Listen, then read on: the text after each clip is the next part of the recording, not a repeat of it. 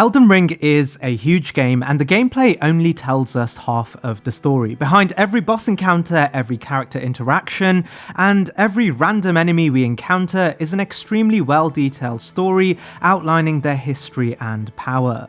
The gameplay seldom represents these characters' true power in gameplay terms, and this is why we will be ranking the characters of Elden Ring purely based on lore. There are a few caveats in the characters I will be ranking. Characters that are bosses and NPCs will only be ranked if they are primarily NPCs in our game for comparative reasons. We have a boss ranked video for that already on this channel, but in consequence this only relates to Gurranq, aka Malekith, and Rennala. Everyone else is ranked in this video.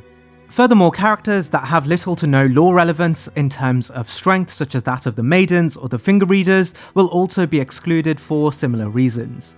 As a final note, we will be ranking the characters at their prime we can actually meet within the game. This means Egon with legs during Bale's fight, Ranni as a new god, Melina as a revenger using the power of destined death, and everything else in between. My videos are completely sponsor free, as I want these videos to feel as seamless as possible, but if you want to support me, please feel free to feed the algorithm gods by subscribing and liking the video. Every upload I make remains super intentional and crafted just by myself for fans who really care about the details. But without further ado, welcome to Lorewise, and let's get into the first entry. Related to Latenna's quest, old Albus isn't your typical gatekeeper. Found mimicking a jar, Albus is an old resident of the village of Albinaurics. His dialogue tells us his village used to be a home for the first generation of Albinaurics. We learn Albinaurics are artificial lifeforms created from aspects of silver tears, first taken advantage of by the people of the Nox civilization. While the reasoning as to why they carried out these experiments is a video on its own, in summary, they sought to create an artificial human who would one day challenge the Elden Ring and bring upon the usurpation of Marika's Golden Order, ushering in an age of the stars. We learn the magnum opus would come in the way of the Mimic Tears, beings that were able to replicate humans on a whim. The description of the Silver Tear husk tells us the Silver Tear makes a mockery of life, reborn again and again into imitation.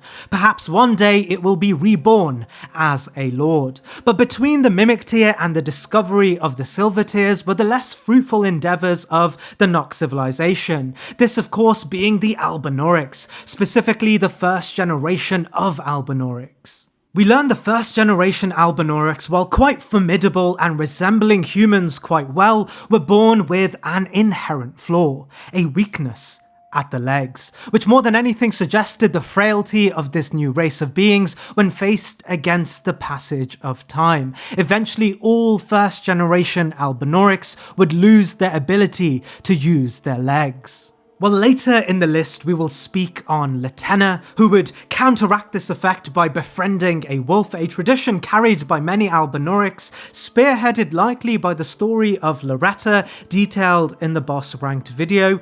Old Albus was clearly born far too early to take advantage of this tradition, as he is one of the eldest of the Albinaurics in the game. When the village of Albinaurics was ransacked by Gideon Ofnir's troop of followers, old Albus would only survive by mimicking himself as a jar. When we find him, he cowers as if we are one of Gideon's foot soldiers. Fearing for his life, he submits and asks for mercy, only to realise we aren't here on Gideon's command.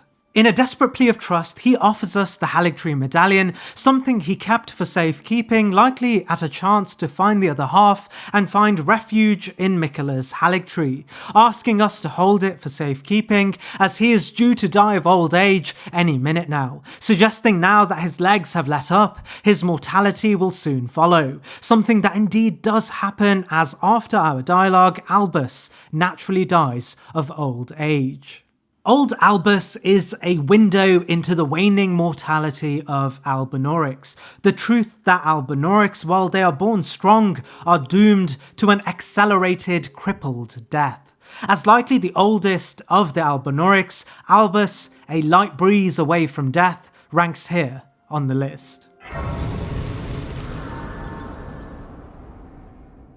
As one of the most creatively annoying NPCs in the game, Gatekeeper Gostock is a character we can encounter before entering Stormvale Castle. We learn immediately that although Gostock holds the attire of a lowly servant, he is happy to conspire against his ruler Godric and even guide you through Stormvale Castle. As we progress his storyline and defeat Godric, he can be found stomping on Godric's corpse and complaining Godric deserved death due to pushing him around, clearly suggesting Gostock was treated poorly by Godric and thus explaining his conspiracy against him. Gostock's kinship to us seems to be a conspiracy too, and while he guides us through Stormvale, he also stalks us in our endeavours, and if we die, he uniquely steals our runes, making them irretrievable in the traditional sense, suggesting he also benefits heavily from grave robbing within Stormvale.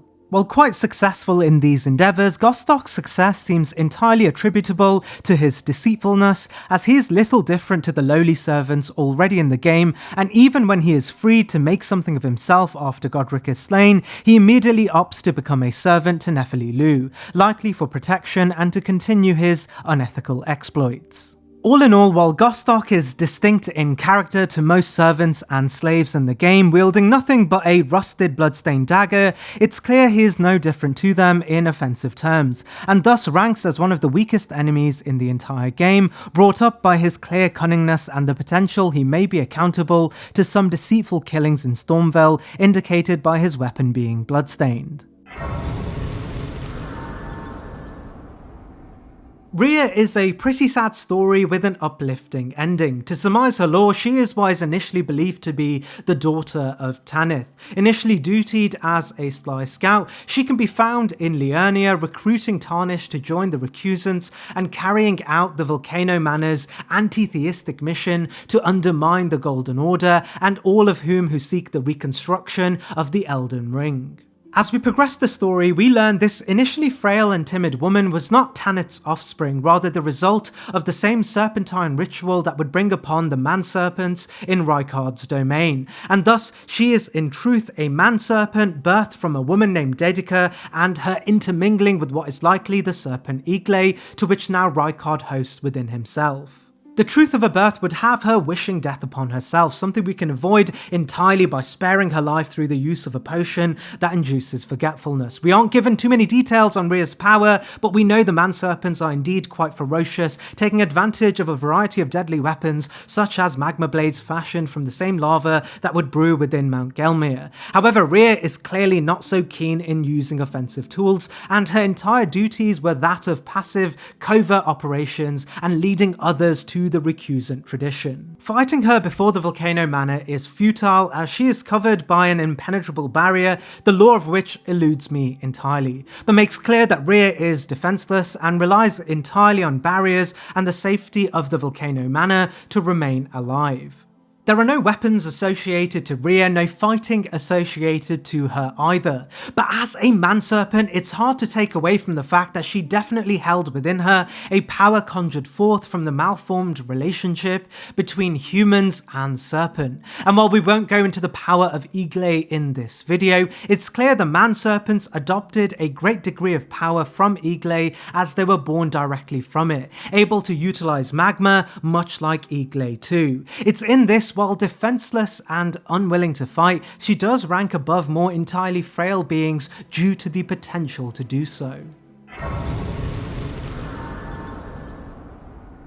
As one of the real heart-wrenching moments in the game, Aureliette is the spirit jellyfish we can find at the Stargazer Ruin, her story locked behind an elaborate puzzle requiring the summoning of her sister, Aurelia. We learn Aurelia is the younger sister to Aurelia, a summon we can obtain from Roderica, and the description of Aurelia's spirit summon tells us the jellyfish girl searched for her distant home. On our approach to Aureliette's puzzle, she asks us where her sister went and how they had made a promise to one another of reaching the stars when they turned 14, something gone unfulfilled for a long time. Once we bring the two back together, that's exactly what they do, greeting one another and setting off straight for the stars. From Aureliette's dialogue, it's clear they were twins, as the dialogue suggests they were both to turn 14 at the same time, and thus we can assume Aureliette, a character that never fights, is precisely the same as Aurelia, a being we have a greater view on regarding its fighting prowess.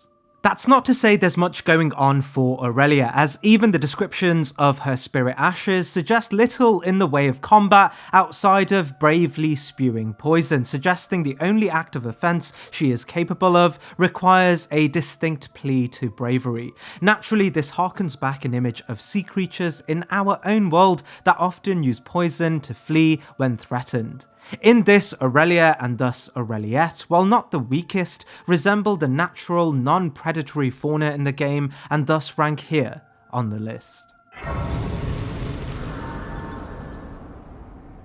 Bock is one of the only few demi-humans in the game with a distinct backstory, but also represented as an allied NPC outside of the usual stereotypical brutishness of lesser demi-humans in the game. He seems more similar to the demi-human swordmasters and glintstone sorcerers, beings who are said to have built relationships with their more fuller human counterparts or attained influence relative to them. However, unlike the swordmasters and sorcerers, it's clear Bock's distinction has little to do with his power, rather more to do with his harmless hobby of crafting. If you find Bock in Limgrave and dispel his illusory curse cast upon him, he thanks us and gives us a small gesture of gratitude, going on to suggest he could offer a much greater gift if he's able to retrieve some equipment from a certain cave. Upon entering this cave, we learn Bock had got here first and was subsequently exiled by another group of demi-humans, keeping his tools and battering him until he was left to die. After dispatching the demi-humans in the cave, we can retrieve a sewing kit which offers further exposition on Bock. Bock, from his own words, comes from a line of crafters, specifically in equipment and clothing. Remembering his mother's duty and wanting to live for her, he accepts his tools back and offers his service free of charge.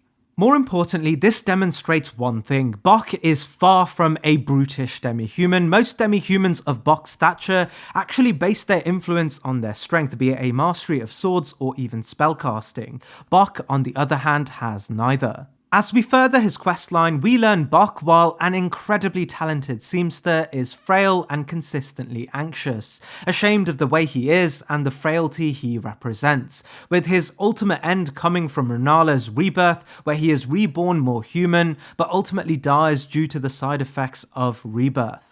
If we engage Bock in combat, he fights back even more sluggishly than his common counterparts, wielding a bandit dagger and even sharing dialogue on how he is constantly belittled. It's clear the game wants us to know Bock is a divergence from what we have come to expect of demi-humans, sharing a more diplomatic and caring archetype to a race characterized as brutish and territorial. Kenneth Haidt tells us of demi-humans once being citizens of a shared civilization, and Bock may give us insight into what the demi-human civilization looked like and the services they offered to the economy during peacetime. However, it's clear the racism of Marika's Golden Order has forced them to either militarize for self-preservation or die. It's likely the frail demi-humans like Bock have all died since, including his mother, and he is nothing more than a remnant of that age.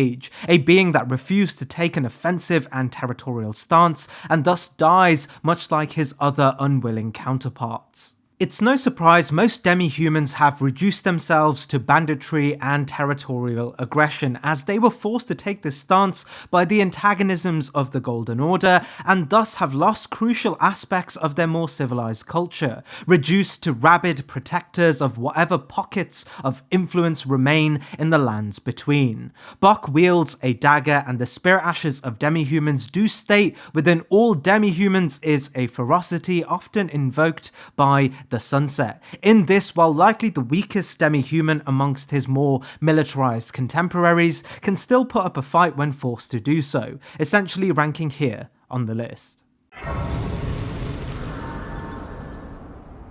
As one of many people's first proper NPC encounter, our first introduction to Roderica is a troubled conversation we can have with her inside a shack beside Stormvale Castle. Telling us the horrors of Godric's spree of grafting, she also gives us exposition that she is not native to these lands and has come by sea accompanied by men loyal directly to her. We get more context from Roderica's Crimson Hood, which tells us it's worn exclusively by expatriate royalty, suggesting Roderica was a member of a royal family and her men the subjects that served the royal family itself. The Hood does also go on to suggest her extraterritorial mission to be related to exile, but as we aren't given a specific reason as to why she made the journey itself, speculation naturally runs rife here. But we do know for a fact the army of men who followed her were fiercely loyal to Roderica, something echoed by the Chrysalid's memento that bestows upon Roderica the knowledge that her men, even in death, believed in her.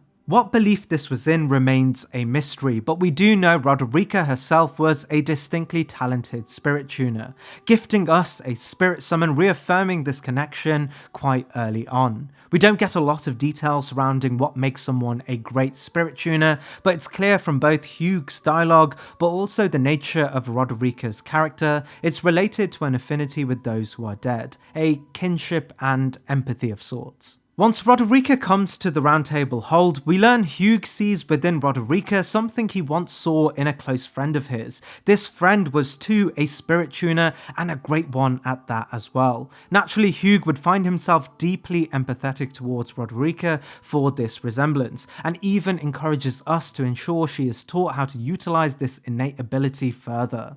There are theories that suggest Hugh's old friend may have been Torrent's old master from Rani's dialogue, but there are no clues to indicate spirit calling or tuning were exclusive to specifically powerful beings. Rather, the talent itself is just a special characteristic associated with spiritual beings. In fact, Hugh himself tells us in relation to Roderica that she is crestfallen and can scarcely swing a blade, but she has a gift for spirit tuning, reaffirming that spirit tuning has no relation to strength or combat, and that Roderica herself is quite an incapable character in combat. Of course, we also know an entire army of men were deployed with Roderica during her mission in the Lands Between, once again affirming the lack of strength she truly had. However, there can be a more solid argument made that much like the Spirit Caller snails, Roderica, especially after Hugh's advice, may have held within her the ability to truly call upon some seriously powerful beings to her defense. Naturally, many would argue why hadn't she used these summons when her men were faced with Godric's grafting scions. However, we know at this point she only held a loose understanding of spirit tuning. However, Roderica's frail form, clear lack of personal defensive capabilities brings her down, and the nature of her personal spirit summoning abilities still remain quite mysterious, and thus she ranks here on the list. With a slight caveat, she may actually be able to call upon some seriously powerful beings to her defense, making her far stronger in proxy.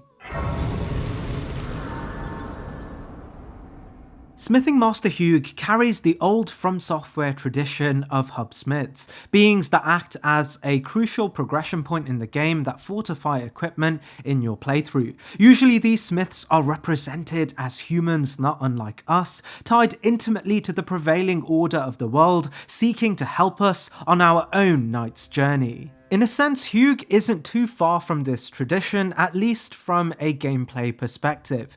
However, behind him is a much deeper lore tied intimately with his race, the Misbegotten. As we learned from the boss ranked video, the Misbegotten have their heritage tied to the primordial crucible. The crucible itself was a proto-version of the Erd Tree that harnessed the life force of all living beings. In the early days, the crucible was revered as divine, and the organic indicators associated to the crucible, such as that of knots, claws and horns, were also equally revered. In Marika's own first rule, we learn it was the power of the Crucible that aided Godfrey in winning victories throughout the Lands Between, represented by the Crucible Knights. It's only after Dominion was won that Marika sought the creation of a new divine monument, the Golden Erd Tree, seeking to transform the primordial Crucible from one that celebrated its chaotic and organic characteristics into one of perfection and perceived flawless order. Thus, in this campaign, Marika refined the natural order by shunning all those that bear the bestial characteristics of the Crucible, and branded any of whom who still carry the Crucible's outdated traits, specifically horns, as unworthy of grace and omitted from the rights afforded to others. Exposition from the shadow of the Erd Tree also indicates her disdain to the Crucible may be related to her own history with the Hornsent civilization, beings that once oppressed her own kin in the Shaman village. Amongst those who were oppressed for their crucible-related characteristics were the Omen, horned beings reduced to being hunted for sport. But between the Omen and the Hornsent were beings known as the Misbegotten. The Misbegotten, horned, knotted, and clawed, were smaller in size to the Omens, and instead of being hunted for sport, the Golden Order found a better use of taking advantage of this less brutish crucible-born being. This, of course, was through eternal slavery. The prevailing narrative in the game would make us believe that the Misbegotten were just humans who made contact with the Crucible, and thus their horns were an indictment of this sin. But it's more likely this was just the Golden Order's way of moralizing their actions as anything but inherently immoral. By suggesting Misbegotten were horned because of their own sin rather than just born this way, makes the optics of slavery seem more like an extension of punishment rather than just outright extensions of apartheid. Our biggest clue as to how the Misbegotten were treated is in Morn Castle, where their kin were captured and forced to take on laborious duties. However, the Misbegotten weren't without the knowledge that their treatment was inherently unjust and repressive, as once the shattering would occur, the Misbegotten would take advantage of the Golden Order's disorientation and fight back against their own chains and take over Morn Castle. To roll back to Hugh, we learn he never truly harboured this resentment to the Golden Order. It's indicated Hugh was also once a slave, but rather than menial labour, the Golden Order had forced him into becoming a smith. But unlike the Misbegotten of Morn, he continues his duties even after the shattering. Much like Andre and the Smiths of the From Software series, he is entirely beholden to the Golden Order and may have been granted special privileges due to his talents under the Golden Order as he armoured the demigods themselves, paying extra credence to his title as a Master Smith and giving context as to how he can fortify basically anything in the game. If this is a result of some convoluted concept of Stockholm Syndrome or an ignorance to the plight of his race is hard to say, but we do know he may have had a close relation to Marika herself. If you're observant, you may even catch his dialogue where he states, "Your divinity have mercy and grant me forgiveness. The road is yet long, a god is not so easily felled, but one day without fail you will have your wish, so please grant me forgiveness, Queen Marika." This outlines how Hugh had internalized the narrative of Misbegotten being inherently flawed, but also how he had made a pact with Marika herself to raise to strength an heir to the Golden Order by helping them slay the gods and unify the Elden Ring once again. Suggesting Marika granted Hugh special privileges, and Hugh was entirely grateful for this as he also saw the signs of the Crucible as unworthy. All this being said, it's clear Hugh is no fight-hardened Misbegotten, ready to battle against his own chains, but does have a clear understanding of armors and weaponry. We know the Leonine Misbegotten were some of the most talented warriors in the entire game, often holding legendary heirlooms and utilising them to great effect, and Hugh, despite his old age, may have also known well how to carry a great weapon. However, we aren't ever able to see this in action, and there are no indicators to assume he stood adjacent to the Leonine and probably looked more like the usual Misbegotten we can meet in Morn. It's the context of those Misbegotten, but also the sly details he may hold a great proficiency with weapons, but also consideration of his age that ultimately place him here on the list. Tannet's story in the main game seems entirely related to her story tied to the Volcano Manor as one of Rykard's subjects. However, from the context clues related to the Dancer of Rana boss battle in the DLC, we learn of an area of the world known as Rana, a land of dancing fighters. We get more context from the Blue Dancer charm, which details a story relating to the legend of a mythical creature bestowing upon a blind swordsman a flowing sword. This flowing fighting style would eventually be used to seal away the ancient deity known later as the Scarlet Rot. The swordsman would eventually become none other than the mentor to the master of all swordsmen, Melania, detecting within her the aspect of the deity he once sealed away and obliged to extend his teachings to Melania so she could resist it herself. As the events of the Blue Dancer are spoken of in legend, it indicates this famous Blue Dancer had clearly made a name for himself far prior to his audience and mentorship with Melania, which would make sense as Melania, an heir to royalty, would only be taught by the best of the best.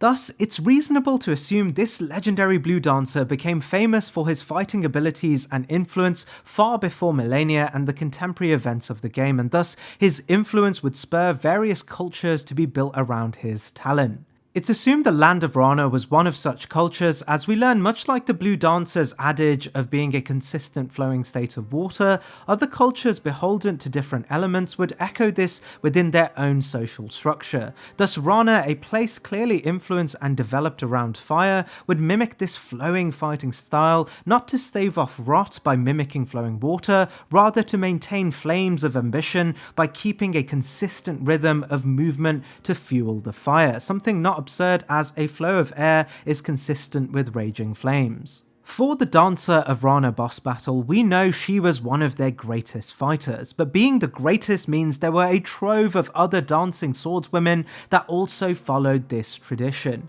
and it's indicated heavily Tanith was one of such a swordswoman. We're told directly that Tanith originates from a land of dancers and how she abandoned her profession of dancing when she would meet Rykard, agreeing to become his consort instead. This abandonment of the culture is important, as we learn from the Dancer of Rana that the mode of combat required a consistent effort. If you wait too long, you lose the flames of passion required to continue fighting effectively in this style. And we know Tanith had long abandoned her dancing, as she is told to be related to Rykard's younger years and remains fervently bound to Rykard even after a great portion of his own warriors had abandoned him due to the blasphemy enacted after the events of the Shattering. This is precisely why Tanith dismisses us when we grant her the Dancer's castanets, likely as contextual reinforcement of the idea that she is far beyond the years of her dancing past. And while ultimately we don't ever get context for Tanith's fighting abilities, it's the clear context that she has long since abandoned a fighting style that requires consistent dedication that ranks her far below her contemporary in the Dancer of Rana, but higher than some due to a clear past of being able to fight in a style that drew influence from the same source of knowledge used by Malenia herself.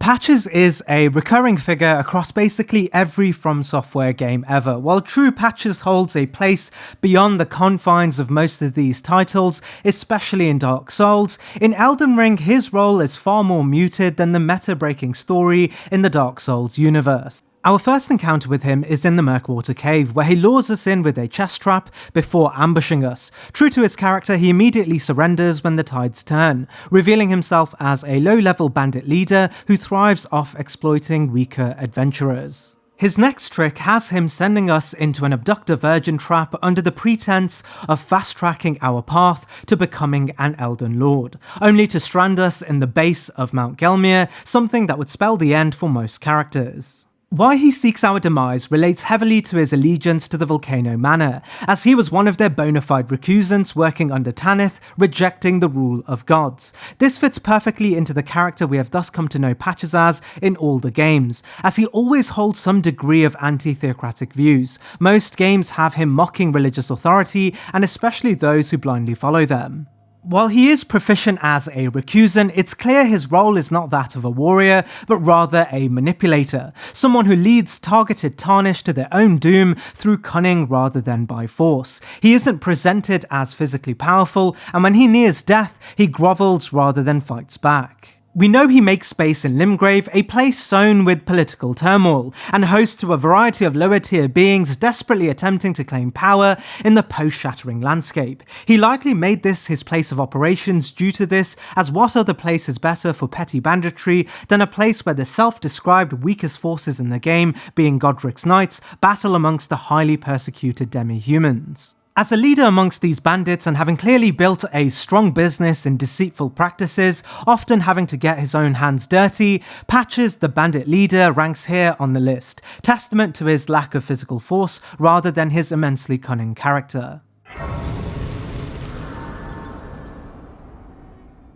Karle is likely everyone's first NPC encounter in the game. He marks one of the crucial progression checkpoints we will become more familiar with through our journeys in the Lands Between.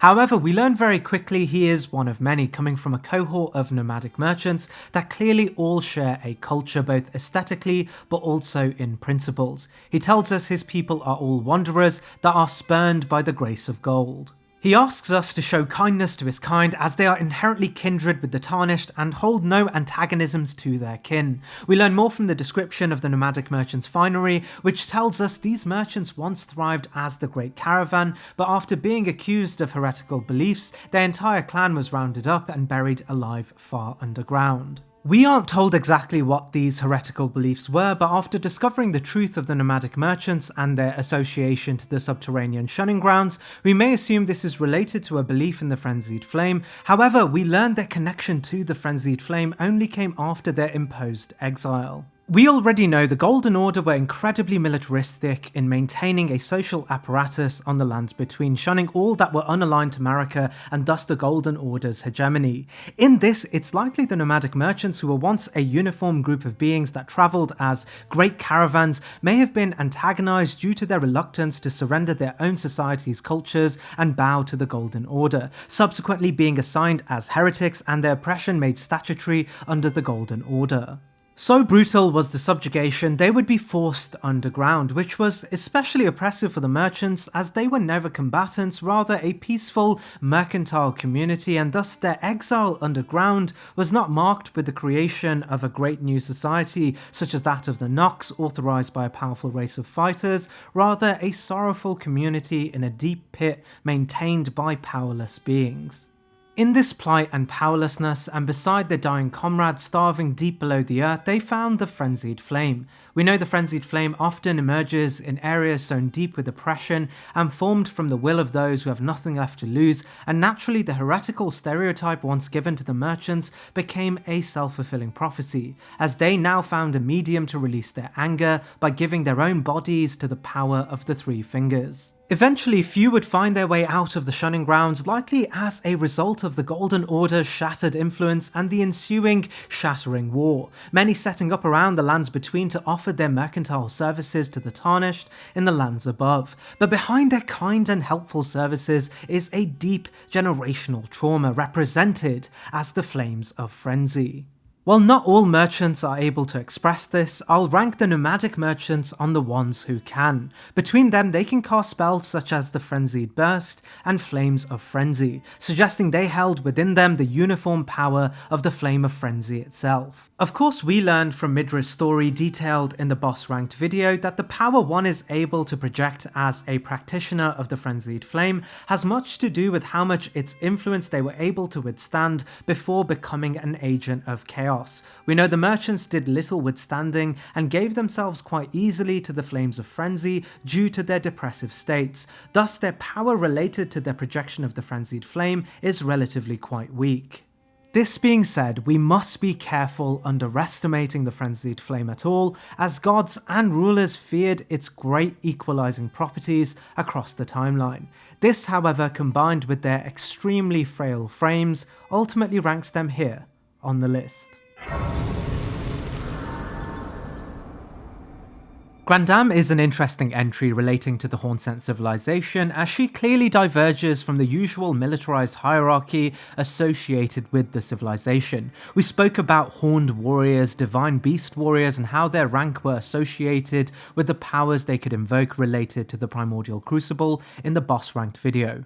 Hornsent Grandam's purpose in the narrative of the game is twofold. First of all, she exists as one of the primary narrative ploys to offer exposition on the nature of Marika's contradiction in her construction of the Golden Order, specifically around its claim to perfection. She tells us that Marika, upon the creation of the Golden Order, called upon aspects of the Crucible to be expelled from society, but in doing so lay a hypocrite, as the construction of her order took advantage of all aspects of the Crucible, such as that of the Crucible Knights and Godfrey's campaign to lay claim over the lands between on Marika's behalf. We even know Marika herself came from a land not too far from the Crucible, and was, just like all living beings, born of the Crucible, as it was a singularity of all living beings. In this sense, the Omen-born stood as a genetic reminder between the races graced by the Erdtree that they aren't too different from the very power of the Crucible itself. This is precisely why Omen born into the Golden Order's territory are mutilated at birth, and Omen born from Marika herself hid from the world, as it proved Marika's enemies right. No matter how much she rejects the aspects of the Crucible will always be their common evolutionary mother.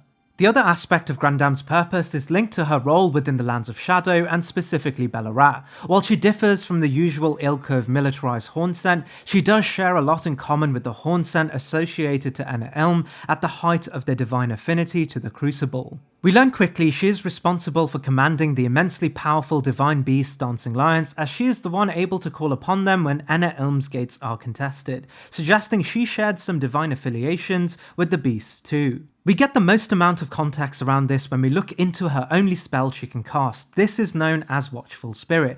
This is an interesting spell as it's one of a few spells that fall under the Spiral Tower incantations. We learn spiral incantations are associated most close to those associated to Enna Elm at the height of their divinity at the Crucible. The spell Spira tells us the spiral is a normalized crucible current that one day will form a column that stretches to the gods, giving us further exposition on Enna Elm's architecture, but also its association to the Crucible.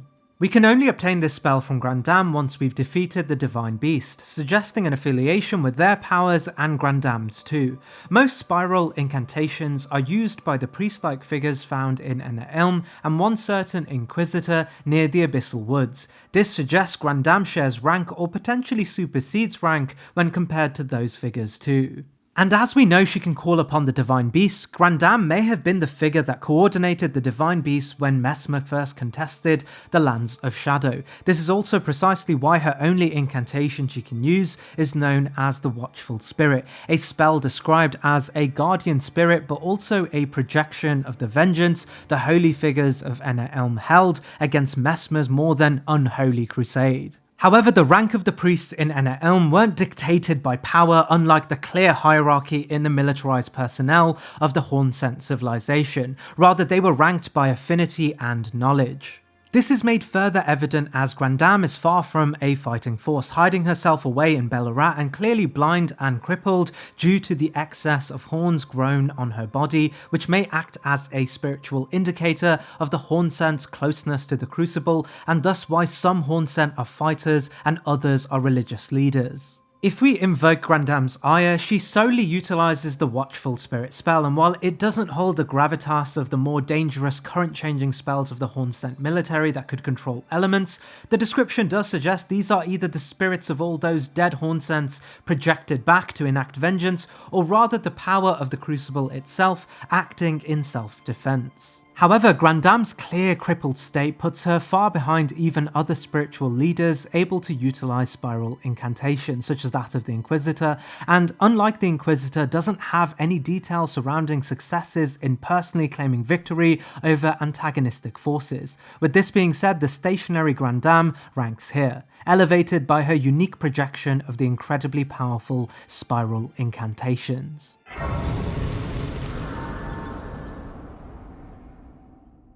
The description of the Troll Sword tells us weapons of the Trolls in service to the royal family of Carrier, called into service when the Queen invoked an oath they swore. The Trolls are treated as true knights of Carrier and fight arm in arm with their human comrades, breaking the stigma that Trolls are just unintelligible brutes and reinforcing the idea that they are complex and can draw their own allegiances but also be respected with positions of authority even humans seldom obtain. In our boss list, we spoke about the bona fide Carrier Knight known as Bolds, a warrior who fought against Radagon's forces, but also a civil war between Carrier and Raya Lucaria. In a similar sense, E.G., while not a combatant, seemed to be an old friend to the Carrion royal house, knowing their history well and being friends with both Blyde and Rani in their youth. War councillors are often described as key strategists when it comes to how a state or organised body is to engage in a conflict. Usually these are made up of high-ranking military personnel or political leaders. However, E.G. may not have always been a war councillor and may have had an entirely different role until the recent events of the Shattering. We are told his formal profession was that of a blacksmith to the Carrion royal family. This is confirmed by him, but is also contextualized by the existence of troll weaponry, which are large in size but built with the affinity of glintstones to mirror the Carian royal family's might. It's inferred the existence of these weapons were EG's doing alone. We even know other weapons are outright told to be created by EG, such as that of the Frozen Needle, affirming his position as a master blacksmith, and the idea that he made weapons not only for his troll peers, but smaller, more intricate weapons for the Carian royal house too. However, a pivotal turning point would ensue when Ranni renounced her flesh and chose the path dedicated to undermining the Golden Order and pioneering a new age of stars. We learn it would be Blaidd and EG that would come to follow Ranni's ambitions. Blaidd, her own bodyguard, mirroring Malekith's role as a beastly companion to the Empyrean Marika, and EG, her war counselor and military strategist. EG didn't do this without his own reservations though, as his helm tells of his fear of the Greater Will, and thus the punishment he may face by undermining the Golden Order and the Two Fingers, and thus he adorned a mirrored helm to deflect its bad will.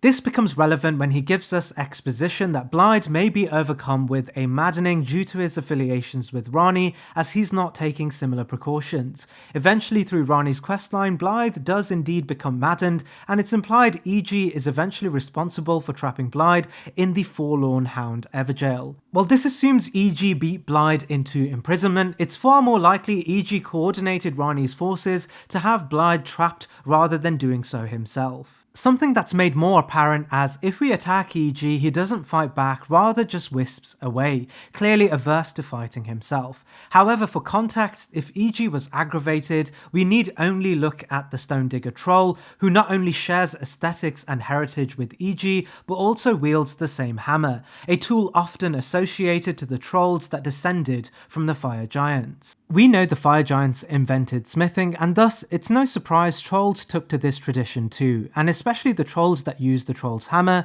described as a ceremonial smithing hammer of the Fire Giants.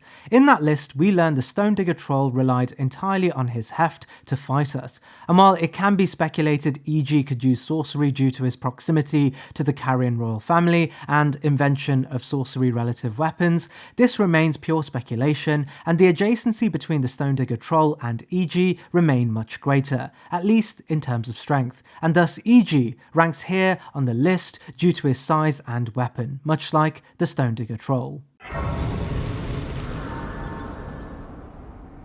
Living in the constant shadow of his brother Juno, Dialos is from the great house Hoslo. The house itself is told to be related to quite an illustrious family. The family peculiarly followed a tradition where the youngest born would be set to take the head position. However, Dialos, despite being the youngest born, was not to succeed the position due to his hesitancy and inability to take action. Naturally, his elder brother Juno would go on to take the position without resistance. How House Hoslo came to such prominence is inferred to be through force alone. Dialos often utters the phrase, "The tale of House Hoslo is told in blood," something affirmed by the description of Hoslo's armour, indicating a path of bloodshed was required of the representatives of the house itself.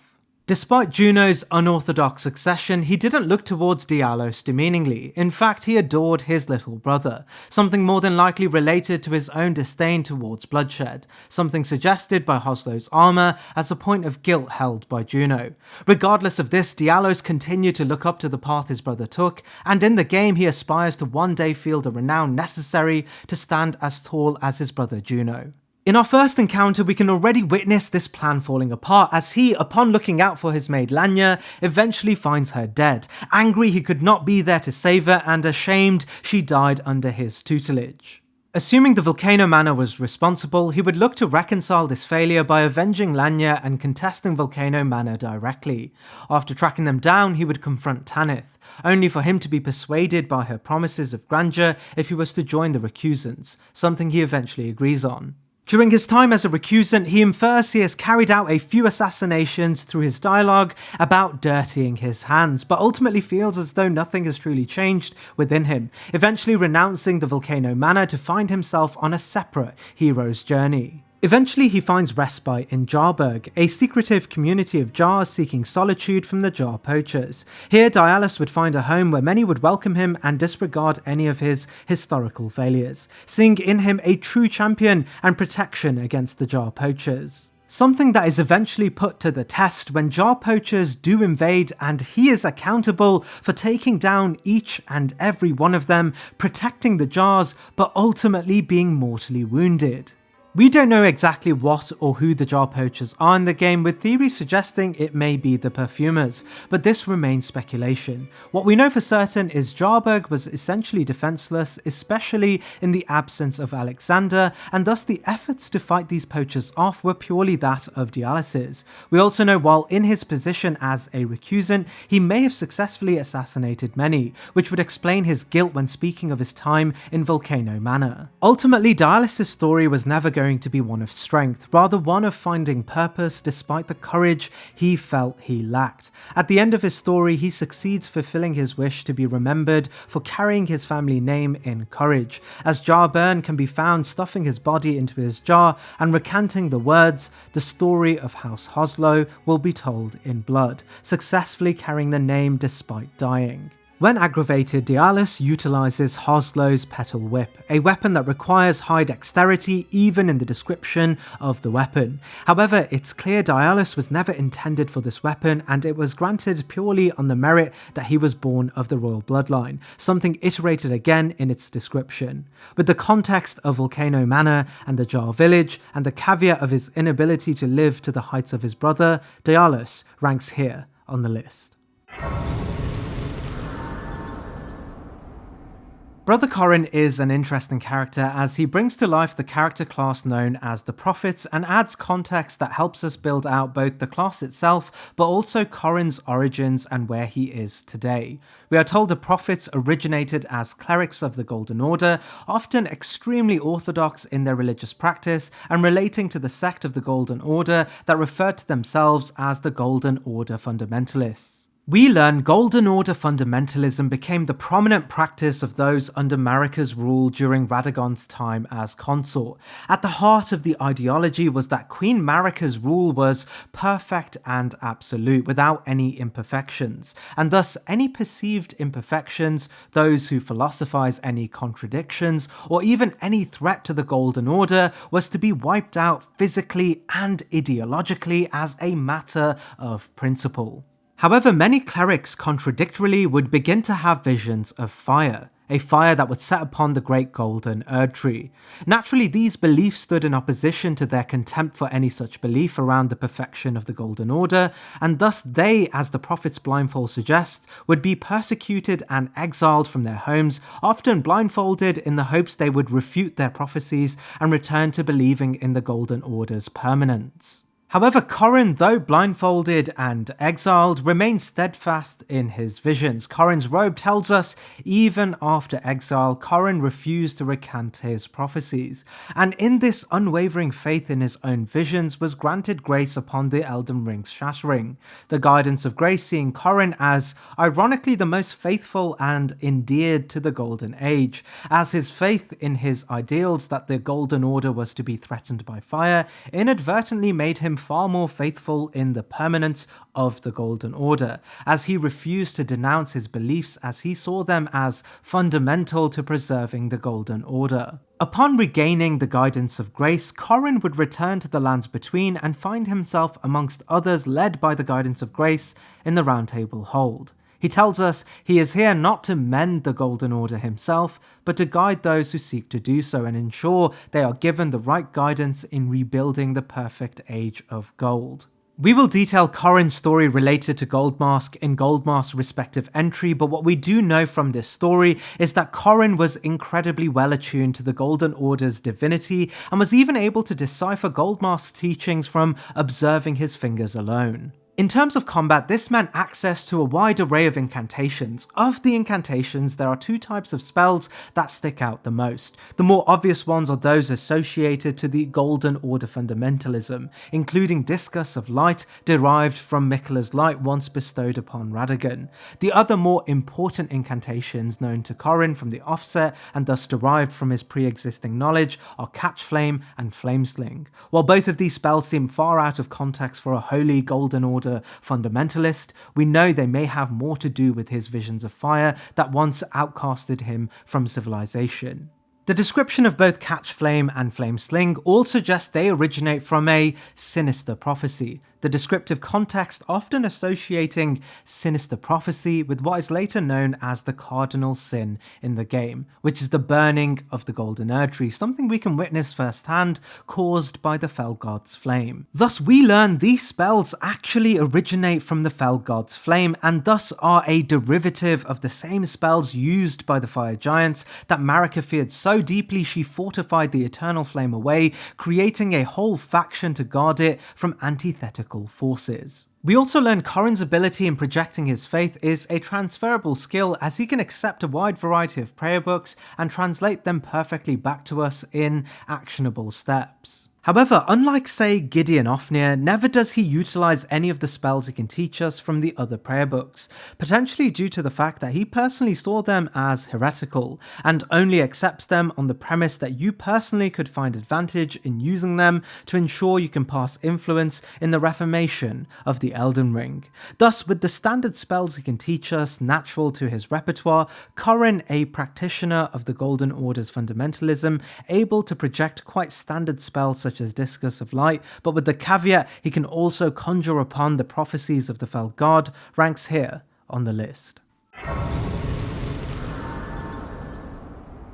Moore is an interesting entry, as the promotional material from the game refers to him as one of the pest followers of Melania and her Scarlet Rot, something further reinforced by Arnsbach's detail that Moore is brethren with the Forager Brood. Forager Brood are often associated with a pale, sickly tone, born from the Scarlet Burst, related to Melania's battle with Radahn. The race of these beings are intimately tied to both Melania and the outer god of Scarlet Rot.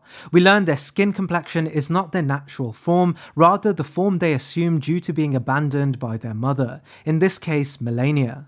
We learn from the DLC many of these kindreds of rot would find their way to the realm of shadow. Most would find residence with Romina. Within her they found an adoptive mother who embraced the outer god of rot and thus accepted them with open arms, their skin complexion turning pink due to their link to Romina. However, others would take to the tradition of foraging, becoming experts in fermentation, the well-pickled turtleneck telling us the effects of the Forager Brood's pickled delights are enhanced by the fermentation or rotting of ingredients, clearly utilising their higher affinity to rot to repurpose themselves as merchants. We know the kindred of rot are often stickish beings, thin and inhumanly slender. Moore is far from this, and his kinship to these beings may actually be more closely related to that of Melania's unaccepted daughters, such as that of Millicent, humanoid beings born from the same source as the kindred of rot, but bearing human traits closer to Melania herself. It's likely Moore, following along with the Forager Brood tradition, found acceptance far afield through his keen eye in foraging and being resourceful, and eventually became acquainted with Lada's troop, people who offered Moore a chance to expand his brood to include them and the divinity of Miquella as a god to bring all to a place of peace. Moore, bewitched by both this message and his inherent longing for acceptance, found himself becoming a member of Lada's inner circle, joining Arnsbach, Lada, and the others, becoming pivotal in providing the group with important items. Moore, however, was more than just a forager. His resourcefulness would also enrich him with one of the most defensively relevant armor sets in the entire game, the verdigris set. Verdigris in our world refers to a metal, often copper, that has been thoroughly rusted. This again playing into the kindred of rot's nature as beings of decay and rot. With this being said, Moore's proficiencies were never offensive. Even his unique weapon skill known as Moore's Charge tells us it knocks back nearby enemies but does not cause significant harm, something that echoes the kindness often associated with the Forager Brood in the description of the Forager's Cookbook. It's clear Moore was useful for his resourcefulness. His resourcefulness in turn allowed him to become a front-facing figure for the Forager Brood, something that would have him take to becoming a sort of highly protective figure, adorning armory that represented his resourcefulness and a stalwart approach to averting harm to those he deemed his own brood. In the game, Moore utilizes pots often filled with an assortment of rare and powerful ingredients. The Forager Broods have an extensive catalogue and mastery over many types of chemicals, naturally due to their affinity to scarlet rot, most of which are projections of poison, and this precisely acts as Moore's primary means of offence. Above all else, Moore is consistent in being referred to as a character lacking in offence. Something clear from Arnsbach's dialogue and the distinction between what Arnsbach can say for characters such as Tiolier and Hornsen.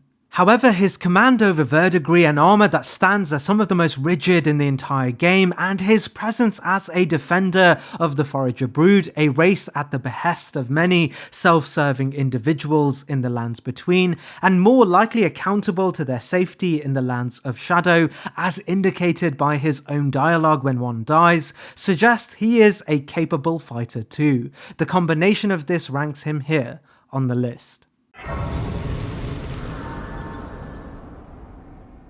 Kenneth Haight is a strange look into what the bureaucracy of the Golden Order may have looked like for the less important regions under Marika's rule. We know from stories related to Mirai and other factions that the Golden Order, while quite rigid in its legislative rule over the territories, did rely on some degree of bureaucratized power to govern the lands. Upon meeting Kenneth, he refers to himself as the rightful ruler of Limgrave, something that seems out of the ordinary, as in the post-shattering landscape, we have come to associate rulers as ordained by strength rather than political mastery.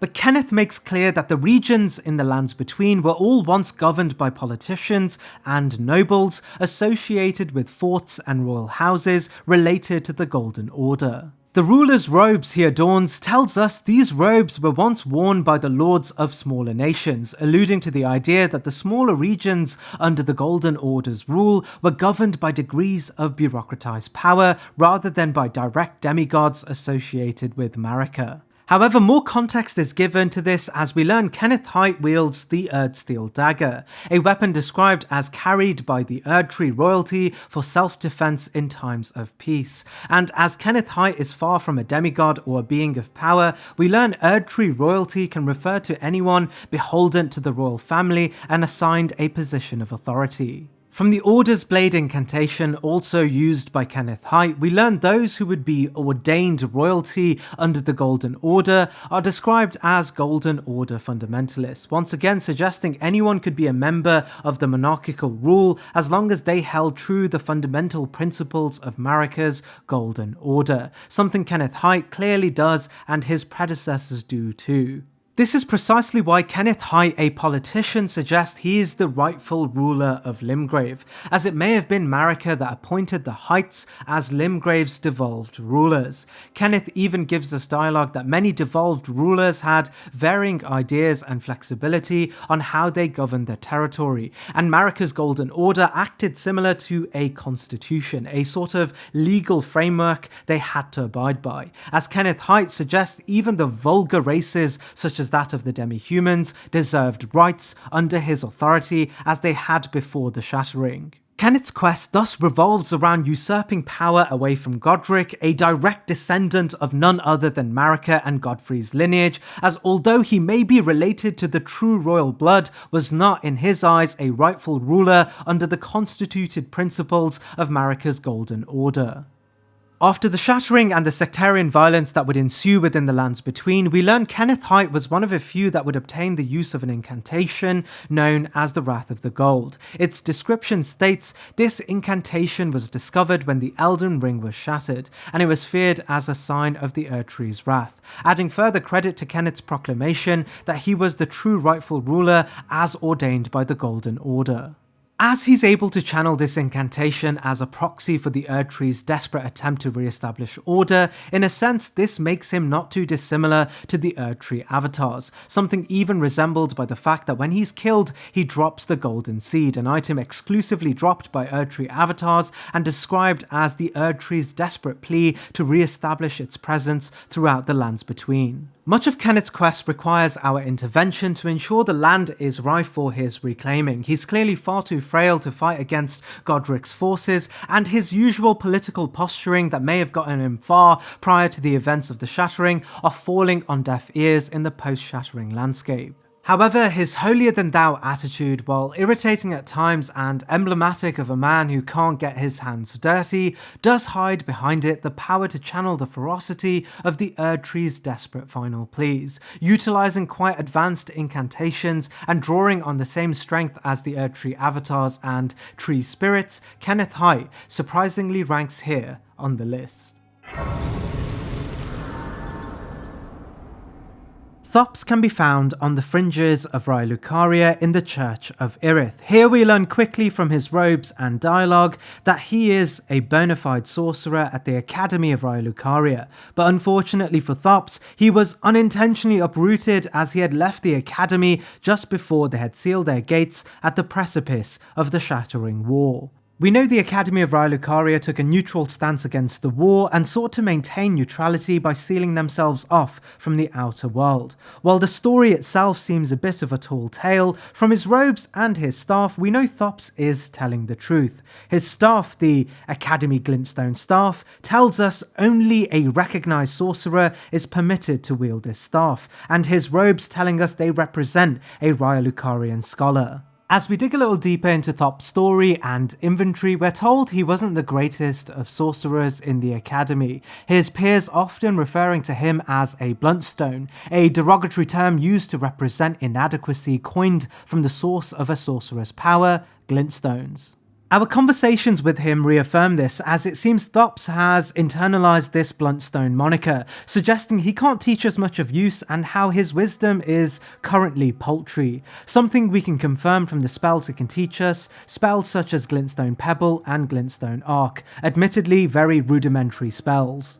However, outside of his internalized self-pity, we learn Thops was ambitious enough to know that he was onto a revelation that may push the Academy's study further, a potential new conspectus, but of course required readmission into the Academy to consolidate these ideas. If we grant him a key to the Academy, he tells us, "Thank you dearly, I will depart for the Academy of Raya Lucaria. Perhaps one day you'll pay me a visit. Who knows, I may be a decorated sorcerer by then." Eventually, when we do visit him, we find Thops has died by what seems to be his own doing or natural causes. Upon his body is a spell known as Thops' Barrier. The spell tells us, "The lifelong pursuit of Thops, the Bluntstone, future generations will learn. They will know the foolishness of the sneering sorcerers who ridicule this theory, little realizing that it was in fact a discovery worthy of a new conspectus in the Academy," giving us exposition on why Thops was ridiculed by the other sorcerers, but also the fact that within Thops was the knowledge to elevate the Academy to a place where he would have joined the incredibly prestigious founders of the Academy as a leader of a conspectus in itself. Essentially joining the ranks of Lusat, Azure, Lazuli and others, all incredibly influential and powerful sorcerers. However, unlike say Lusat or even the Great Heimer who devised powerful offensive spells, it's clear Thops' inspiration and talent sat within the defensive arts, something that was eerily missing from the usual spells of Raya Lucaria. In the game, Thops' Barrier can basically deflect any spell or incantation, including that of the Elden Beasts, and the ridicule of his ambition within the Academy may be related to the fact that he was at the cusp of creating anti-magic, something likely viewed as both counterproductive and threatening to the other conspectuses. We learn the creation of this spell may have killed Thops. Why this is hard to say, but may point towards Thops being one of a few characters that were able to perceive the primeval current and bring home a truth from the stars. We know Lusat and Azure were basically rendered still by their discoveries, and Thop's dead state does seem to mirror this, but this remains speculative. Ultimately, this means the Thops we meet ironically was never able to make use of the spells he devised, something that may have had him far more formidable, especially when faced against other spellcasters. Something made further evident as we know those that formulate spells often know how to use them best, as is the case for Lusat and Azure. Unfortunately, Thops will never be able to demonstrate this mastery. We are told his spells outside of his grand theories of defensive sorceries were meagre, and while initially we may have assumed this was the truth, we, at the end of his story, know the reason he was often referred to as meagre and a bluntstone had little to do with his proficiency in sorcery, but more to do with his wild ambition. This would ultimately mean Thops defensively far exceeded a great majority of sorcerers, but sat adjacent to most other graduated scholars of the Rylukarian Academy in terms of offense. His armor, weapon, and spells all paint the picture of a regular sorcerer, at least in offensive terms, something that in itself shouldn't be underplayed, as we learn the Academy had rigorous standards even for their graduated students. Glintstone sorcery is often spoken of as a grand projection of power, even in its regular form, requiring great intellect to even behold at a standard level, let alone one of a bona fide Academy scholar. It's for this reason Thops ranks here on the list. His life lost too soon, and potential left to theories as he had to die to prove himself right.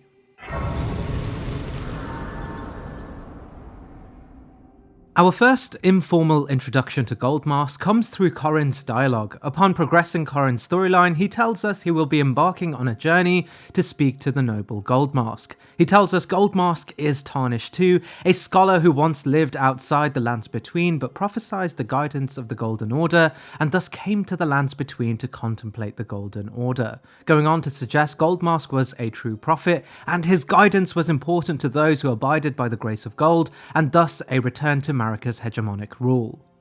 Of course, this at its face seems strange, as we know the Two Fingers were deific to the Golden Order, especially related to the orders Marika followed in establishing her own reign. So why is Corrin, who knew exactly where to find the Two Fingers, now obsessive over a tarnished prophet, suggested to do the same role? Well, it may be related to the severe stagnation faced by the Two Fingers and the impatience on their guidance related to the fast-changing events of the Shattering, and thus Corrin saw to it that he would find Goldmask and record Goldmask's findings to accelerate this process. We learn Corrin would eventually find Goldmask, and Goldmask, characteristic to the prophets in the game, was quiet but communicated through movements in his fingers, something Corrin outright tells us to be important and how he will frantically attempt to record his wisdom.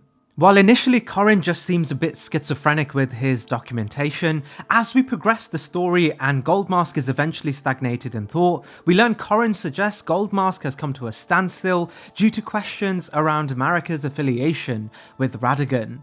After retrieving the knowledge that Radagon is in fact Marika and relaying this information to Goldmask, Goldmask eventually starts moving again, and Corrin asks what exactly we said to Goldmask to induce this response, suggesting he was not privy to this conversation. Eventually, when we speak to Corrin, he deduces the exact thing we told Goldmask, suggesting Corrin wasn't just a bit mad, and his calculations of Goldmask's finger movements were in fact coherent. More importantly, this also tells us Goldmask is no charlatan, and is truly connected to the Erd Tree in a manner not dissimilar to the Two Fingers. Eventually, Goldmask, upon contemplation, becomes massively skeptical to the nature of the Golden Order's claim to perfection, specifically around the major tenet of the Order believing in a single true God, the existence of Radagon breaking this law altogether and putting the Golden Order's most important aspect into question. Corrin tells us the rhythms and calculus of the Master's finger betray a suspicion of holyism of the Golden Order, a conceit I'm afraid that cannot be overlooked. Eventually we find Goldmask dead near the cliffside he once stood at, and upon his corpse, the Mending Rune of Perfect Order. It's important to note here that Mending Runes are distinctly different to the runes already associated to the Shattering. We learn from the other Mending Runes these are manifestations of others who sought to amend the contradiction functions of the current order and thus create a new order, essentially adding to the current Elden Ring, which in itself binds the rules of the universe and thus creating new rules for a new age. The creation of these runes always required the death of the creator, suggesting they are runic remnants of figures who manifest their own bodies into these corrections. We learn the world and sentience is linked to the runes, as before the introduction of runes, the earth was in stasis and without sentience, and only once the Greater Will granted the world runes through his vassal Elden Beast did the primordial race of dragons first native to the world become sentient and thus grant sentience represented as fingers to the lower beasts. Therefore, Goldmask allowed for his own body, runes, and sentience to become a mending rune to change the nature of the world once reintegrated into the Elden Ring. There's a lot of explaining to do here, but I urge you all to watch the final 2 entries of my Elden Ring boss list if you want more details, especially around what exactly the Elden Beast and meta represent. Corrin reaffirms Goldmask's intentions as he tells us Goldmask was a heretic who sought to supplant the Golden Order, but we don't know exactly how powerful Goldmask's intuition and gift made him. He never fights back and just deforms if we try to kill him. Because Goldmask never fights back or shows any form of combat, ranking him is a, well, incredibly difficult task. However, while in this list he ranks far below the level of influence he would dictate, there remains the caveat that Goldmask held a great ability to channel the incantations of the Golden Order, as what are incantations but an assertion and projections of the truths held by a certain deity, something Goldmask seems to have known better than anyone else. However, Goldmask, as his robes suggest, divested himself of all worldly wants to pursue the reaffirmation of the Golden Order itself, ultimately placing him here on the list. Gowry's story sits firmly in the saga related to Millicent's questline and, of course, the context around Scarlet Rot and the aftermath associated to Melania's Great Scarlet Bloom in Caelid when fighting Radahn. However, we'll hold fire on the main details on this for Millicent's entry as it's more relevant there. What we need to know here is that Gowry, while related to these events, had a life much before this too. While Gowry seldom speaks on his past, we can learn from his robes that he likely hails from the closely affiliated Sellia. Sellia itself was a town that had its culture pinned to the art of sorcery. We aren't given too much context as to what kind of sorcery this town was primarily associated with, but we know the earliest mentions of the town is the context that Radahn in his youth travelled to Sellia to learn gravitational sorcery from a residing Alabaster Lord, and thus Sellia has a deep cultural affinity to the stars. However, much time after, Sellia would become infamous for producing assassins. We learn from the Nightshard spell that the Sellian sorcerers were assassins, and it's said that they often hunted their fellows. The cultural shift from a gravitational sorcery to night sorcery is not easily explained, and there may be a story of contention between the two established sorcery traditions of Raya Lucaria and Sellia, which invoke the creation of night sorcery to undermine the former. Regardless, what's important here is that we learn amongst everything, Gowry has a history as a Sellian sorcerer of the night sorcery tradition, and is clearly incredibly knowledgeable of Sellia's secrets as he can divulge this to us. If we access Gowry as a vendor, he can grant us the spells Night Shards and Night Maiden's Mist, alongside Glintstone Stars, indicating he may have originally studied in Raya Lucaria, obtaining knowledge of Glintstones, and eventually came to Sellia and was taught as a Night Sorcerer, consolidating the spells Night Shard and Night Maiden's Mist. So what exactly is Gowry doing outside of Sellia? Well, that brings us right back to his robes. We learn the robes he wears are typical of a sorcerer deemed heretical, often associated with those who have been outcast from a town left to its peripheries. Of course, we know he sits in the peripheries of Sellia. Why Gowry was deemed heretical more than likely relates to the events of the Scarlet Blossom in Caelid. His whole questline revolves around accepting the Scarlet Rot as divine and those born of the Rot as kin to himself. This acceptance of the Scarlet Rot more than likely would have him revoked of his citizenship within the town and thus renounced as heretical. We even know he can teach us a spell known as Pest Threads, an invocation of the powers of the Kindred of Rot, suggesting amongst his night sorcery he began to internalize the powers of the Goddess of Rot too. Interestingly, if we kill Gowry, upon return, a kindred of rot is found in his place, only for him to return to life. He even gives us the dialogue upon death that we shall meet again and there are countless pests to choose from, indicating his affinity with the Scarlet Rot had become so internalized he is uniquely able to take host of the kindred of rot to avoid death. How this works is beyond me, and there is no relation anywhere else in the game of this happening. All in all, Gowry is never told to be a specifically powerful mage, and rather he seems far more a researcher than a sorcerer, and his association to the assassin tradition of Celia's Night Sorcery doesn't seem to go beyond a pretty basic grasp of their more foundational spells. It's clear he harbours a unique affinity with the Kindred of Rot and to some extension their power as a totality. We know the Pale Kindreds are far from the power they originate from, being abandoned and left husks of the Scarlet Rot's influence due to Melania's rejection, and thus Gowry ranks here on the list. Blackguard Bogart is great comic relief within the game, as he, more than most characters, is utterly apathetic to the world's narrative events. He's concerned more than anything else with consuming prawns, thievery, and making quick money. His story centers around two more major NPCs known as the Dung Eater and of course the previously spoken of Rhea. His exposition regarding the Dung Eater gives us the context that Bogart shared a cell with him once and how he was unjustly placed beside such a abhorrent criminal in contrast to his lowly petty crimes, likely related to theft.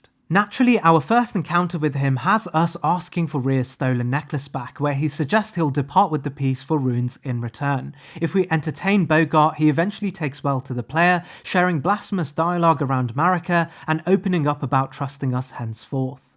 He even goes on to aid us with the battle against Magma Worm Makar. Wielding the Iron Ball, he is a capable ally, the ball describing it as a misleadingly powerful weapon, able to shatter bones in the right hands.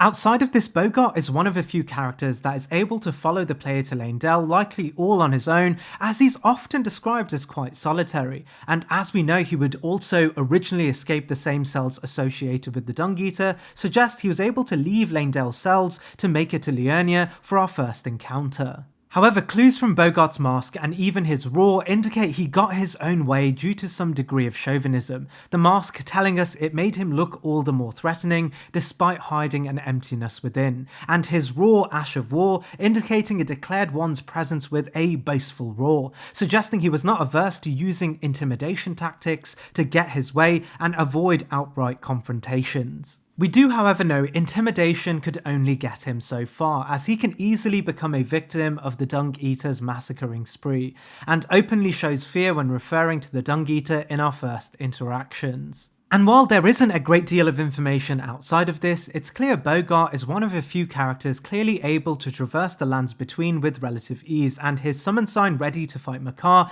indicates he was confident enough to even take on some of the greater challenges associated with the lands between's harsh climate, ultimately placing him here on the list.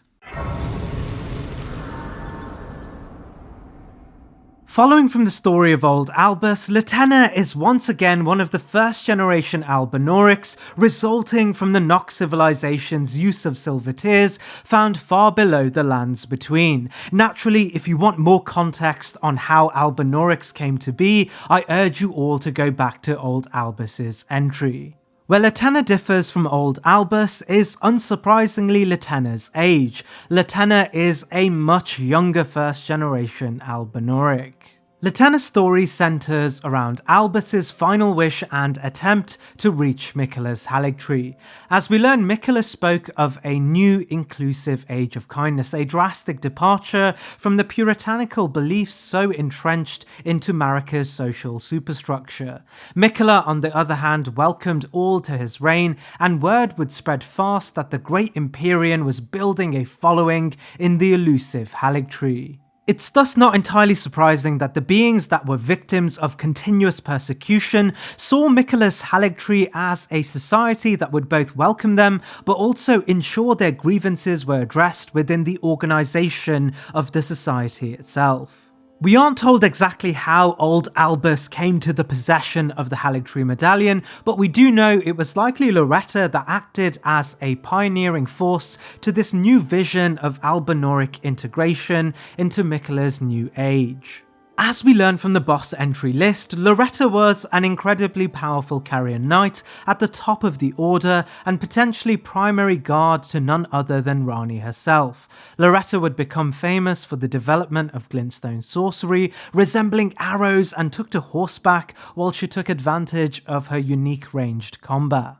It's thus not too far a stretch to speculate it may have been Loretta, a being that is described as deeply empathetic and an Albinoric herself that would teach other first-generation Albinorics of a new way of defending themselves, the utilization of arrows and wolfback riding, essentially mitigating the weakness they were all inflicted with at their legs. We know Loretta would one day leave the Carrion royal house keeping a spectre of herself to maintain her old duties, eventually making her way to the liturgical town and through to the Haligtree and not only enter Miquellian society, but be granted a position that was second only to Melania's. As we head towards the liturgical town, we can find the most amount of first-generation Albinorics that are both on horseback and wielding arrows.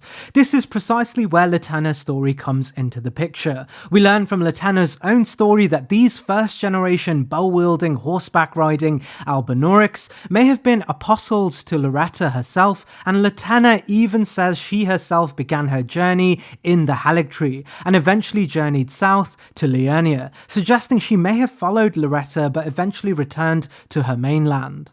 The reason behind her return is still speculative, and is related likely to old Albus and the birthing droplet associated with Philia, a much larger Albinoric. However, what's relevant here is that upon her journey back, Latenna is ambushed by Gideon Ofnir's troop of warriors, demanding the half medallion, something Latenna may have brought back from the Haligtree to the village of Albinorics to grant them safe passage to a place confirmed to be a respite for all unwanted beings. Eventually, however, Latenna is beaten by Gideon's troops and her mount left deceased. This is the capacity we meet Latenna. At this point, likely on the knowledge that the village of Albinorics having been destroyed, seeks only a safe return to the Haligtree and the liturgical town. Dismounted, Latenna understands she cannot do this alone and thus recruits our aid in achieving this goal. And much like Loretta had done with her phantom in the Carrion Manor, offers her services to us in our own battles as a spirit summon. Latenna's spirit summon is described as a renowned magic archer, but having lost her wolf companion Lobo, is unable to move, telling us two things. The first is that during her premiership, she was renowned even amongst the other Albinoric archers, explaining her closer proximity to Loretta and origins in the Haligtree. And secondly, she is essentially left crippled due to the death of Lobo, her wolf companion. It's for this precise reason, despite being bound to the ground, Latenna with little movability still represents a precise archer of a tradition likely first brought to life by the incredibly powerful Loretta. Her heritage and proximity in the Haligtree suggest Latenna, more than any other descended Albinoric archer, was the greatest of the bunch we can meet, and thus ranks here on the list, potentially having been placed much higher if Lobo, her companion, was still alive. As spoken of earlier for Kenneth Haight's entry, we learned the lands between prior to the Shattering were devised on bureaucratic lines, and often regions were given devolved political structures so long as they adhered to the core tenets of Marika's Golden Order. Naturally, bureaucrats were chosen scarcely and often required a deep allegiance to the order itself. We learn of House Marius' rise to royalty through the description of the Marius Mask, which tells us the Marius family has a dual history spanning generations, serving as both executioners and castellans to the Shaded Castle, suggesting their affiliation with the Golden Order spans from a history as dutied executioners for the order itself. At some point, the lineage of executioners would be put in charge of the Shaded Castle, a castle not too far from the capital of the Lands Between in Leyndell, close enough to continue their executions, but far enough that they were given some degree of political power. However, the Shaded Castle, likely unbeknownst to Marika, was slowly sinking into a poisonous mire, and as House Marius established itself through the ages, the residents, and more specifically the permanent family Marius, were literally being born in a sickly manner. Naturally, this concept of being born to a poison sickness would have them relating to another demigod of the Golden Order's premier reign, this being Malenia. This of course is directly related to in Marius' robe description, which tells us the sons of House Marius are all sickly born. Little wonder that Malai Marius would be so beguiled by the beautiful and fierce goddess who was born into rot. But none other took their admiration to Malenia further than Malay Marius, and the current head of House Marius. Malay Marius holds a unique weapon known as the Ant Spur Rapier. It reads, "Scarlet Rot is an old legend, of which Malay Marius of the Shaded Castle was a private believer, and indeed, he eventually found his own personal goddess." The reason Malay may have found this deep affinity may be due to his non-objection to the poisonous state he was born into. The description of a spell he uses known as Poison Mist tells us those who dwell within poison know rot all too well. We are told Malay Marius would find a goddess in Malenia. Naturally, he kept this quite secret as the goddess aspect of Malenia was entirely antithetical to the Golden Order that ordained their political authority. Despite this, he adorned the Antspur Rapier and took control of an aspect of Scarlet Rot himself. We learn from the mask adorned by Malay that he was the head of the house, and while we know political positions during the Golden Order weren't given out purely on strength, we are given the context that House Marai, even in the Shaded Castle, were responsible for carrying out executions, and thus the hierarchy were likely both strong and faithful to the Golden Order, something evidenced by Malay's Erdtree seal. Malay's influence during this period would shift the Shaded Castle towards embracing its poison. Even much of the interior design would harken this shift. Despite this, he remained loyal to the Golden Order and continued executing on behalf of Marika all the way until a certain figure named Elima would contest his own execution, defeat his captives, and remain at large during our time in the game. And as Malay was the head of the house at this point, it's likely it was Malay who was personally undone by Elima during this event. Regardless of this clear loss, Malay remained at the Shaded Castle as its head, co-signed in strength as the head of the House of Execution by Leyndell itself, and harbouring a unique affinity to the swamp and Malenia's internal poison. He remains versatile as a projection of Scarlet Rot and the lingering bureaucracy left after the shattering, ultimately ranking him here on the list. Castellan Edgar is from his own dialogue the Warden of Castle Morn as positioned by Godric the Grafted. Godric's rule over Limgrave is a more recent endeavour in the events of the Shattering. As we are told, his first foray during the Shattering were met with a variety of losses until he took residence in Stormvale Castle, avoiding the ire of Radahn. We learn from his items that he came from a cohort of warriors known as the Banished Knights. The armour describes the Banished Knights as forcefully withdrawn from their homes. Castle Sol, much further on in the game, is the home to a majority of the Banished Knights. We learn from Commander Neil that the Banished Knights may actually originate from Stormvale as previous members of its first rightful ruler, the Storm King, someone who was banished by Godfrey during his great campaign to unify the Lands Between. This is why the Banished Knights utilise wind in their attacks, and also why they are present in Stormvale too. We even know Godric left for Stormvale due to his claim to Godfrey's lineage, and thus presumed authority over the territory Godfrey once claimed many ages ago. Thus it's not surprising that Godric, from the few Banished Knights still serving Stormvale, assigned one of these great knights to look over Castle Morn, rather than his lowly soldiers told to be some of the weakest of all of the knightly orders. We know Castle Morn was an intrinsic part of Limgrave's economy as it utilised the mass slavery of the Misbegotten to enact manual labour, something that would come to an end when the Misbegotten, led by a powerful Leonine, would rebel and steal from it a sacred artifact that represented Morn's place in Limgrave.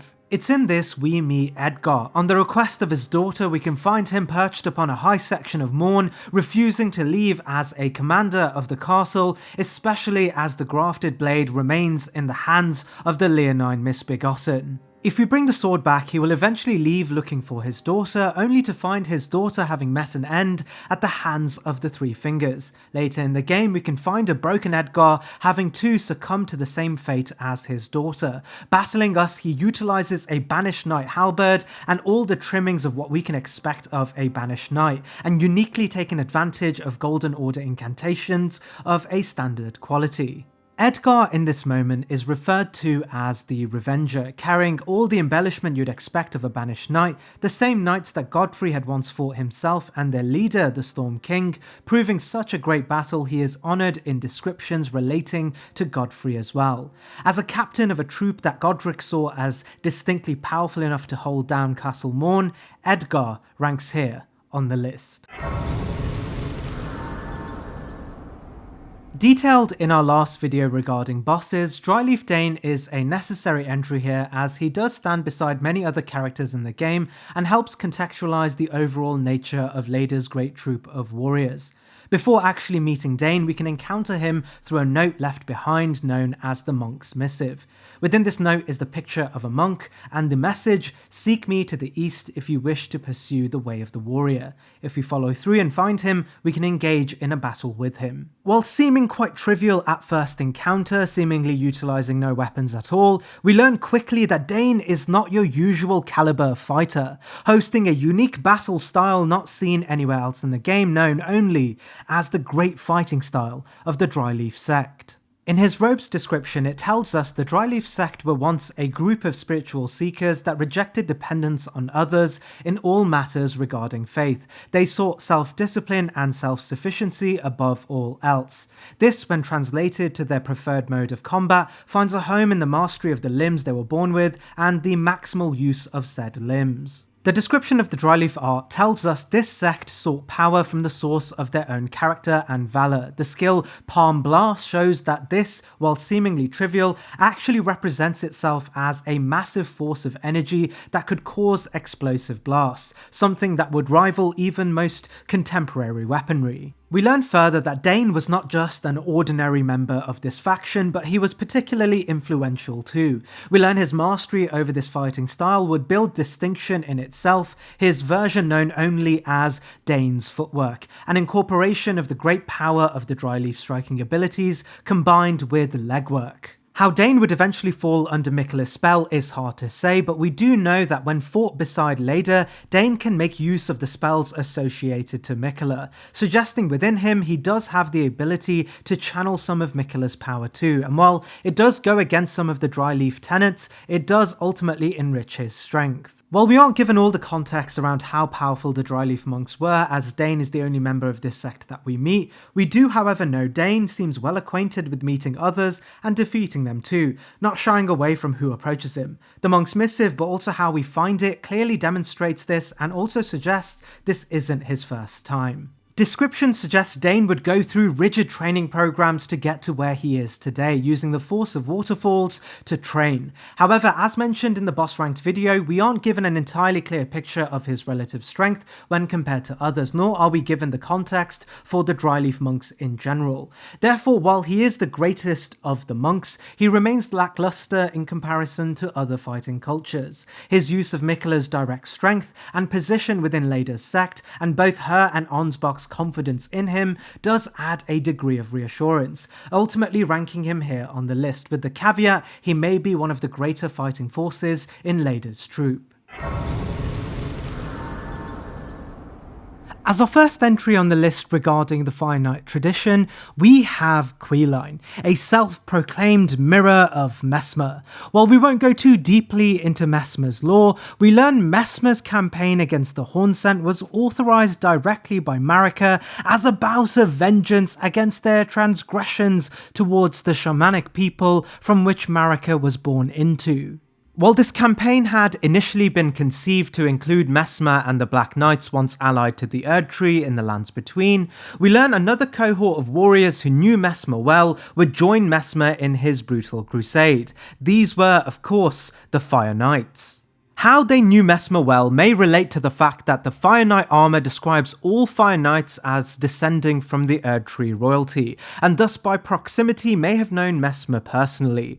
Upon Messmer being exiled to this campaign never to return, the Fire Knight saw Messmer as a victim of conditions that were not his fault, as the reason Marika felt so comfortable leading Messmer far away from the Golden Order's rule in the mainland is because she knew within Messmer lay a serpent antithetical to what the Golden Order was to represent in itself. The presence of the serpents was further contradiction to Marika's claim to perfection, especially as Messmer directly lineated from Marika's blood. So while the Black Knights followed Messmer as ordered by Marika, the nobles who saw Messmer in a much more sympathetic light secretly admired the power of the serpents and saw Messmer as a rightful ruler in himself and the flames of the serpent as a divine force rather than a repugnant contradiction. The Fire Knight armor tells us these were the only ones who truly knew Messmer, his flames like serpents, the painful fate that accompanied his accursed form. Naturally, they could not hide their admiration for Messmer for long, something that would have the nobles shunned by the respective royal houses, the Fire Knight armor describing how they would be chased from their homes, naturally leading them to Messmer himself in the Lands of Shadow. Messmer would take to the Fire Knights kindly as they saw within him not an accursed form but something worth revering. Messmer had lived his entire life seeking redemption for a condition he was born with, and it would be the Fire Knights that would draw his guard down and find within Messmer a deeply kind and caring figure who sought nothing but camaraderie with his fellow men despite their brutal task at hand. Messmer shared his flame with these beings, and it's in this the Fire Knights were enriched by Messmer's flame, able to project it. The spell Fire Serpent telling us they received the flames from Messmer and could only control it through incantations, appealing to the divinity of the base serpent.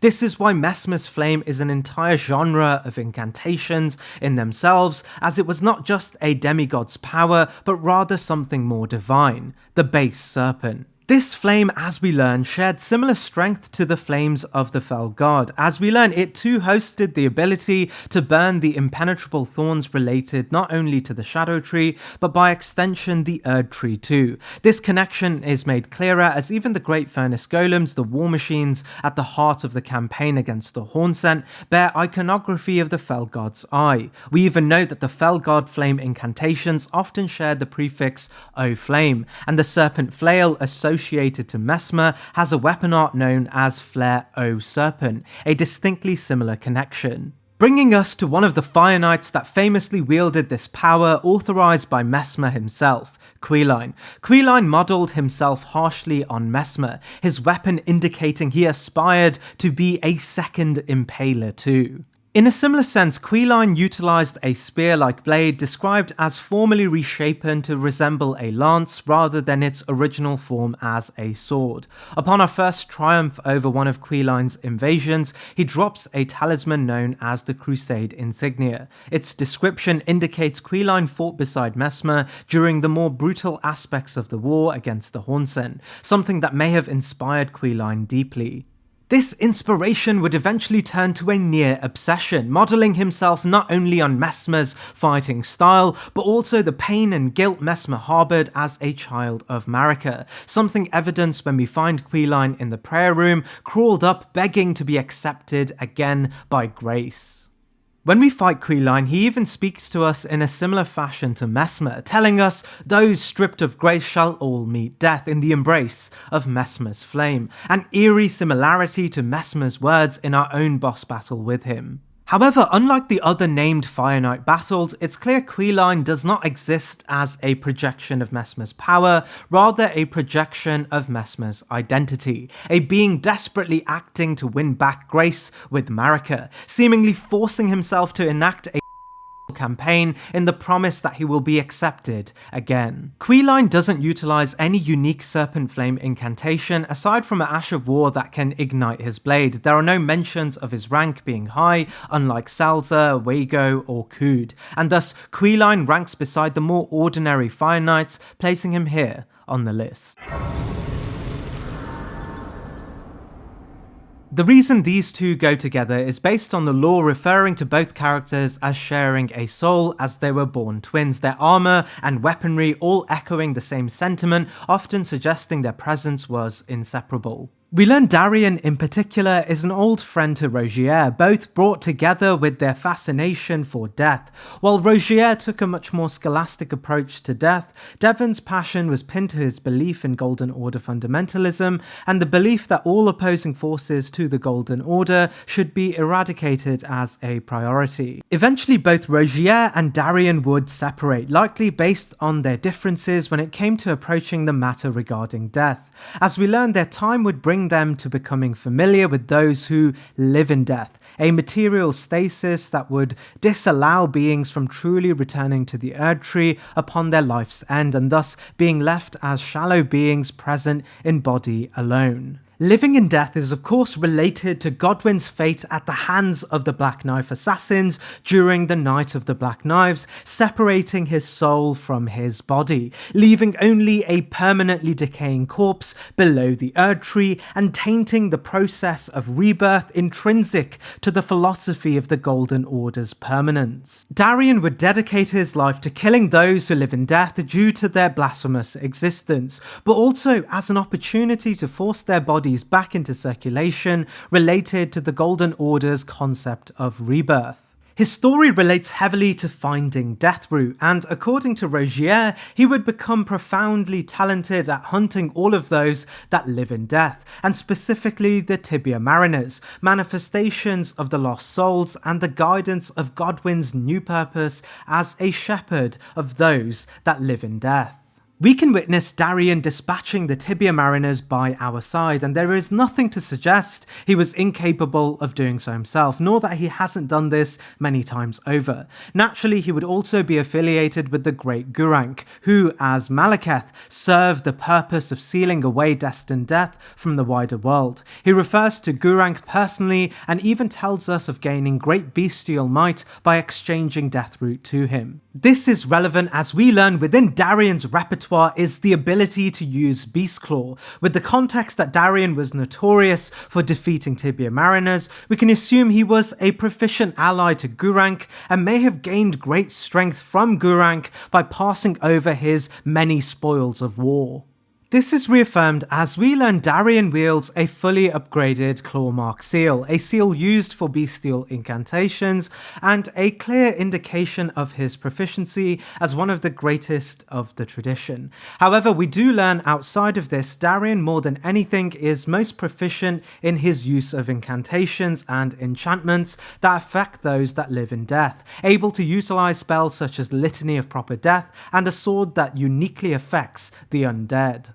As a combatant, we know he faces his final fate at the hands of Fear, a story we'll delve into in more detail very soon. And for his brother Devon, while casting the final blow killing Fear, we know this is contextualized at a point in Fear's story where she did not seek to preserve her own life, thus remained defenseless intentionally and therefore irrelevant when assessing the twins' strength against Fear. Ultimately, those who live in death aren't entirely a powerful class of beings, especially those that Darien focused his primary efforts on. We know they are akin more so to less intelligible victims rather than great fighters. But the context that he was proficient in Gurranq's bestial incantations placed the twins here on the list. While we will speak much on the various assassin factions within the game, with the Black Knife assassins all the way to the Recusants, there is one group of assassins that predate the events of the Shattering altogether, this being the Confessors. Our first introduction to the Confessors may come to you all first through the description of the starting class we can choose from, the page telling us a church spy adept at covert operations, equally adept with a sword as they are with incantations. We get further context from the Confessors' armor, which tells us the churches outside the lands between dedicated to the teachings of the Two Fingers send confessors out to follow the guidance of grace. The Confessors are loyal servants to the the Two Fingers, ready to hunt down and quietly dispose of their enemies. In this, we learn the Confessors are indeed tarnished and thus are a part of Marika's great exodus. We learn many beings after the formalization of the Golden Order were forced out of the Lands Between, including Marika's own first consort, Godfrey, as they were viewed as antiquated and unrepresentative of her new perfect order. We know Godfrey and many of his men accepted this fate and left the Lands Between in good faith, but the Confessor's robe tells us there were many others that were also once beholden to Marika and the Two Fingers authority that would eventually too leave in good faith, or as according to the Darkness incantation, be separated from the guidance of grace based on a sin, only to confess these sins and become assassins as recompense. In this, unlike Godfrey and his cohort of warriors, we learn the Confessors would not fade entirely into obscurity, as they would maintain the authority of the Two Fingers and thus Marika's rule even from the peripheries of the Lands Between, their operations keeping them low profile and used to quietly dispose of threats to the Lands Between, often pointing their knives towards other Tarnished, as indicated by the Assassin's Approach incantation. By this point, you may have drawn the parallel between the Tarnished assassins of the Confessor tradition and the tarnished assassins of the Volcano Manor and the Recusants, one assassinating for the Two Fingers and the other assassinating against the Two Fingers. It's in this dialectical antagonism that we can actually come face to face with Riley and the subject of this entry. If we progress the Recusants questline, we end up being asked to assassinate a man named Riley near the Shaded Castle. Riley, adorning the Confessor's robe, brings to life the stories of the Confessors for us to bear witness to directly. Adorning the Crepus Black Key crossbow and the Scorpion Stinger, we get even more exposition on why the Confessors had such a strong reputation. The description of the Black Key crossbow tells us it was the weapon of Crepus and how Crepus utilized this weapon to snipe others. We also learn Crepus was the head of the Confessors too.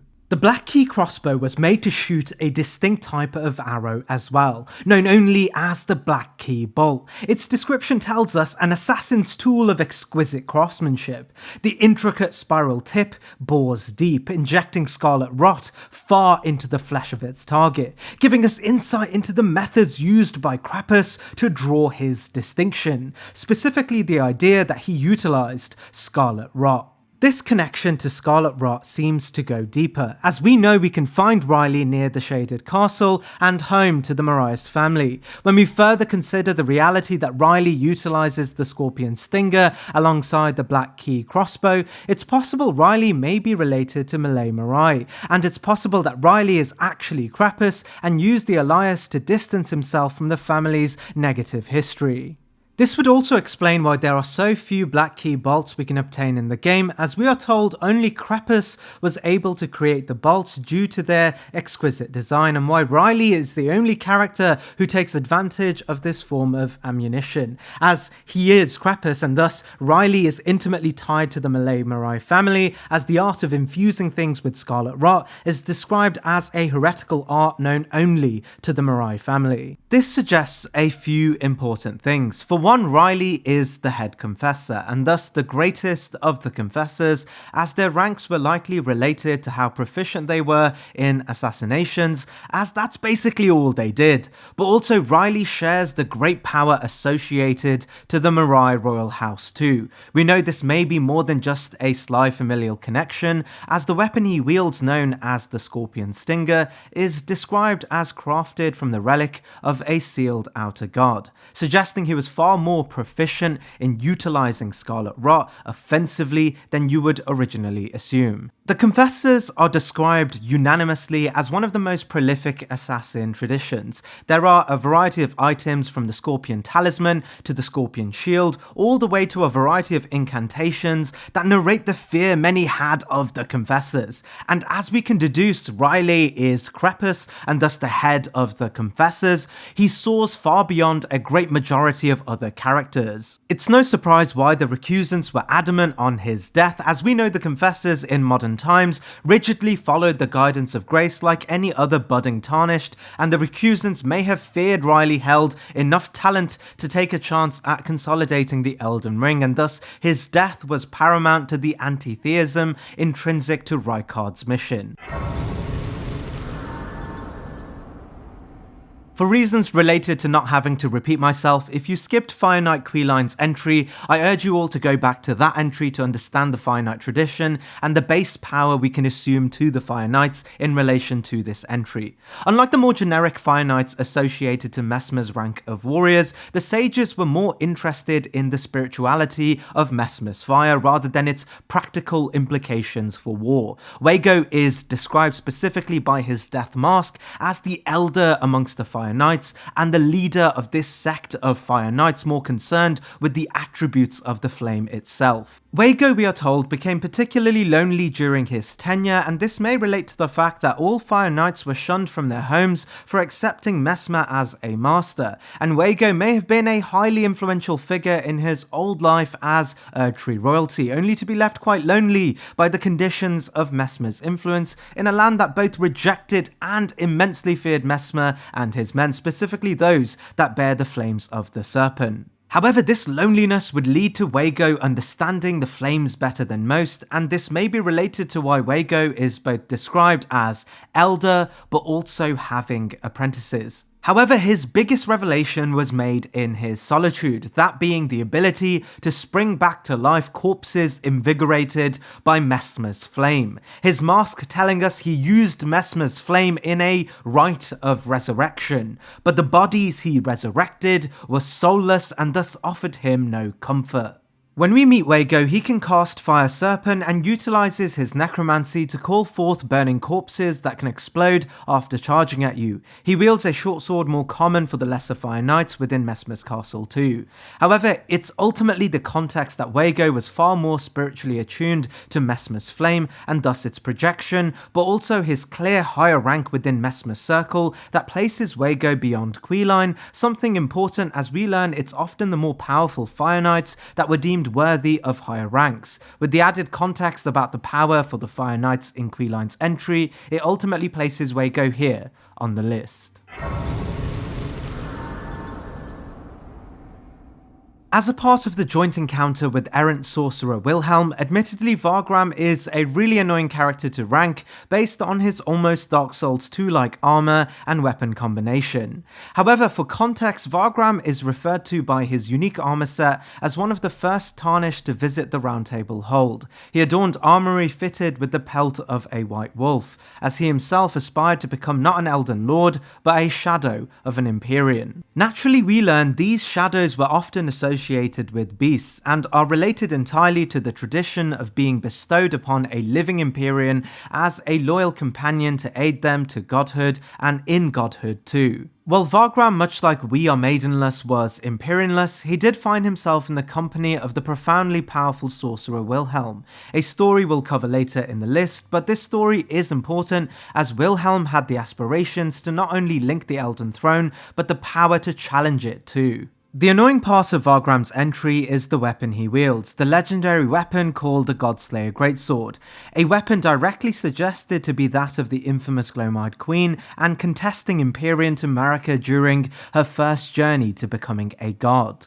Contextually, we learn the Godslayer Greatsword and the Sacred Relic Sword are both related to the spines of Empyreans, one for the Glomide Queen and one for Marika. While Marika's Great Sacred Relic Sword can conjure upon the godly strength of gold, the Godslayer Greatsword was left redundant after Malekith sealed away Destined Death. We learn the Glomide Queen once commanded Destined Death herself, a power that was projected through the use of black flames. While the black flames are still present today, the deathly power it once held has since been lost due to Malekith's victory over the Glomide Queen and his command over the entirety of the rune. This is relevant as the game is clearly trying to draw a parallel between the true shadow of an Empyrean Malekith's use of Destined Death and Vargram's possession of a weapon that once symbolized Destined Death and thus the Glomide Queen. What's frustrating is that we know these sacred greatswords made from the spines of Empyrean are supposed to be one of a kind, find both protected by aspects of each Empyrean's influence, and both left sealed away behind many hurdles.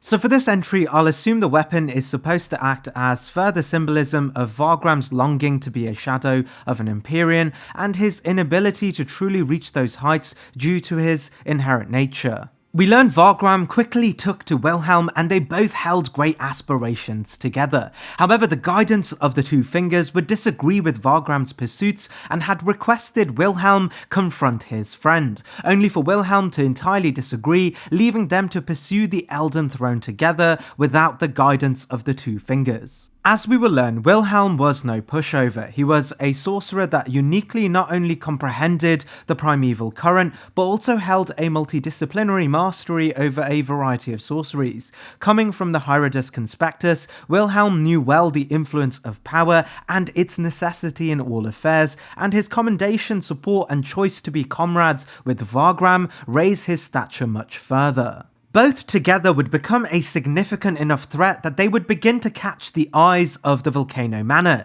fearing they could by all extensions mend the shattering and become deific figures, and thus assign them as targets for assassination. But both Wilhelm and Vargram were no ordinary targets. For the first time in the questline, we are asked to confront both as a duo, with not only any ordinary recusant, but the most influential of them all, Knight Bernal, a tarnish that is directly described as having the power to challenge the Elden Throne all on his own. We'll contextualize this further in Bernal's entry later on. It's this and the possession of the Godslayer Greatsword that suggests Vargram and Wilhelm were far more than a dynamic duo, but one of the greater threats assumed by the Volcano Manor, and thus Vargram as a smaller piece of this duo ranks here on the list.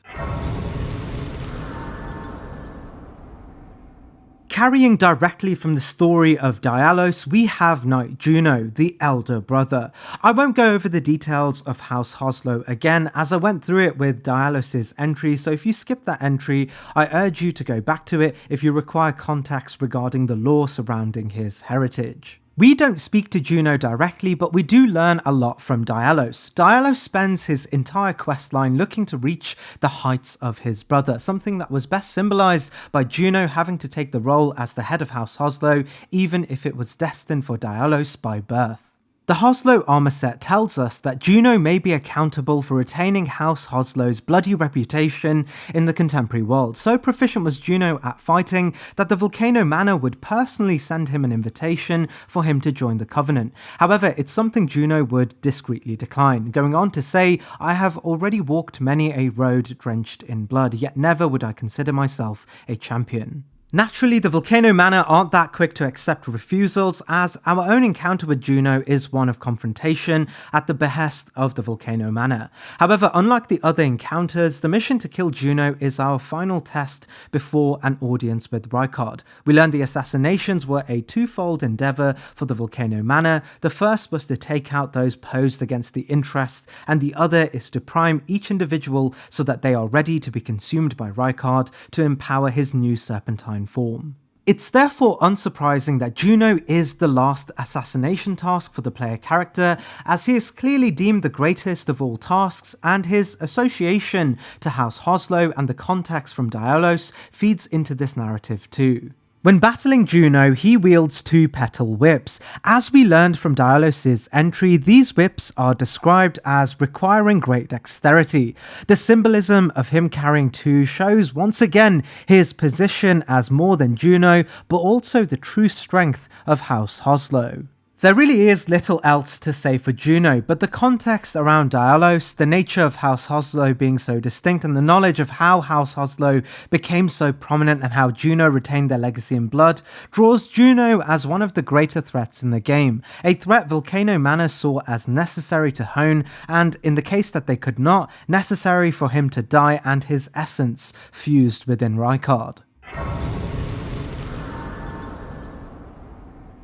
We meet Seluvus within one of the 3 towers associated within Rani's Rise. We learn from Dolores' spirit summon, his origins lay with a story related to Gideon Ofnir and a history of disagreement that would eventually have them parting ways. From Sellen, we learn he may have also studied within the Rylukarian Academy and became acquainted with Sellen in these early days. It may have been during this period too that he became acquainted with the Lunar Princess Rani during her time as a physical being during Renala's premiership over the Academy. At some point, Seluvus would find himself familiar with the Carian royal house and may have found a position under Rani, more than likely due to his sorcery acumen, as he would go on to become a preceptor for Rani. Preceptor as a term is associated with someone who teaches, usually reserved for direct instructors in a certain discipline. As we learn from Miriam's entry, the preceptor tradition was something important to the Carian royal family, as they were often associated with the teachings of secret arts held tightly by the Carian royal family. One of the early spells he can teach us is known as Glintstone Icecrag, a spell referred to as representative of the Snow Witch, a term colloquially used to refer to a certain snowy crone that taught Rani to hone her affinity to the Dark Moon, and thus the cold sorcery that would develop from it. We're told the Snowy Crone was a secret mentor to Rani, and thus this may suggest Rani had built a close enough friendship with Seluvus that Rani felt comfortable imparting the secret teachings onto Seluvus as well, and by extension Seluvus would ally himself with Rani and her goals hitherto, acting as a preceptor for this knowledge to others aligned to Rani. This is why he is willing to teach us this spell upon being accepted by Rani and thus trusted by her as well. How this relationship came to fruition can be theorized to be related to the other spells in Seluvus' arsenal, as he's able to teach us a few Carian spells, including the more specific Carian Retaliation spell, a spell described as a Carian royal family secret taught to those in charge of combating rebellion from Railucaria, directly relating it to the standoffs often caused by the Cuckoo Knights, suggesting he was not only trusted by Rani, but by the Carian royal house and had a role not dissimilar to the exclusive group of Carian Knights, though he's not inferred to have been one directly. We are told, much like E.G. and Blide, Seluvus would join Rani on her mission to undermine the Golden Order and manifest Rani's new reign as an Empyrean god. However, Seluvus wasn't without his own secrets, as behind the scenes he had built a penchant for a unique art that allowed him to transform living beings into puppets for him to use, something that gave us insight into Seluvus' longing for control and power. Later in the game, Seluvus would eventually ask us to undermine Rani, wanting to turn Rani into his own puppet, stronger than all others, something that eventually has him outed for his treachery. However, the clue is that he was one of a very few beings able to make use of the Snow Witch's sorcery and may have thus had a great affinity to the same source of power channeled by Rani, in this case the Dark Moon, but also the context he may have been as trusted as the Carian Knights and a peer to the immensely powerful Sellen suggests he was far beyond his academic peers in Railucaria and had proven himself worthy of even Caria's secrets. It's thus no surprise Seluvus is the only being able to teach us the 2 eye sorceries available through vendor interactions, as he clearly excelled within the academy besides Sellen, and Rani may have seen Seluvus as the only peer able to comprehend and disseminate her eye sorcery in her absence, and thus preceptor of the eye sorcery Seluvus ranks here on the list. Yura's story for us begins quite early on, just before the battle with Agil to be exact.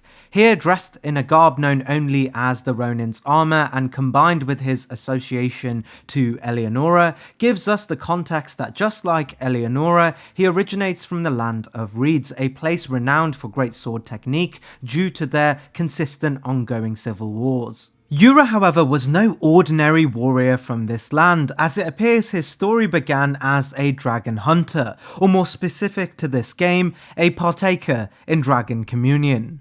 This familiarity with Dragon Communion is brought further into reality when speaking of Argyll, advising us on how exactly to approach a dragon and even giving us unique dialogue if we defeat it beside him, telling us paired up with a hothead like you, it was just like old times, suggesting he had a long tenure as a dragon slayer prior to the contemporary events of the Shattering, something further confirmed by his relationship to the great Drake Knight Eleonora. On the topic of Eleonora, we learn Ura in contemporary times has since abandoned Dragon Communion and rather points his blades towards another great enemy, the Bloody Fingers, and Mohg's growing dynasty. While he doesn't tell us outright why this is, we learn he used to be close to Eleonora, who has since succumbed to the influence of Mohg, and thus his hatred to the Bloody Fingers is birthed from the antagonisms he holds towards the dynasty for taking away Eleonora and taking her on a path Ura saw as morally repugnant. Unable to convince her otherwise, he would dedicate his life as a Bloody Finger hunter, looking to undermine Mohg's influence entirely. This is precisely why Ura is related to the invasion events for both Nerejus and the Ravenmount Assassin, previously already spoken of.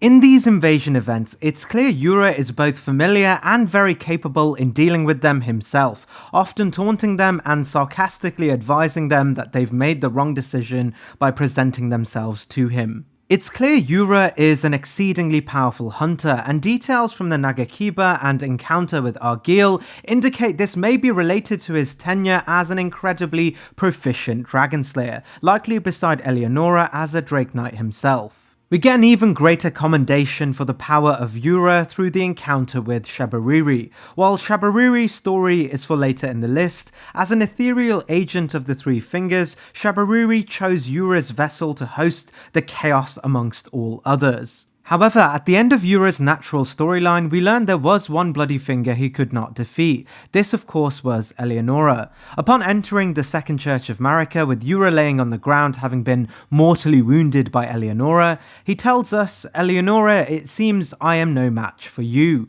canonically having been defeated from a lore perspective by Eleonora.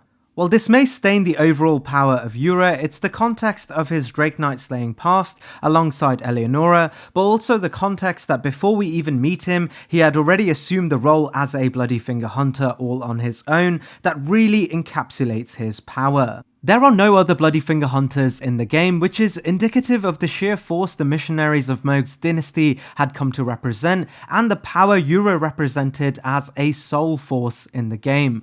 For context, the Bloody Fingers, as spoken of earlier, require a degree of strength and ability to be ordained as Bloody Fingers and agents of Mohg, their presence becoming feared in the lands between as an unstoppable intrusion by the outer god of blood, making Ura's power relatively much greater too. Ura even indicates he could only be bested by the greatest Bloody Finger of them all. This of course was Eleonora, and it's only Eleonora that brings Ura to his death.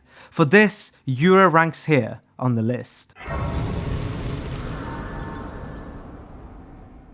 Our first clue as to who Ensha is comes from Nephili Lu, who refers to Ensha as a guard for Gideon Ofnir in the Round Table Hold. As we approach Ensha, he doesn't speak, rather stands idly waiting as if he was Gideon Ofnir's personal bodyguard. More exposition can be gained from understanding Gideon's own influence and his history as a being that would earn the moniker the All-Knowing. Upon entering the game, we learn Gideon assumed the role as a headmaster of the Round Table and granted a room all to himself, something the other inhabitants don't seem to question. We know from the introductory cutscene that he is clearly a historically relevant person, as even the narrator seems to exclaim his rebirth with the most veracity. How he gained this influence isn't hard to find either, as we learn Gideon was a researcher that had a discrete network of spies dedicated to learning of new powers and distilling this information for him to convert into powers and spells for himself. In the game, Gideon can utilize a host of incredibly powerful spells, including Scarlet Ionia directly associated to Melania, Blood Boon to Mohg, and even Rykard's Rancor to Rykard himself. Of course, we learn the only reason he knows how to use these spells is because we inform him of them, and if we don't, he doesn't have access to these spells and thus reverts to his more baseline spells. But this also suggests that his baseline spells may have actually required his spy network to bring these to him, as he seldom ever leaves his study, and thus, by examining what spells he does have, we can assume what challenges his spy network overcame to grant him this knowledge. Amongst his baseline spells are Comet Azure, tied to the primeval sorcery of Azure, who once glimpsed upon the primeval current and developed this as a result, a true magnum opus of his life. Carrion Phalanx, a sorcery that demonstrated the height of mastery associated to the Carrion royal family, specifically the elite sect of knights known as the Carrion Knights. And finally, the Triple Rings of Light, referred to as a direct representation of Miquella's power while under the influence of the Golden Order. In the game, we know of one important individual that is of Gideon's spy network and likely overseer of the entire group. This, of course, was Ensha. We learned from the events of the village of Albanorics and the massacre of the Albanorics and even Latenna's beatdown that these were a result of Ensha's efforts, suggesting it may have been Ensha's sole efforts that would bring the 3 unique base spells to Gideon, and thus Ensha's power relative to a history of having forcefully inspected Azure, the Carrion royal family, and even some of Miquella's closest allies. We get further confirmation of this when we retrieve the medallion half related to the village of Albanorics, and Ensha preemptively attacks us in an alternative version of the Round Table Hold. Saying nothing and seeking only our demise, if we bester and speak to Gideon, he tells us Ensha acted too swiftly, and thus apologizes on his behalf, and immediately following this dialogue by telling us how to find the other half, clearly painting the picture that Ensha was once entrusted by Gideon to claim both Haligtree medallions and may have led him to us directly. And thus, it's unsurprising only after Ensha's death, Gideon looks to us to work in Ensha's stead and retrieve the medallions to better understand Miquella's whereabouts. From Ensha's corpse, we can find his weapons that grant us further knowledge as to why Gideon once entrusted Ensha as the head of his spy network. His armor, known as the Royal Remnant Set, tells us it is said that the bones belong to an ancient lord, the Soulless King, the Lord of the Lost and Desperate, who was known as Ensha. Of course, this may point towards Ensha being this soulless god, however, it's clear from the armor's name and the nature of Ensha as a Tarnished that the real soulless god was either killed or had been long dead before Ensha hijacked his remains and reappropriated them into his own armor. The nature of the Soulless King is a piece of entirely lost lore in the game. We don't know what he was a king of or his status under Marika's bureaucracy or heritage, but based on Ensha's character, he may have been assassinated by Ensha during Gideon's first foray into researching, or even had his grave robbed by Ensha himself. The weapon Ensha wields is known as the Clinging Bone, a weapon with the natural ability to steal the life of others, fitting perfectly into the theme we can associate to a Soulless King, suggesting this is his arm and thus his power projected by Ensha himself. All in all, while Ensha's character, history and alias remain quite mysterious, the events related to the game, Gideon's base power and Gideon's clear reputation as an incredibly notable character even before the events of the Shattering, assume Ensha, the one who resourced his power even before the Shattering, was far beyond the pale and sat close to even Gideon in strength. However, it's clear Gideon isn't too fussed with his death, and to Gideon, Ensha may have been one of many leaders of his spy network that were nothing more than a means to an end, and thus Ensha ranks here on the list. Rogier is one of the most outwardly powerful NPCs in the game. However, despite his travel-hardened life, he greets the Tarnished with an air of friendship. He speaks in camaraderie and suggests he too came guided by grace, but has since lost this guidance. While this explains how Rogier ended up here, it doesn't explain why he remains here. However, if we continue down his dialogue, he speaks of looking for something in Stormveil Castle. He speaks on the nature of Stormveil as far too treacherous for any ordinary knight, speaking on the horrors of grafting not from a place of self-concern, rather concern to our player. Further dialogue goes on to suggest Rogier is wise beyond his years. He speaks on the nature of the lands between quite well, and even the prophecy of the Tarnished as if he was one of the first to arrive here on the guidance of grace. From a gameplay perspective, he also is the first to introduce us to weapon arts, giving us exposition on the nature of weapon arts, but also the history of Raya Lucaria, outlining his clear, well-tenured history in the art of sorcery. He goes on to tell us he is a sorcerer by trade and privy to sorceries. While seemingly a guest to the tradition, we later learn from Darian he is far underplaying his true strength. Darian tells us Rogier was a formidable spellblade in times past, and how he is wise beyond his years, stout of heart and clear of mind, explaining his understanding of the world, but also how he is easily traversing Stormvale Castle and more concerned for the Tarnished than he is for himself. After we defeat Godric and claim his great rune, we can return to the Round Table Hold, where we can find Rogier upon a balcony in a pretty sorry state. He congratulates us for overcoming Godric in his usual happy demeanour, and even suggests he got exactly what he wanted from Stormvale Castle too. Rogier, alongside being a sorcerer and proficient with weapon arts, is also a scholar, his main topic of research being around the Knight of the Black Knives, and we learn below Stormvale Castle he found a remnant of Godwyn's corpse, studied the body and confirmed his beliefs about the nature of living in death and Godwyn's half-dead state. Unfortunately for Rogier, proximity with Godwyn's corpse has caused him to be afflicted by the curse of half-death too, crippling him from the inside. He grants us his rapier and argues he has no use for it anymore. The rapier itself is an extremely important item in determining Rogier's strength. It's the only weapon in the game granted to us with built-in fortification, once again alluding to the idea that he is one of the most well-travelled spellblades in the entire game, with a well-traversed journey in paving his own path through power alone. We eventually get more exposition as to why he seeks out the nature of Godwyn's death and the curse mark, as he tells us he's looking to save those who have been blighted by the curse mark, as, in his own words, they had no wrongdoing. We also learn that Darian was once a travel companion with Rogier, but the divergence in how to deal with those afflicted with deathblight would separate them. Rogier sought to save them and understand them, while Darian sought to expunge them from the world, all empathy aside. Rogier's rapier tells us piercing sword of superior quality. High dexterity is required to wield the blade to its full potential, but mastery is a sight to behold, characterized by a flowing style which excels in successive attacks. Seldom in the game is a weapon described as both superior and linked to great mastery, even amongst legendary heirlooms of the gods, suggesting Rogier, despite his short life in our timeline, was an even greater warrior than even Darian would suggest. Within the weapon is the built-in weapon art known as Glintblade Phalanx. It's described as used exclusively by the Knights of the Carrion royal family.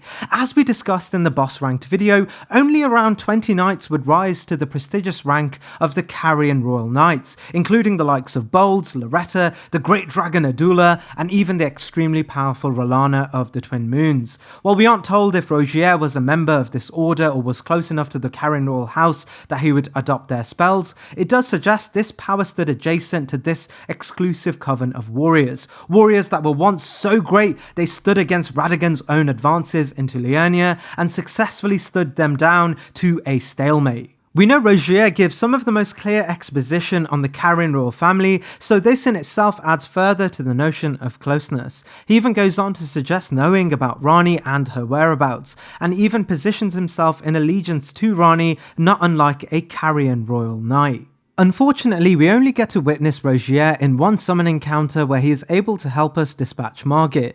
As we know, he makes it into Stormvale and canonically gets what he wants from the place before we're able to make our own way through. It also assumes Rogier had also killed Margit all on his own too, something reinforced by the fact that Darian suggests Rogier has since gone on his own since their travels in the past. Carrying the commendation from Darian, mementos from the incredibly powerful Carrion Knightly Order, but also never truly facing any difficulties in his expansive time in the Lands Between, and even taking on Margit's illusion all on his own, Sorcerer Rogier is far beyond the pale for ordinary NPCs. Naturally, his sorry state post Godwyn's corpse basically has rendered him useless, but for the purpose of this ranking, we'll list him based on his true potential we meet at the beginning of the game, rather than the later sections. Carrying swiftly on from the last entry, we now get to witness the power of a bona fide Carian royal knight. Moongrum represents one of the few remaining Carian knights still present in the lands between. We learn that the Carian knightly tradition is often spoken of as the single most exclusive and potentially most elite sect of knights in the entire game. We're told of its exclusivity through the Carian Knight sword description, which outlines that the honour of being renowned a Carian Knight was so difficult there were never more than 20 Carian Knights in total. So how did they come to be, and why did they have to be so elite? Well, we learn the Carian royal family initially emerged from a divergence of ideology to the more astrologically aligned Raya-Lucarian Academy. The Academy in its founding years revered the stars. Led by the founding astrologers, they believed it was the study of the stars and the primeval current that would enrich them in their scholastic pursuits. However, the Carian royal family, led initially by Rennala, believed it was the moon that would play a bigger role in the harnessing of greater power. Initially, this split would inspire a civil war between the two factions, the Academy led by the militarized sect known as the Cuckoo Knights, and the Carian Knights who found great strength in magical warfare that imitated conventional weaponry, leading us to the creation of the Carian knightly tradition. We learn later in the DLC that it's likely Rennala's sister, Rellana, that was the first Carian knight and thus the imitation of weaponry and sorcery her doing. The Ash of War Carian sovereignty utilised by Rellana and echoed in her unique weapon art during the boss battle tells us it was this that was first brought down from the Carian royal family that spurred the creation of weapons-based sorcery. Naturally, as Rellana was an incredibly powerful being, the tradition set by her required only the greatest warriors to carry down this Carian sovereignty, as of course it was the question of their sovereignty in Liurnia that spurred the first civil war, something reinforced by the description of Carian retaliation. Naturally, only a very few would be able to stand up to these standards, and those who would host within them a variety of sword-based sorcery techniques that would represent the force of Rellana. We learn only 20 would find this rank, and it would be the efforts of these great 20 knights beside the Carian royal family that would stare down the Raya-Lucarian Academy and not only repel their belligerent attacks, but force their way into the Academy and finally bring the entirety of Liurnia under Rennala's tutelage. The Academy would soon be bewitched by the sheer power of the moon. Rennala's now complete control over Liurnia would pique the interest of Marika. Marika saw this growing power as antithetical to her own hegemonic reign and thus called forth the power of herself in the form of Radagon alongside many great heroes of the Golden Order to march on Liurnia to win back the territory from Rennala's control. We are told explicitly that even Marika's forces, enriched by her own presence in Radagon, were brought to a consistent stalemate, mostly at the foot of the Carian Knights, only brought to an end when Rennala found a mutual loving admiration for Radagon, forming a union of both the Moon and the Golden Order, and ending the war and bringing to life the royal heirs, Radahn, Ranni, and Rykard. Eventually Radagon would be called home, where he would abruptly leave Rennala, bringing her to a depressive state, something that would take a toll on the Academy, eventually leading to another uprising by the Cuckoo Knights looking to win back Raya-Lucaria from the stagnation caused by this said depression. It would be the events of this Cuckoo uprising that would eventually cause a great strike at the heart of the Carian Knights, eventually leading to many of their own deaths and, in the case of Bold's, imprisonment. However, Caria, even when we enter Liurnia, still sits comfortably as the dominant authority in Liurnia, and while the Carian Knights have dwindled in numbers, a few still stand, testament to their resilience and outstanding potential, even when compared to their contemporaries. One of said knights is Moongrum, and the subject of this entry. We can meet Moongrum well within the Academy, standing guard of Rennala's chamber. Moongrum stands before us as a quintessential Carian knight, carrying their sword, shield, and armour. With the knowledge that Moongrum is so close to Rennala, it indicates that he may have been one of the more senior members of the Order, likely having personally participated in the civil wars against Raya-Lucaria and even standing down Radagon's great advance. This is further reinforced by the spells he casts, including Carian Retaliation, a spell described as used against Raya-Lucaria in the early days, and Carian Piercer, a more modern iteration of the traditional Carian Greatsword. When we defeat Moongrum, we are uniquely granted the Carrion Knight's shield. It tells us it excels when facing magic and holy attacks. Just who are these knights preparing to fight? A question that further symbolises the power of the Carrion Knights when faced against the magic of Lucaria, but also the Golden Order during Radagon's march. Another testament to the fact that he was there, and unlike many of his comrades, remains to tell the tale. It's in this Moongrum, the quintessence of Carrier's knightly order, ranks here on the list. Much like Moongrum, Moonrithil is one of the few Carrion Knights that survived both the invasion of Radagon's march on Liurnia, but also the Cuckoo's rebellion, eventually finding herself as a chamberlain directly related to guarding a key member of the Carrion royal family. The term Chamberlain is a word often associated with those who oversee the affairs of direct royal members of a certain house, often quite senior amongst their peers. So it's not surprising only a bona fide Carrion Knight would act as this for R'hllana. We learn from the story related to R'hllana that she would eventually take off from Carrier and join forces with Messmer during his crusade against the Hornsent. We are told many Carrion Knights would follow behind R'hllana, likely due to the fact that she was the blueprint of the Carrion Knightly Order. However, Moonrithil wasn't like the ordinary human Carrion Knights, as she was, as her weapon describes her, a friend to the trolls that served the Carrion royal family. We learn from both Adula and Bolds that Carrion Knights weren't always humans, rather any being able to demonstrate the skill set required, be it a giant or a dragon. Moonrithil is told to have wielded the weapons of the trolls and fought beside them during times of crisis. Naturally, her weaponry is more similar to a troll knight sword for this reason. Moonrithil's weapon can even cast the unique phalanx spells employed by the troll Carrion Knights, drawing this comparison much closer. While in truth the troll knights and human knights aren't told to diverge in rank and thus power, it's the context of what Moonrithil is protecting that grants us a better idea of her strength beside this already esteemed group of knights, this being the talisman known as R'hllana's cameo. The description of R'hllana's cameo tells us engraved as a reminder of the unparalleled devotion of those who left their homelands to serve R'hllana, and we learn gameplay-wise the cameo itself enhances striking weaponry when held in a stance, not unlike R'hllana's own fighting style.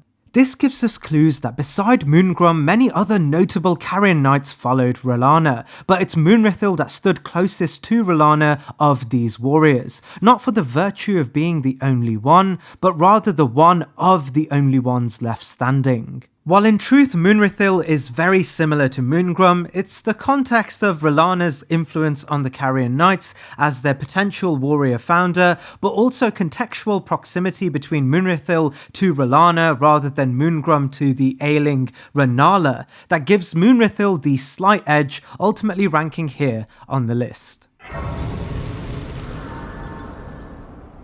We encounter Tragoth as one of the few assassination targets deemed by the Volcano Manor as worthy of death. We learn the Volcano Manor, led by Rykard, had become one of the leading anti-theistic movements in the entire game, pointing a great portion of their energy towards the reigning bureaucracy associated to Marika's Golden Order and averting the possibility for the Golden Age to re-emerge, but also stood firmly against anyone claiming the Elden Ring and assuming godhood in itself. We learn this is relevant to Tragoth as the description of his armour tells us Tragoth is a famed knight of assistance. Countless Tarnished facing adversity in the lands between have survived thanks only to Tragoth's aid. This clearly outlines Tragoth as a friend to all Tarnished, specifically those that seek the path in unifying the Elden Ring.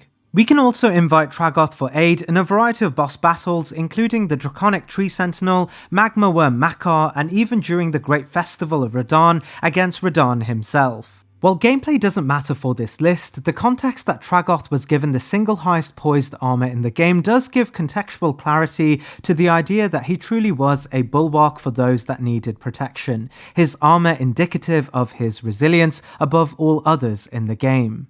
Tragoth is also the only character in the game to wield the infamous Giant Crusher, a weapon described as used directly for the war against the Giants, echoing again its distinction as one of the heftiest weapons in the entire lands between. While it's impossible to say for certain, we know these weapons are seldom seen in the game and may infer Tragoth himself may have been present during this war beside Godfrey's great cohort of knights that marched against the mountaintops and killed the fire giant civilization. We're only assigned Tragoth as a target in Patch's questline, as the target itself was intended for Patches. While Patches isn't the greatest combatant in the game, we know Patches was also assigned our player character as a target to kill, as he tricks us through the entire early portions of the game trying to kill us. We as a player would come onto the scene as one of the most important Tarnished, being validated by even Melina as a chosen one. This indicates Patches was seen by the Volcano Manor as a master assassin, not in the confrontational means, but rather the ability to take down unrivaled targets with manipulation leading them to their own deaths, offering context as to how they may have also seen Tragoth being finally brought down. It's the combination of all of these elements that position Tragoth as one of the greater powerhouses in the game, a strength described in his own items as unrivaled and hefty beyond all. Thus, Tragoth, the giant crusher wielding bull goat, ranks here on the list.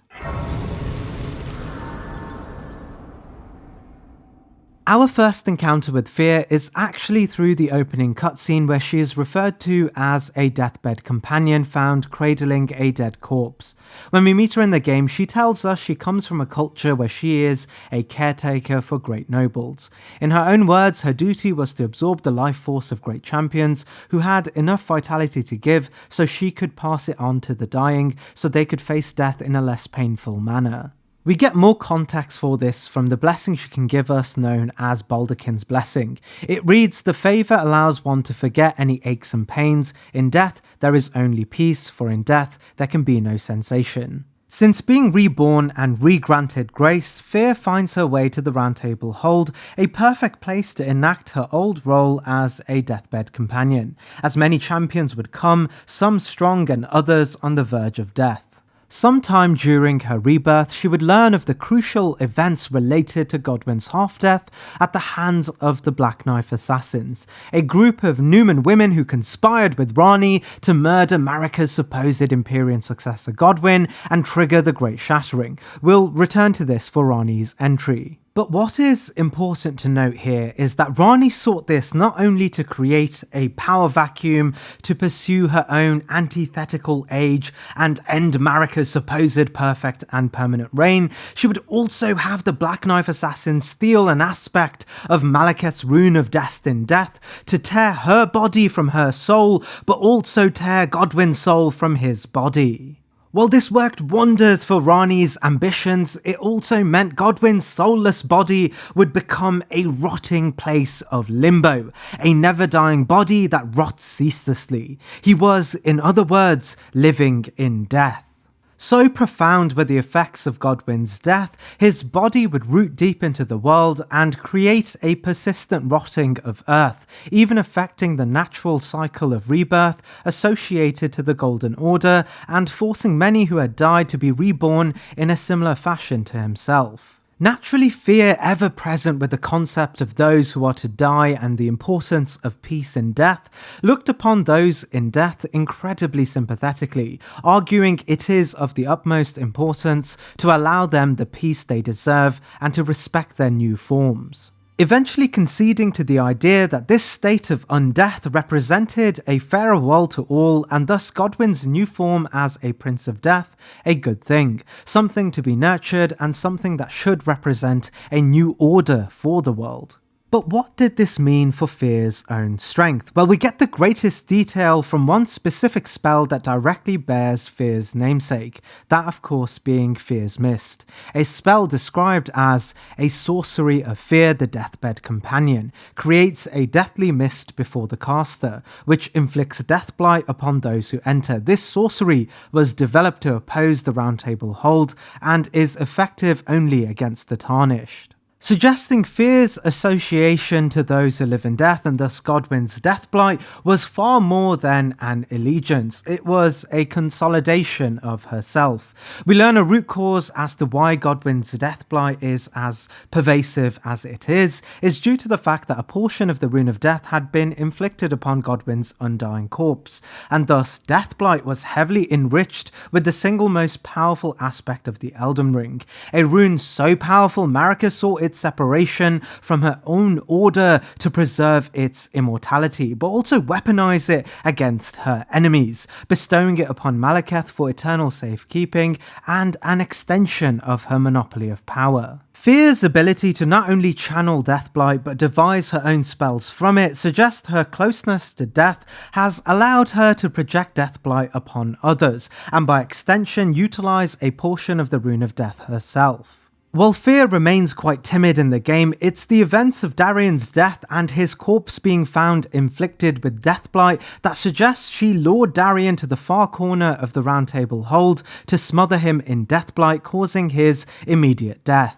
We know Darien was no frail foe. He had spent his entire life killing those who lived in death, and thus Fear's power had to be beyond any force Darien had faced yet, as Fear without a scratch overcame him and revelled in his demise. It's for this reason Fear, not only a companion of those in death, but a projection of the power of both an ever-dead demigod and the rune of death itself, forces a presence be known to all tarnished that seek to undermine it.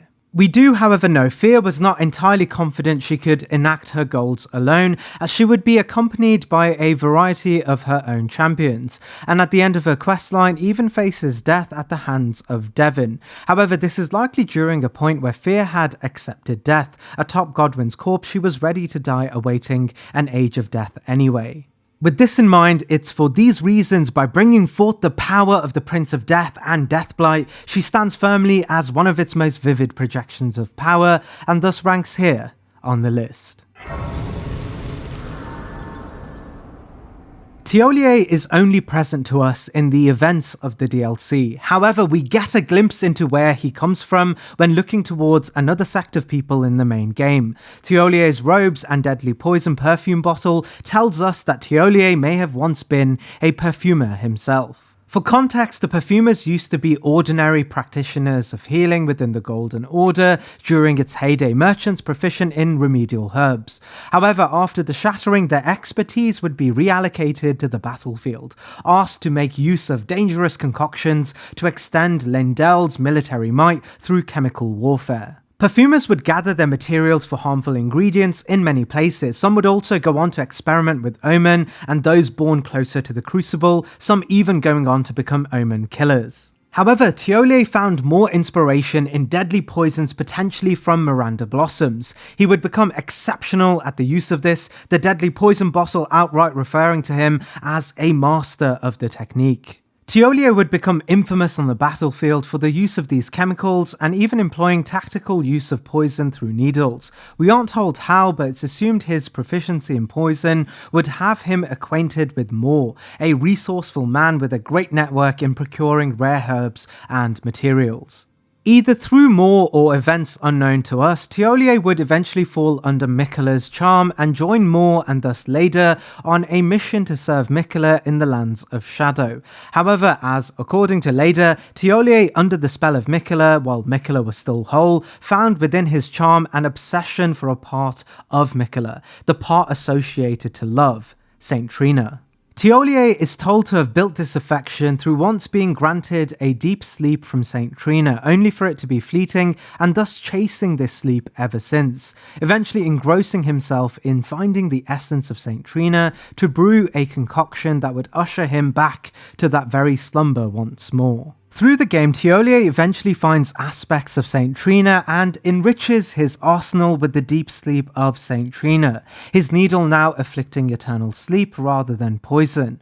On the battlefield, Ansbach speaks of how proficient Teolier was, despite his frail appearance, telling us, "I am afraid I underestimated the lad. Appearing frail in both body and mind, I presumed he'd be likely to stumble upon the battlefield. What a fool I was. He serves another master, but Sir Teolier performed magnificently." Winning the commendation of the immensely powerful Arnsbach who once challenged Miquella to victory is no easy feat, something we'll contextualize in his own entry. This also reassures us Thiolier's time as an infamous perfumer still remained within him. However, as the game progresses and Miquella breaks the curse and discards his love from his very being, abandoning it deep below the lands, Thiolier is left feeling abandoned too. With Miquella's charm worn off, his affiliation to Saint Trina through the charm has also worn off, and thus he has now become obsessed with finding Saint Trina, something he eventually does.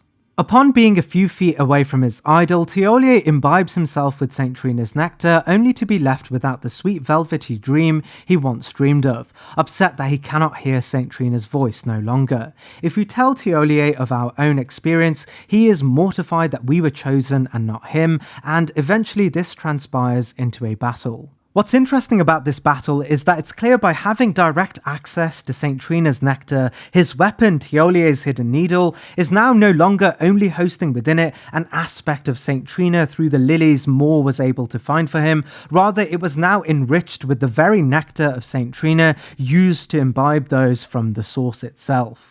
We know this as when we finish the main story and retrieve Thiolier's items from Saint Trina's cavern, we can find the very needle Thiolier used to battle us. The needle says, like Saint Trina who blossomed in the deep purple garden, a rich poison is secreted from within, which sends its victims to an eternal sleep. The needle itself now also hewn with an indelible purple to carry this point further. And while we don't know of what hurdles Thiolier dealt with in person, we know even before enriching his weaponry with the very essence of a demigod, he was ferocious in battle, enough to win Arnsbach's commendation, and now enriched with Saint Trina's very nectar, poses a threat far greater than any ordinary perfumer ever has. When Thiolier is killed, he drops the item known as Saint Trina's smile, something tied to Thiolier's heart, an image of Saint Trina hewn into his very being, suggesting despite being spared eternal sleep, Thiolier knew Saint Trina well enough to manifest a portion of his power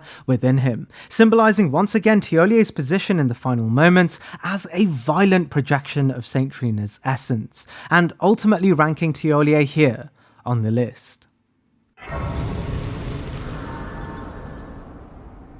Outside of his meme-worthy one-liners, Vare on introduction is actually quite pleasant to the player character, using terminology such as lambkin and even offering some degree of initial guidance to us, but behind this lies a story of trauma, grief, and reconciliation. Vare, on first impression, is dressed as a war surgeon, his robes confirming this too. War surgeons in Elden Ring, despite their name, weren't battlefield medics, rather people dutied with mercy killings, often associated to bringing to an end the life of a dying comrade. His robes tell us blood-stained white gown of the war surgeons who were effectively mercy killers. We aren't told what factions they served, but we learn one day Vare alongside his peers were abducted by Mohg against their will. We learn from their gowns that the reason they were likely abducted was due to their affiliation with blood. It's likely Mohg saw the war surgeons as exposed to enough blood that they may harbour within them an unmatched affinity with the formless mother of blood. We get context as to why Mohg may have thought this through the description of the dagger talisman, which tells us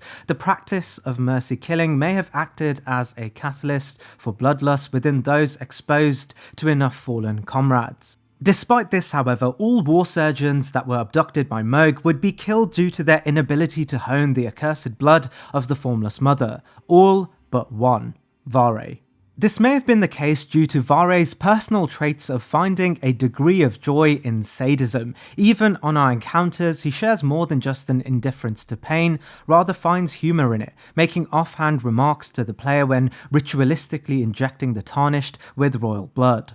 We learn Mohg may have been right to abduct these war surgeons for his own gain, as Vare would quickly climb the hierarchy of Mohg's dynasty, eventually taking on the very specific role of recruiting for the dynasty out in the very contentious lands between, a place that was actively antagonistic towards the efforts of Mohg. Vare's primary weapon, known as Vare's bouquet, tells us it's a deadly mace disguised as a welcoming bouquet, a perfect tool for Vare's duties as a recruiter, matching his put-together demeanour. However, it wasn't all PR for Vare, as behind his pleasantries he has an affinity to blood magic, only matched by Mohg and his direct disciple Esgar. Vare is able to utilize Bloodflame Blade and Swarm of Flies. Swarm of Flies in particular is a spell told to be shared from the Lord of Blood's power, rather than the more basic spells told to be granted by the Lord of Blood. This suggests Vare's affinity to blood incantations weren't through Mohg as a proxy, but rather alongside Mohg and directly with the source of power he gained his own affinity from, the Formless Mother. And thus second to only Mohg and Esgar, Vare is the closest being to the Formless Mother from within the dynasty from the perspective of divine affinity, and thus Vare ranks here on the list. Chief Guardian Agonthi is a member of the Fire Prelate troop dutied by Marika herself to keep a keen eye on one of the most historically relevant aspects of her own order's construction, but also an aspect of power that symbolized the fragility of this order too. This of course being the aspect of the Fell God and the Fire Giants. Much like many other deific figures in the game, the Fell God has its extended power represented by fire. We learn Deathflame was associated with the twin birds, Bloodflame the Formless Mother, and even Frenzied Flame associated with the god of frenzy. Much like the Frenzied Flame, the Fell God's fire, while much more controlled in nature, invoked a similar fear of being able to burn down the Erd Tree itself. Thus, it isn't too surprising that the construction of Marika's First Age deemed it a necessity that the Fire Giants were to be overthrown and neutralized preemptively. So important was the deconstruction of the Fire Giant civilization, we learn Marika's forces combined the efforts of Marika herself, the Zamorian warriors, alongside the descendants of the Giants, and even Godfrey and his combined Crucible forces to lead a decisive victory over them, destroying their civilization and leaving but one single Fire Giant to be kept under tight wraps as he quelled the Forge of the Giants that held the power of the Fell God's flame. So brutal was this conflict that Marika wanted to ensure the power of the Fell God was never to be taken advantage of by tasking a new initiative of warriors to surround the region and defy any curious individuals. These of course were known as the Fire Prelates. Amongst the rank of the Fire Prelates existed a hierarchy. At the bottom were the Fire Monks, their armor describing them as guardians of the Flame of Ruin, forbidden by the Erd Tree and said to be kept high in the mountaintops of giants. The Fire Monks were incredibly adept at utilizing weaponry that resembled the arcs of flame they oversaw, and incantations that drew from the power of the Fell God directly. Above them were the more radical Fire Prelates, described as leaders of the Fire Monks and adorning iconography directly related to the Forge of Giants itself. This is precisely where we find the chief amongst the leaders, none other than Chief Guardian Agonthi. Before we even encounter Agonthi, we can learn of its existence through a boss we can face in an Everjail. This of course being Adan, the Thief of Fire.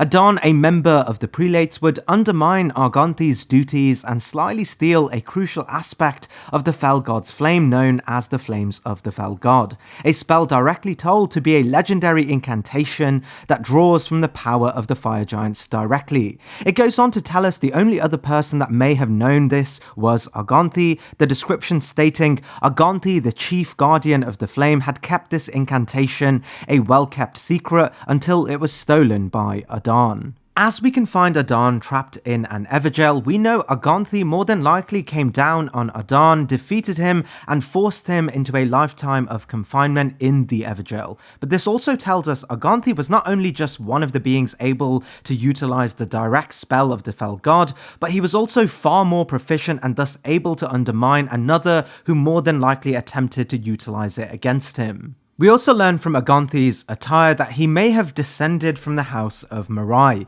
a royal house associated with Marika's order, and it's not surprising the highest rank of one of Marika's most important institutions was headed by a member of this trusted family. When we come face to face with Agonthi, he adorns the one-eyed shield to represent his position at the height of the Fire Prelate institution, but can also cast a variety of Fell God incantations unseen by his lesser comrades. Alongside this, we know Aganthi was likely the only other being who had the knowledge to channel the flames of the fell god, but also the context that he was assigned to be the head of an organization that was incredibly crucial to the preservation of Marika's order puts him adjacent to immensely powerful figures, including the demigods themselves. And we know this position was not just an administrative one, as the sole purpose of the Fire Prelates was the violent projection of the Forge of Giants and the secrets of the fell god. However, that's of course not to say Aganthi was adjacent in power to the demigods, as he is clearly naught but a grace-given human. However, he remains the absolute zenith of the Fire Prelate class, and more than likely the single being most able to assert the powers of the fell god outside of the Fire Giants themselves, earning Aganthi this position on the list.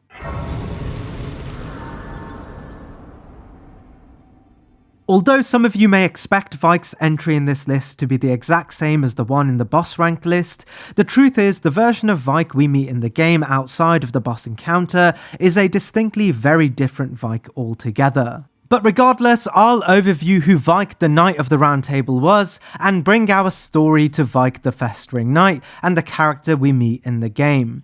This being said, Vike's story begins far before the events of the Shattering, specifically around the events of the ancient dragon siege on Leyndell. While we won't go too deeply into the events of this great siege, we learn it would be renowned as the greatest ever siege on Leyndell, something that ended up destroying a great majority of the royal capital, only stopped when Godwyn the Golden stepped up beside his Erdtree sentinels and submitted Gransax. Interestingly, during these events, Godwyn the Golden, upon victory, felt a deep admiration for his opponents, so deep in fact that he sought to synthesize this great strength in rebuilding the fabric of Leyndell itself. This is precisely why much of Leyndell hosts draconic architecture, and why the city is literally built around Gransax's body. However, it wasn't just aesthetics that concerned Godwyn. Instead, he sought a true integration of both civilizations, befriending most importantly two great ancient dragon siblings, Fortisax and Lanciax, both premier members of the ancient dragons and beings that proved themselves during the siege. Godwyn would build an intimate friendship with Fortisax, where he would imbue the golden brilliance of the Golden Order alongside the red lightning of Placidusax to create a unique golden lightning that represented this synthesis, a marriage of ideals that is described in the description of the Gravelstone seal as both originating from the same place. We learn Godwyn would also commission the creation of an ancient dragon cult deep within Leyndell too, where this symbiosis of belief systems would be taught to a wider group of his men, commissioning none other than Fortisax's sister Lanciax to take the form of a dragon communion priestess and dispense the power of ancient dragons.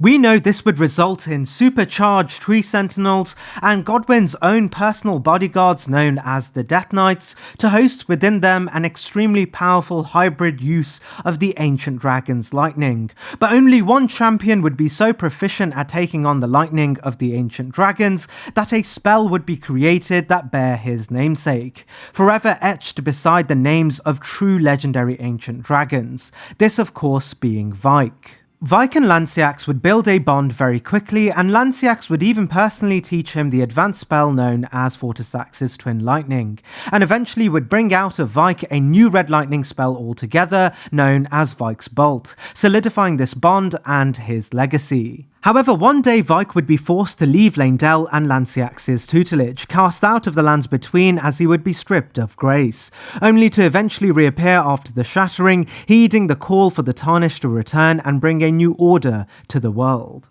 As Vike already held a much greater power than most Tarnished, he would easily force his way through the lands between, and even ended up in the Round Table Hold and was immediately heralded as the Knight of the Round Table, and thus the most likely contender to take on the Elden Throne. With everything pointing to Vike taking on the throne and even item descriptions consistently telling us he had the fortitude to do so, he would all of a sudden vanish, and we can trace his footsteps down to the sinister depths of the subterranean Shunning Grounds. In the Shunning Grounds, he would, just as we can, come face to face with the Three Fingers, allured to the yellow flames of frenzy and the power that sat within their grasp. Unable to resist, he would take their embrace only to be changed forever, becoming a shallow version of himself and a puppet to be strung by this seemingly malicious entity. His armor indicates he wrongfully took the embrace of the three fingers while still adorning his armory, and thus the ritual failed due to a technicality. However, it's more likely that the three fingers sought to make of Vike a true Lord of Frenzy, but either from an internal moral rejection or physically being unable to maintain clarity under the influence of the three fingers, he would absolutely lose his mind. Unfortunately for Vike, it wasn't just his mind that would be lost, as his affinity for the ancient dragons would be replaced by the wretched curse of the frenzied flame. When we come up against what is left of Vike, he is known to us as the Festering Fingerprint. In this battle, he is almost unrecognizable compared to his boss counterpart, relying entirely on the use of the Flames of Frenzy. This isn't of course to say he was weak by any regards, as it's clear his adoption of the Frenzied Flame was far greater than some of even the greatest Frenzied Flame users in the game. He's able to take advantage of some incredibly potent spells, such as the Flames of Frenzy, Frenzied Burst, and most notably a unique weapon art now associated to his charred spear, known as Frenzy Flame Thrust. His unique adoption of the Frenzied Flame adds further clarity to the position that Vike was an incredibly talented and versatile figure, able to adopt great powers and make it his own, projecting it in his unique way with unparalleled mastery. This is probably why Shebariri may have lured Vike towards the Three Fingers in the hopes that he could truly become a new Lord of Frenzied Flame. But unfortunately his calculations were wrong, and Vike ended up being a husk of what could have been a new consort to rule over the lands between. In this, Vike ranks here on the list. Millicent is a great entry as her story follows you through a major portion of the game. We learn from Gowry, Millicent is a being of Melania's blood. However, she isn't a conventional daughter to Melania, rather a daughter in a similar way to the pest now native to Caelid's poisoned landscape. She was birthed from Melania's unleashing of the god of rot from within her Empyrean flesh. Our first encounter has us meeting Millicent seemingly wounded, but we can bring her back to good health through the use of a needle made of unalloyed gold at the behest of Gowry. Once brought back to relatively good health, Millicent suggests her memories have become fogged, something made clear as she doesn't remember Gowry, something we know is relevant as Gowry nurtured Millicent during her early phases of birth. Gowry tells us, like her mother, she has the stuff to be a great warrior, but is yet preciously young, inferring that beside her 5 sisters, Millicent is the one that holds the strength of Melania, the greatest swordmaster in the entire game. Much like Melania too, Millicent requires a prosthetic arm, something Gowry suggests we should aid Millicent in regaining so she can follow in Melania's footsteps back to the Haligtree. Why this is said to be related to Millicent being perfectly positioned to reign as a great warrior under her mother, a sort of second in command, a successor. In this mission she is required to be killed, so that she may be rebirthed anew, not unlike Melania in our own boss battle against her, telling us once she reaches the Haligtree, we should aid her sisters in the grand plot to kill Millicent in cold blood, but infers despite her sisters' joint efforts, Millicent's power may require our intervention too, just to ensure she truly does die. In this, we learn Millicent is far beyond the power of her sisters, also born of Melania, even with their powers combined, and testament to Gowry's knowledge that Millicent was truly the image of Melania's great power that could one day be pivotal in an age of scarlet rot, potentially as a demigod in her own right. It's no surprise the weapon Millicent uses, despite being a similar weapon to the Shamshir, can use a weapon art identical to Melania's unique waterfowl dance, drawing this parallel much closer. It's important to understand the gravity of being adjacent to Melania. Melania, even prior to her Scarlet Rebirth, is an immensely powerful Empyrean and demigod, so powerful that even Miquella anointed Melania as his prime protector and overseer of the Haligtree in his absence. However, Gowry only speaks about Millicent standing as tall as her mother in terms of potential. He speaks of a rebirth as the transformative moment these claims are to become reality. Upon granting Millicent her prosthetic, Gowry says, "Now Millicent may fully realize her true warrior's potential, like her beautiful mother, waiting to flower into magnificence. What a wondrous day that will be. In truth, before her, I'd never seen a bud of such superior quality." It's in this Millicent ranks far beyond many others, tied down ultimately by her unreached potential.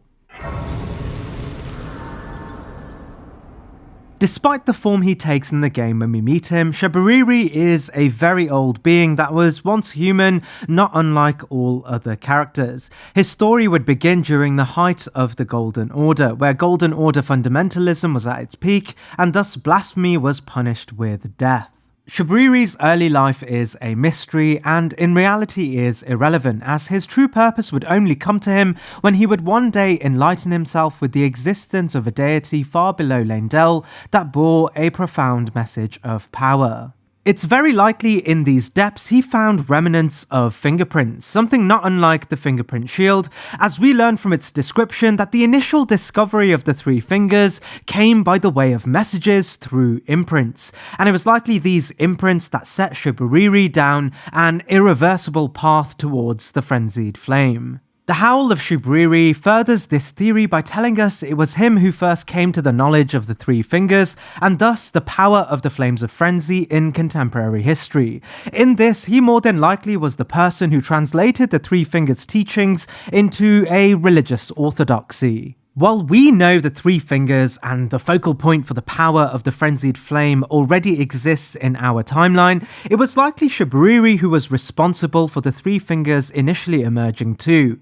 As we learn time and time again, the aspects of the flame of frenzy only emerge in a place that sees deep pain and anguish, a place where hopeless people with nothing left to lose can be guided to a narrative of true Armageddon. This is why aspects of the flames of frenzy can be found in war-torn areas of the game, specifically Rykard's domain and the brutal conflict that ensued between Volcano Manor and Leyndell. While Shabriri, as the first person to be enlightened by the teachings of the three fingers, was yet to witness this firsthand, he more than likely already knew this hopelessness was required to win an audience or even summon upon the three fingers in the first place. There is also a theory that suggests he coordinated a bigoted narrative against the Great Caravan and the travelling merchants in order for their community to be exiled and later huddled below Leyndell, so that their anguish would be used to summon upon the Flames of Frenzy and the Three Fingers. Regardless of how he would bring upon the Three Fingers into the world, upon being granted an audience and likely taking their embrace,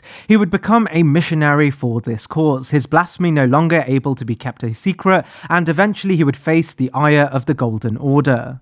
Horrified by Shabriri's prophecies of Armageddon, they would give him the same treatment as the prophets who once saw the Erd tree burning. But his punishment would be much worse, as his eyes would be literally removed from their sockets, likely due to the fact that he reveled in the idea of Armageddon, while the prophets spoke of this in fear and with a message of mitigation. In this blindness, Shabriri did not find guilt, rather he found an even closer bond with the Flames of Frenzy and the deity who was pulling the strings. Shabriri's woe tells us how he smirked during his punishment and how his eye sockets would fester with the Flames of Frenzy. We aren't told what would happen next, but it's assumed his mortal body would fully decay under the weights of the Flames of Frenzy, but uniquely his soul would live on. If we kill Shabriri in Yura's body, he gives us an incredibly eerie piece of dialogue. He tells us, in an almost third-person way, Shabriri is chaos incarnate. I cannot die. While this seems like a tall tale, we know Shabriri was able to take a hold of Yura's dead body to begin with, an act that literally makes no sense within the framework of the game. However, there is one explanation. Shabriri somehow, through means truly unknown to us, transcended the physical realm. His affinity was so deep with the deity associated with the Flames of Frenzy that he has become a metaphysical manifestation of its will in the game itself. However, he has very little physical power in the lands between and only exerts influence through proxy, and much like Outer Gods in a weird way, Shabriri requires a proxy vessel to enact his plans and often uses this influence to persuade others to take a hold of the Elden Ring after visiting and embracing the Three Fingers. Interestingly, we can summon him to aid us directly for a battle against the true Godfrey, acting as only one of two cooperators available for this battle, standing beside Nefeli. In this battle, it's clear he is tied down heavily with the physical form he takes. Thankfully for him, Yura is a more than capable fighter. But we also learn Shibriri isn't without his own enrichment, as in this battle he can use Yura's body to cast a variety of Frenzied Flame incantations, including the most advanced incantation, if we don't account for the DLC, known as Unendurable Frenzy, thematically suggesting Shibriri was able to project his incredible personal affinity with the god of Frenzied Flame directly through his vessels. With this being said, Shibriri, while incredibly curious as a subject of his own and the nature of his being, also represents what is likely the single most advanced projection of Frenzied Flame in the game from a purely character-based perspective, but he is ultimately tied down by the form he takes, unable to truly express himself within a vessel able to withstand the flames of frenzy he may have originally held before being killed by the Golden Order, essentially ranking him here on the list. Our first introduction about Eleonora's story comes from Yura's pole blade, which tells us outright Eleonora's mastery of the sword was such that her onslaught was likened to a whirlwind, but now her legacy is stained by accursed blood, opening up a story of two lives, one related to her life as a bloody finger, and one regarding her past where she built a name for herself as a powerful swordmaster. As we spoke about during Yura's entry, we learn Yura may have once been a comrade to Eleonora, far before her transformation into a bloody finger. Yura's helmet tells us he kept a woman at the deepest reaches of his heart. Naturally, the only woman Yura refers to directly is Eleonora, the woman who grounds his lifelong duty to undermine the bloody fingers. We know Yura spent much of his early life as a dragon hunter, but Yura himself doesn't necessarily utilize many dragon communion spells, even though it's heavily indicated he's done quite a few dragon hunts with others before. However, Eleonora, on the other hand, utilizes two very distinct Dragon Communion spells that require a minimum of 5 Dragon Hearts to have been consumed, suggesting during these raids Eleonora was the one that would indulge in Dragon Communion. This would explain why Yura warns us of the hunger for power related to Dragon Communion, as he may have seen Eleonora's change of heart related to the effects of this ritual. A ritual, mind you, that does have transformative properties, sometimes associated to great dragon hunters turning into magma worms. Between the two, we learn Eleonora would rise the ranks very quickly, enough so that she would go on to take the formal role of a Drake Knight. The Drake Knight armor makes the distinction between a Dragon Hunter and a Drake Knight by telling us the armor acted as an emblem of both Dragon Hunter and partaker of communion, something symbolized by the fact that the armor consists of dragon membranes stitched together. How she became so prolific at dragon hunting lies in the dialogue that Yura can offer us. He tells us since becoming a bloody finger, she quickly rose to become their most prolific member. He outright describes her as the deadliest of all bloody fingers, and being responsible for a variety of killings. His commendation of her strength is so great that Yura outright tells us the only means to deal with her is to flee, for self-preservation should be the only thing that concerns us in this event. This is important as Yura more than anyone else knows the bloody fingers well, and more notably, Eleonora well. We get more confirmation of her distinction due to her unique status as a bloody finger in her prefix. She's the only bloody finger in the game that holds the title Violet Bloody Finger, as to acknowledge her unique distinction even within a tradition only associated to great killers to begin with, suggesting even Mohg saw within Eleonora an incredibly powerful member of the dynasty. We learn Mohg wasn't the only one able to see this greatness in Eleonora, as her blade is now also uniquely coated in blood, and not just ordinary blood but the blood of the Formless Mother, able to utilize the unique blood flame effect alongside her whirlwind-like signature mastery over the blade, suggesting the Formless Mother directly enriched Eleonora's affinity and ability to project its direct power. It's no surprise she is the only Drake Knight we meet in the game beside the Broken Egon, as most other Drake Knights have either been felled or lost themselves to the power of Dragon Communion. We learn from the Magma Worms that the greatest Drake Knights and most powerful worms were those that could indulge in Dragon Communion for the longest while retaining their sanity. And as we know, Eleonora is not without great Dragon Communion powers associated to distinct great dragons. We can assume it was her willpower that allowed her to retain her human form. This, combined with the fact that she represents the absolute zenith of the Bloody Finger tradition, a power so great even the self-declared hunter of the Bloody Fingers finds his mortal end at her hands, places her far beyond a great deal of other characters in the game, and thus ranks here on the list. Following on from Wago's entry, we learn Salza was also known as Wago's apprentice, someone taught directly from Wago in the spirituality of Messmer's flame, and thus its projection in incantations. While it may seem out of place that Salza ranks higher, it's the description of Salza's unique incantation known as Rain of Fire that really shows Salza to have superseded his master in power. The Rain of Fire spell tells us incantation of Salza. Salza's disdain for barbarism never waned, even as he burned more villages and scorched more land than any other.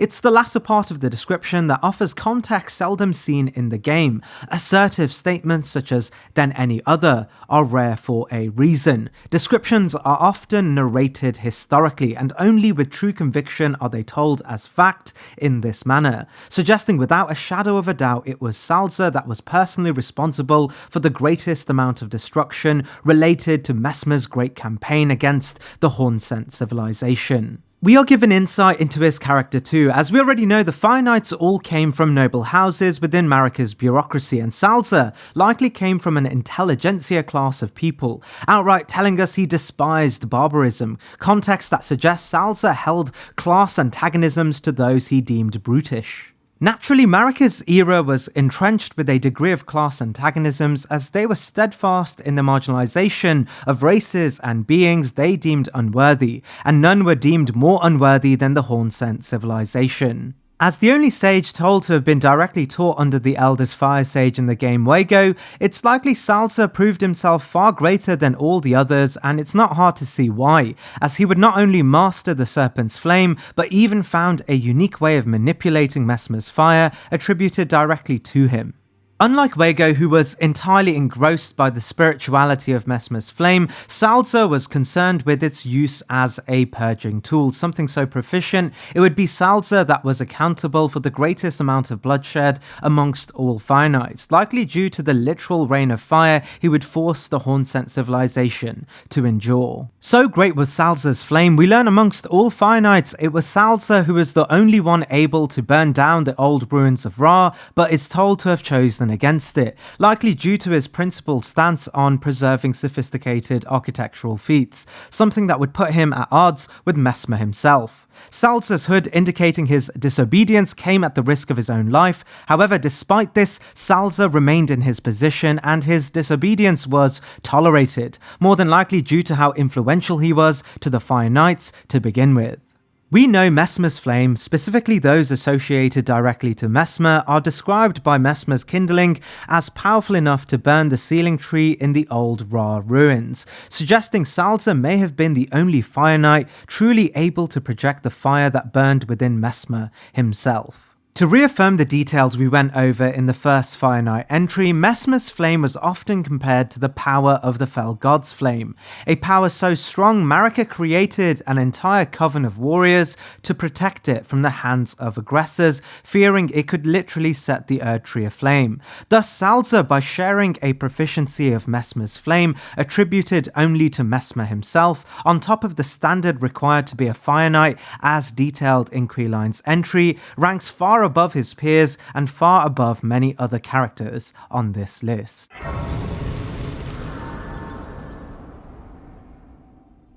Fire Knight Kud is described as the bona fide first captain of Messmer's Fire Knight tradition. Once again, we have detailed the origins and power of the Fire Knights more generically in Queline's entry, and thus will use this entry to demonstrate Kud's distinction to his peers. We can find Cood placed right outside of Messmer's boss arena, once again reaffirming Cood's position as second only to Messmer in command. While lacking a great deal in descriptive context, we know the Fire Knight tradition were ranked wholly on two characteristics. The Great Sages found rank in projections and spiritual connections to Messmer's flame, and the Knights found rank in influence and strength during the pinnacle moments of the Great Campaign against the Hornsen. Cood at face value seems to have found influence through his strength as a knight. However, we are given a much deeper understanding of his power when we pay full attention to his arsenal, painting the image of a much greater being altogether, a master of both Messmer's flame but also swordsmanship, a true image of Messmer himself.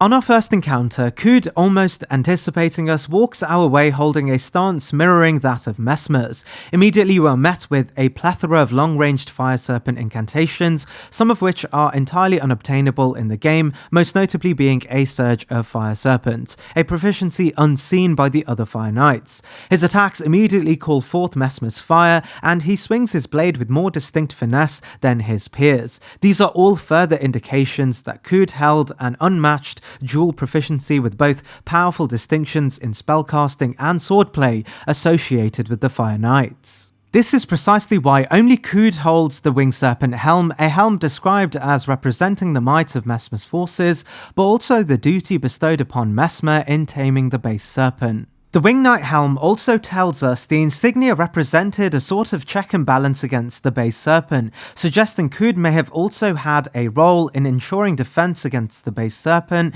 in the event the base serpent took a hold of Messmer, as Cood is the only Fire Knight that wears this unique helm. The helm's description reads, "It is a wise friend which keeps the base serpent at bay and holds its power in check," referring to the insignia of a winged serpent, but also doubly referring to the one warrior that adorned the helmet itself, Cood. It's for this reason Cood ranks as the greatest of the Fire Knights. While Hornsent's story is riddled with victimization and apparent injustice, what lies at the heart of this particular Hornsent isn't as straightforward as you would originally assume. The Hornsent were once the dominant race of beings in the Lands of Shadow, but as we have learned, their hegemony would be entirely undermined by Marika's murderous campaign, headed by none other than her son, Messmer.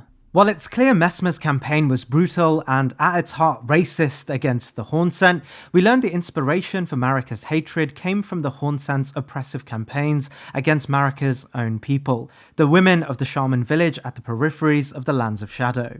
We learn more of this barbaric tradition as we make our way to Bonny Village, where Hornsent potentates carrying a similar attire to the Hornsent himself carry butcher knives in a site littered with jars and ghosts. Context from the butchering knives, the Oh Mother gesture, and its connection to Marika's home paint the image of these Hornsent murdering, butchering, and stuffing the corpses of Marika's people in jars with a convoluted idea of divine ascension and the creation of saints. These motifs are found in jails we can find in the game, with hanging jars filled with human matter, but also the living amalgamations of flesh emerging from these jars. We know the ones dutied with this task were the ones known as the Greater Potentates of Bonny Village, potentates meaning autocratic monarchs. We can assume the Hornsent occupying these villages ruled with an iron fist, and their terrifying campaign of dismemberment was forced and brutal. So brutal, the caterpillar mask tells us it was made to ward off doubt, temptation, and other wickedness one may become vulnerable to when tasked with this duty, by essentially blinding the Hornsent from witnessing the brutality of their duties. The caterpillar mask, being specifically related to the potentate Hornsent of Bonny Village, actually paints the Hornsent we meet as a character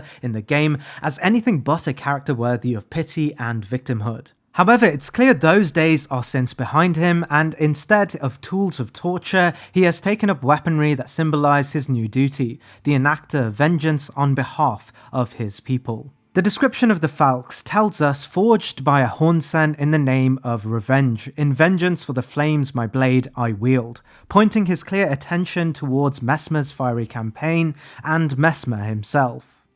While it's clear the Hornsent's mission towards Messmer is entirely built on rage rather than the actual capacity to defeat Messmer, we learn he is indeed able to get through Messmer's fortress for an audience with him, but only with our help is he able to stand victorious against Messmer himself. In this, we get our biggest piece of evidence for his true strength. He alone was more powerful than the defenses present in the fortress, suggesting the Hornsent's strength, powered by an unwavering vengeance, was greater than many of Messmer's greater forces, from the Black Knights to the Fire Knights who answered directly to Messmer.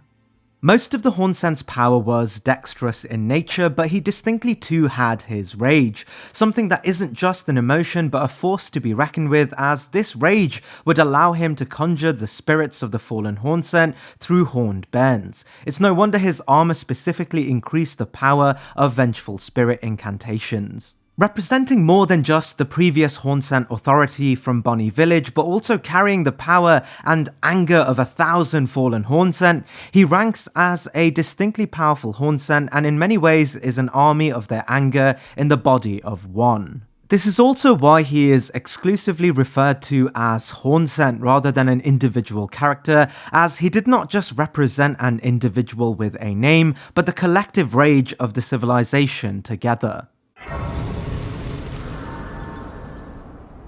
Preceptor Miriam is the second encounter we have with the more elusive section of the Carian royal family, this being the mentors and teachers. Why mentors may have been necessary within the Carian house may relate to two different things, the first being Carrier's requirement for a vetted and enhanced education to those lucky enough to be born into royalty, but the other side may relate to the tradition of Carian spellcasting needing to be disseminated to those deemed worthy to stand for the Carian royal house in times of turmoil, as Liurnia was host to many civil contentions through the timeline. How one becomes a preceptor is alluded to by the preceptor's long gown, a gown said to be of Rylukarian descendancy. Its description tells us of their history tied to glintstone sorcerers and the founding astrologers who created the academy to begin with. In this, it's reasonable to assume the academics at Raya that held both a talent and a proclivity to Renala's reign over the institution would be duty to serve the Carian royal house as teachers, often becoming well acquainted with Carian spellcasting. Miriam's armor and academy staff, alongside the context within the game, all point to her being one of such a preceptor, drawn from the academy to serve the Carian royal house directly within the Carian study hall.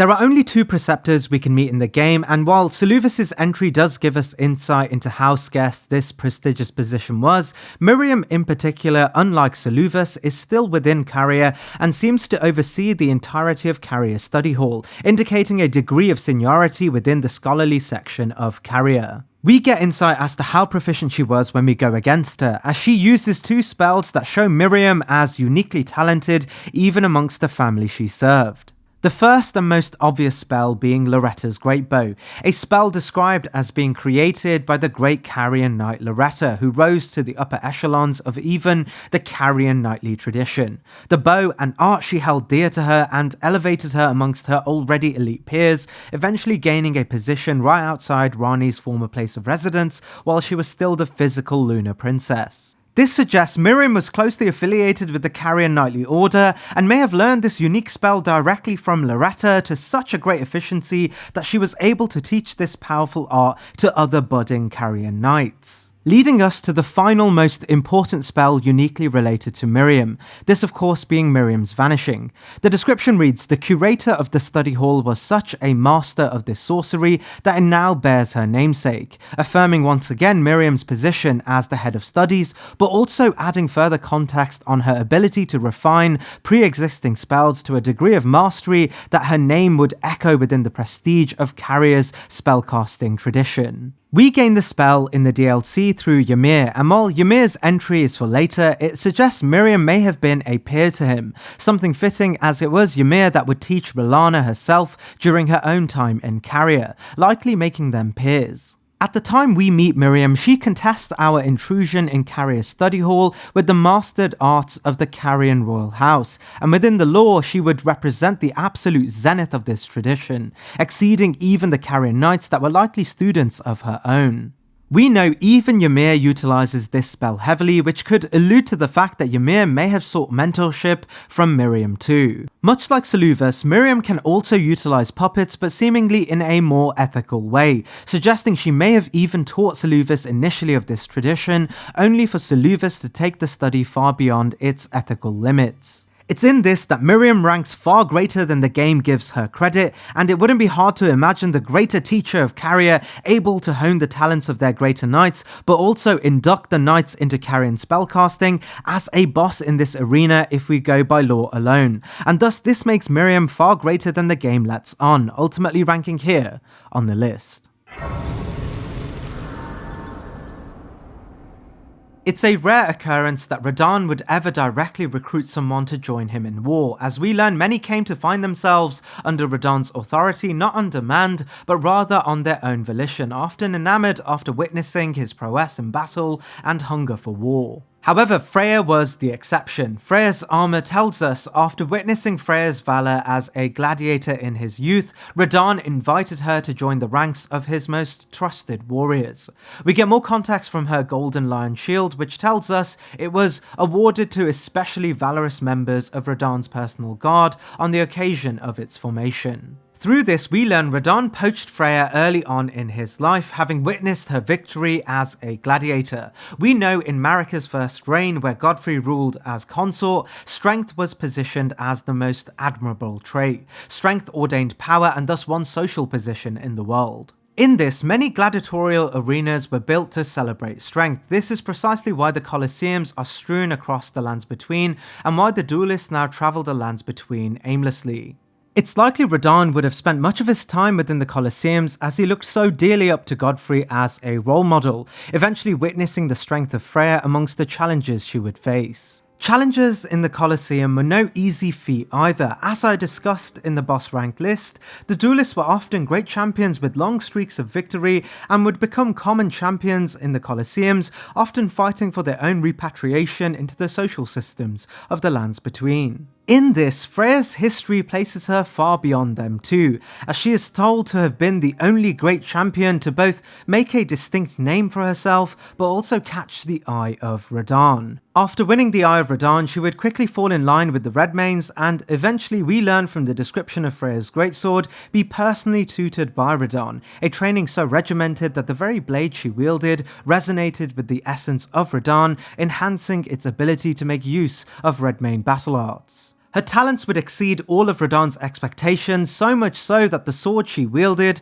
would be decorated in Sarosh's image, a statement not seen for literally anyone else under Radahn's great army. We learn from her armor she'd eventually take residence as one of Radahn's most trusted warriors. Naturally, being Radahn's personal guard meant she would eventually come face to face with the greatest threat the Redmanes ever faced, Melania's great march towards Caelid. This battle was brutal on all fronts. Melania, rallying her great Halo Knights, marched in their thousands, while Radahn, never threatened by the prospect of a good fight, readied his troops and manned the barricades, Freya by his side. When entering Redmane, the battle was savage and bloody. Many died on each side, the roads littered with prosthetic limbs and red scarves, while it all came to a zenith in Redmane Castle, where Radahn, with Freya and his elite troops by his side, fought for victory or death.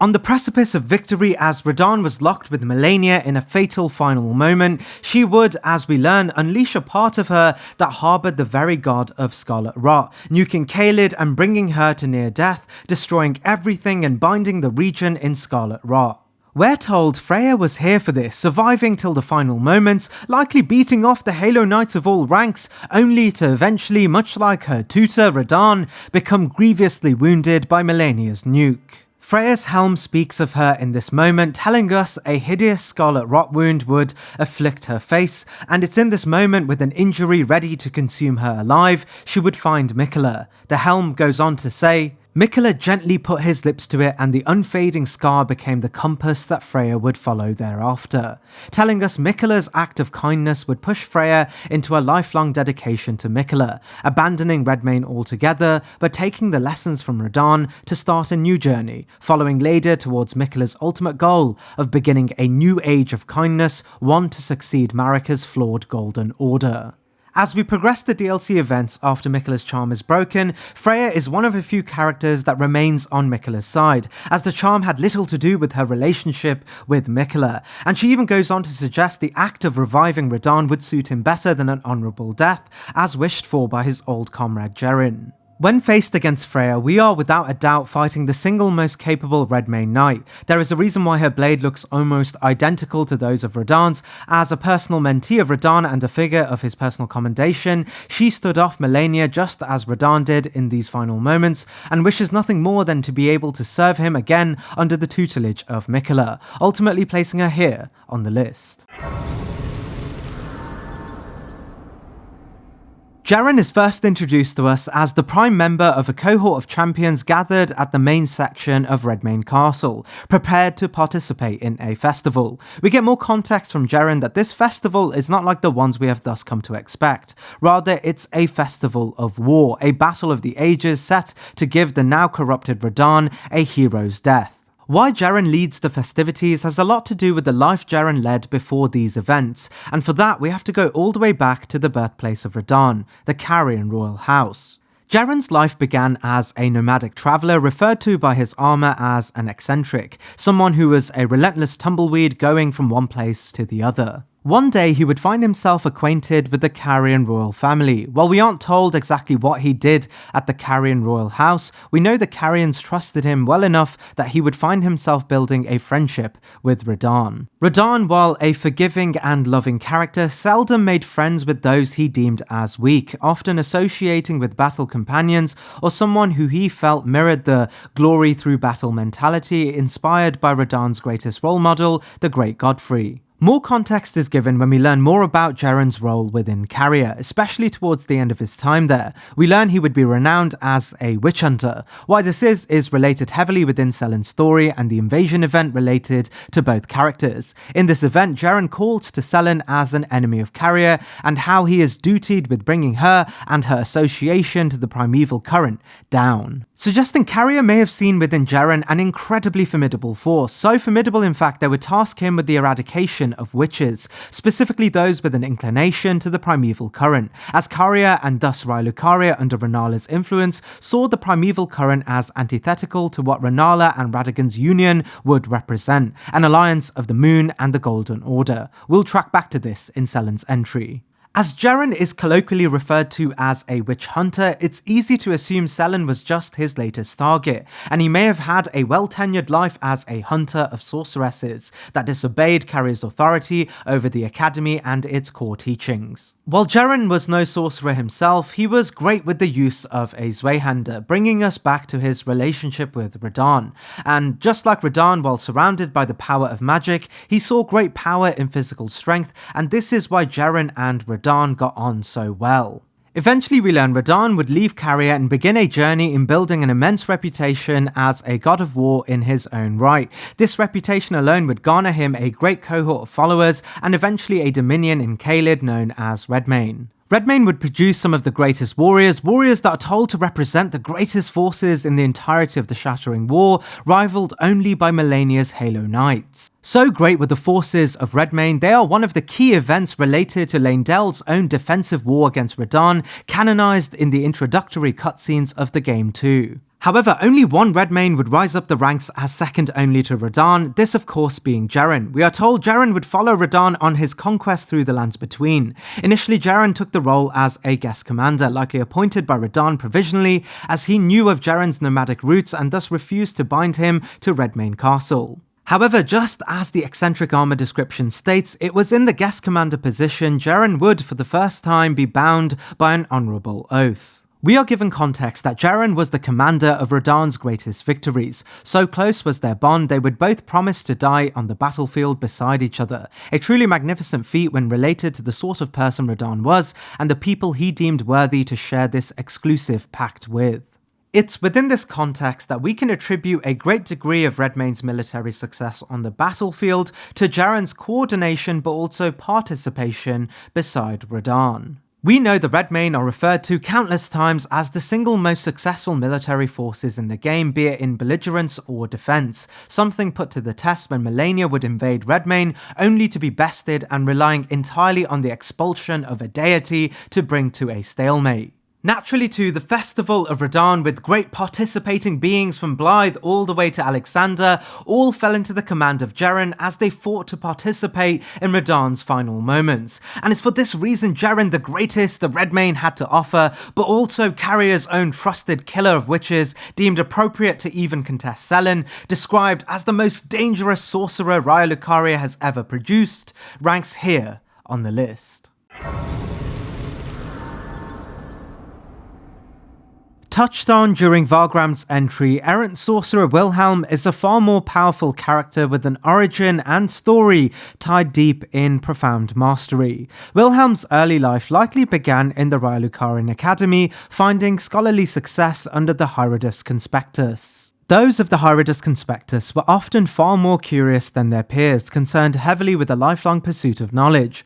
Naturally, as Wilhelm was the most notable member of this conspectus, and once understanding what the syllabus had to offer within the academy, he would leave Raya Lucaria on a nomadic pursuit of more knowledge from the natural world. His research would eventually lead him to Sellia, a place with loose affiliations with Raya Lucaria, and a place he would quickly gain prominence, enough so that he would begin to master their night sorceries, spells employed by assassins that would become synonymous with the region. We learn the events of Wilhelm's story in Sellia were likely coinciding with another great sorcerer of Raya Lucaria having been exiled from the academy, this of course being Lusat. Lusat, being one of the two prominent founders of the Academy itself, was obsessed with research in the primeval current, a tradition that came into contention with the new governance of the Academy under Rennala, where she sought to reframe its priorities to revering the moon, something likely spurred on due to her alliance with the Golden Order under her marriage with Radagon, as the primeval current was naught but contentious with the premise of the Golden Order. While I won't spoil Lusat's entry, what's important to note here is that Lusat would take his research to the corners of Sellia, exactly where Wilhelm was now residing. We know both would make contact at some point, as Wilhelm's greatest spell is something related to none other than Lusat himself, the Stars of Ruin. We learn this spell was Lusat's magnum opus, found within the power of the primeval current, a power so great it not only founded the art of sorcery through the first great astrologers, but also drew power from the very biome that gods are told to dwell, a power so great even glimpsing it can bring to life such immense knowledge you could replicate cosmically destructive events in the lands between. We learn Wilhelm's pursuit for knowledge would eventually reach its height when he made contact with the primeval current. The spell he wields points directly to this being associated with his Sellian contemporary, Lusat. The Stars of Ruin tells us when Lusat glimpsed into the primeval current, he beheld the final moments of a great star cluster, the spell itself retelling of what he saw. Equipped with the power of the primeval current, Wilhelm would follow the guidance of grace, eventually leading to the Round Table Hold and being pronounced one of the first Tarnished champions, accompanied by Vargram. As detailed in Vargram's entry, we meet Wilhelm beside Bernal as a battle to stop them from potentially challenging the Elden Throne. Bernal, the greatest recusant and only recusant to not only be spared his life from Rykard, but someone Rykard himself saw as a peer, and wielding a weapon said to encapsulate Rykard's very dreams, suggests this battle was being reserved for when a great enough recusant could stand side by side with the greatest recusant. While the context of the primeval current will be detailed more heavily in Sellen's entry, it's important to note Wilhelm, unlike Sellen, only glimpsed the primeval current, and likely did so through Lusat's tutelage. But this is enough to combine together a story of one of Raya Lucaria's greatest academics and a Tarnished champion to join the ranks of those that truly could stand a chance at becoming consort to a god.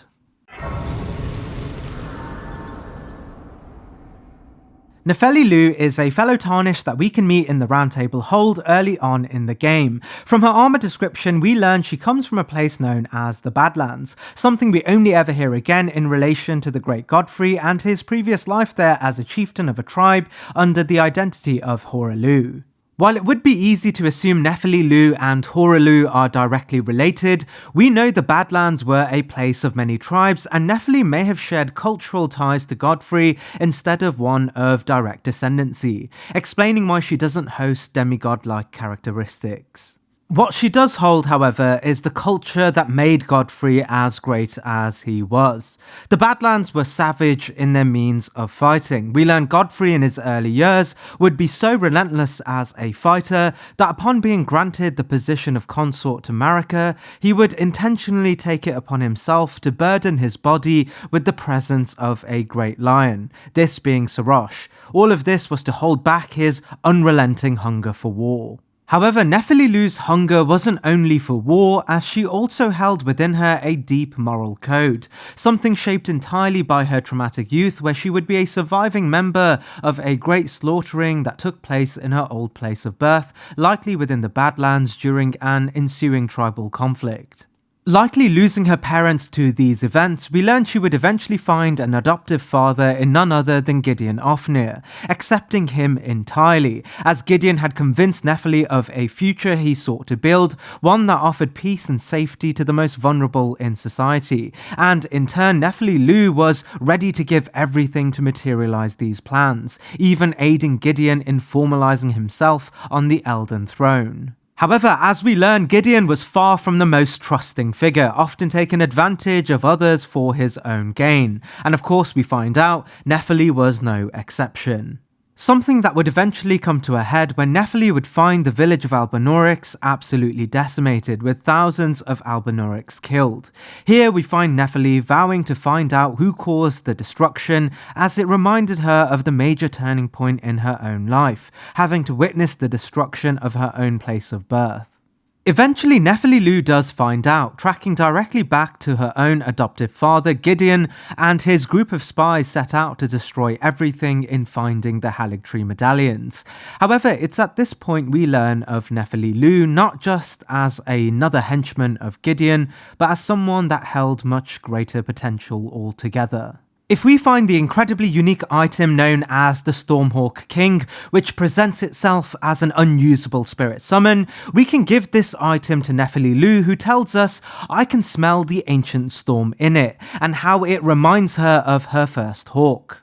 While this seems to make no sense at all, as her heritage appears to relate her to the Badlands rather than Stormvale Castle, we get a better understanding when we learn of Godfrey's own relationship with a certain ruler of the Storms too. Godfrey's major campaign in unifying the lands between was known as the Long March. Within this march is a chronicling of his time defeating some of the greatest foes ever. We learn of the Fire Giant civilization, we learn of him fighting beside the Crucible Knights, but we also learn of the great battle against the Stormlord, a battle said to be on par with his great victory against the Fire Giants themselves. We know Godfrey would claim dominion over Stormvale after this victory, and from the associations between the Banished Knights and Commander Neil, we learn the Golden Order, based on this commendation from Godfrey, integrated the Storm King's power into their own fighting cultures. It wouldn't be surprising to assume Godfrey, upon being exiled by Marika, would take with him many parts of Stormvale Castle, which included the fighters and hawks as well, something likely brought back to the Badlands and eventually made common amongst the tribes associated to Hoarah-Lu. This is precisely why Nephili-Lu, once given the spirit ash of what appears to be none other than the Storm King himself, feels the presence of her own first Warhawk.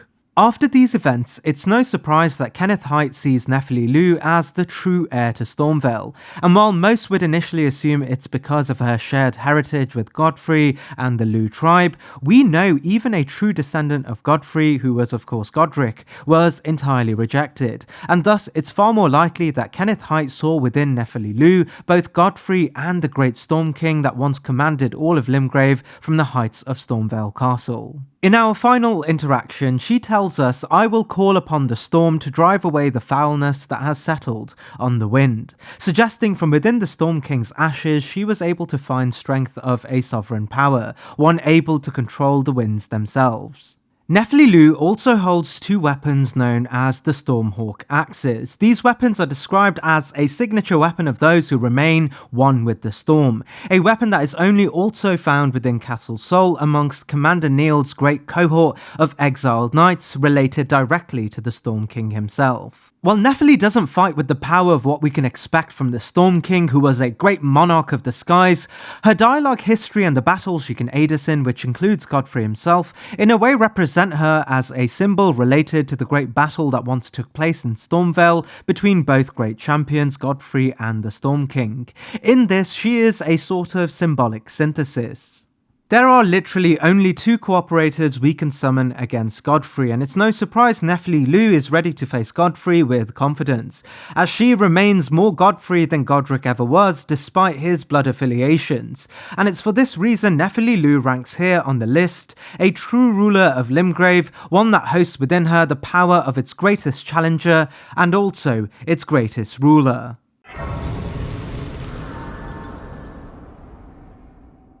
The loathsome Dung-Eater, alongside the atmosphere of the Abyssal Woods, hosts one of the most truly horrifying stories Elden Ring has to offer. But behind some of the more outwardly vile aspects of his existence is a representation of a brutal nihilism forced upon the world through Marika's ego. We learn of the Dung-Eater's story very early on in the game, the beginning cutscene to be precise, where he is represented as one of the great heroes reborn and granted grace. In this cutscene, it's clear he's a little different from the others, as it's clear society, even during his first bout of life, was revolted by him, referring to him as loathsome and granting him the moniker Dung-Eater. In this cutscene, it shows prior to his rebirth he was hung at the gallows with a cheering crowd. It's not told exactly why he was killed, but as we learn more about the Dung-Eater, specifically from his armor and helm, we learn he may have once been a grace-given individual beholden to the Golden Order. We learn from his armor that a heavy sun medallion is adorned to represent the guidance he once saw. We aren't told exactly what his life looked like under the guidance of grace, but we do know something would happen in the Dung-Eater's life that would find him deeply empathetic to what we later know as the Omen, beings born bearing aspects of the Crucible, and thus heavily persecuted by the Golden Order for this inherent characteristic alone. Whether the Dung-Eater had a deep connection with an outcasted Omen society, or even witnessed the brutal massacring of the Omen sanctioned by Marika herself at the hands of the brutal Omen killers, we know he would one day find himself deeply angered by their mistreatment and internalize this anger in himself, renouncing his own grace and thus becoming tarnished and identifying in himself as an Omen to seek retribution on their behalf. We learned this retribution would come in the way of a brutal defilement of corpses. The Dung-Eater, once a member of Marika's order, knew those who were graced represented the binary Marika used to oppress the less fortunate, and thus was going to make sure everyone would be forced from their grace to face the same treatment suffered by the Omen, who, as we learn from the Omen Ben, had their Omen aspects chiseled from their very bodies, more than often leading to their deaths during infancy. The Dung-Eater knew well all bodies of grace would be sent up to the Erdtree to continue serving the Golden Order, and thus made damn sure when he killed an individual, their bodies and souls would be so badly defiled even the Erdtree would refuse to accept their violated corpses. The Dung-Eater would refer to this defilement as the Seedbed Curse. The description of the affiliated item tells us the Dung-Eater cultivates the Seedbed Curse on corpses. By doing so, he prevents dead souls returning to the Erdtree, leaving them forever cursed. Thus would begin a long and well-tenured campaign of pure defilement, the Dung-Eater puppet description outright stating, amongst his victims were thousands murdered and defiled, and clues from his dialogue suggest this was entirely done just on his own, a feat genuinely never spoken of on any other character in the entire game, especially during the age of the Golden Order before the Shattering, and by a being that cosplayed as a race literally being hunted for sport. This initial life would eventually lead us back to the day the Dung-Eater would get caught, hung, and killed by society, only for him to be reborn again, this time with an even greater purpose, to challenge the power vacuum created by Marika and to truly force the world to be cursed, just as the Omen were once said to be by Marika herself. The Dung-Eater's story in the game relates to a twofold experience, one with his apparition in the Round Table Hold, and the other within his corporeal form found deep below Leyndell. On first encounter, he reacts awfully to the player, indicating he'd happily defile our corpse in his mission. However, if we defeat him during an invasion event after we obtain a Seedbed Curse, he will speak to us again and indicate he had a revelation, as his blessings were warded off by the protagonist, a feat no one else had succeeded in before. eventually coming to the realization that we are the true champion of despair to bring upon a new cursed age by embedding the defilement of the seedbed curse within the Elden Ring itself, something we can actually do in the game, unlocking the most depressing ending if you use the Dung Eater's body as a vessel for at least 5 seedbed curses, causing him to die and his body to grant us the mending rune of the Fell Curse. So we know the Dung Eater killed thousands even before the events of the main game, becoming an infamous serial killer that rebelled against Marika's Golden Order with a tenure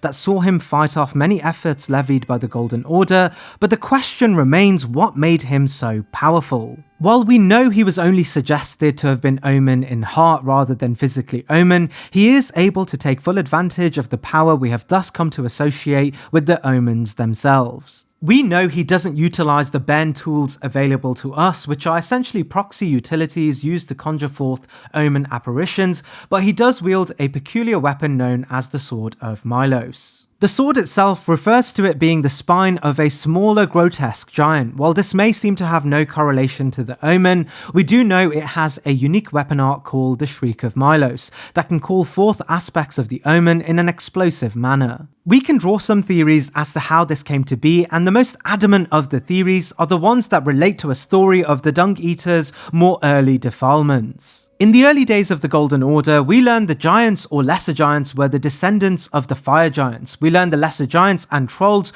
would be claimed as either spoils of war by Marika since the destruction of their civilization, or groomed away from their fire giant heritage to act as weapons of war against the very fire giants they descended from. In this, giants, especially after the war, would naturalize as citizens in Marika's Golden Order, often dutied with heavy labor, smithing, and in some cases, war generals. Naturally, we know the Dung Eater was once a grace-given individual and may have become peers with many of these giants. However, after his turn towards the Omen, the Dung Eater would begin his work of defilement and mutilation, often using the bodies of those associated with the Golden Order to bring upon a pox to the very order that oppressed the Omen. We hear a lot about his defilement in association to humans, even being told it numbered in the thousands, but the story of Milos may suggest he did not reserve his defilement to humans alone. We can draw this conclusion as the weapon, the Sword of Milos, is referred to being a defiled spine of a giant. We know the Dung Eater is not averse to tearing into the bodies of his victims and taking from them as he willed,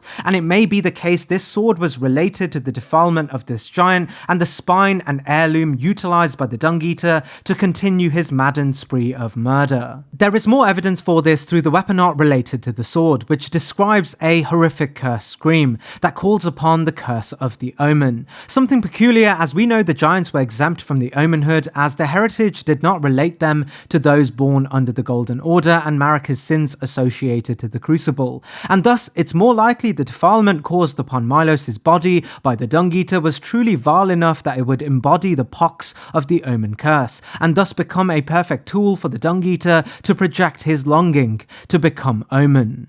Roderica tells us the Dung Eater's punishment was often associated to blood-curdling screams so demented not even Godric's grafting could cause such wails, and as the sword's weapon art is called the Shriek of Milos, this makes the story even more clear altogether. This is all to say the Dung Eater and the man who is accountable to the murder of thousands even under the ire of Marika's Golden Order during its premiership wielding Milos' spine was not only a revenger for the Omen but also an aspect of the Omen himself. It's no surprise it's only him having murdered and defiled more than any other Omen ever also spearheads a new ending in the game, one that inflicted the pox to the Order itself. As a final note, Omen are seldom spoke of in a small manner. While those of the Crucible oppressed by the Golden Order, such as the Misbegotten, are often small and frail, it's the Omen that held a great power truly representative of Marika's contradictory claims to perfection. This is why demigods that are born an aspect of the Crucible are all Omen, more than anything else. And the Dung Eater, one of the most profound aspects of the Omen, ranks far beyond his human and even Omen peers. Jolan's and thus Anna's story is a unique aspect of the game that ties a few bits of the lore together but ultimately leaves us with more questions than answers regarding their origins. The Sword Hand of Night are referred to scarcely in the lore, but the bit of context we do get is through the description of Jolan and Anna's joint ashes, which tells us they were born in a cold, dark jail, where they were raised, deprived of light, to be Sword Hands of Night. Context from where we can obtain the Armour of Night and its description suggests the jail they were born in was none other than Bonny Jail, a place utilised by the Hornsent for their ritualistic endeavours regarding the jars and the entrapment of shamans to birth a greater being. There's nothing to indicate the Sword Hands were a result of these rituals, and there's more information to assume the Sword Hands were made specifically by Ymir. Blazoned across the chest of the knight armor is a symbol that eerily represents Meta and potentially the Glomide Queen. For more context around Meta and the Glomide Queen, you'll have to wait for Ymir's entry. But what is important here is that we know the only person who truly knew of Meta's presence in the world was Ymir, and thus it may have been Ymir himself who either saw to it that a cohort of beings were born in the depths of darkness so that they would hold an affinity associated to the dark and thus the abyss within the skies, or found this cohort of beings and saw potential in weaponizing them for himself. This would also explain why their armor has this crest, but also why the Sword Hands of Night hold such unwavering loyalty to Ymir and his mission, as he promised these beings bound to darkness the guidance of the stars. This is also precisely why Jolan consistently affirms to us that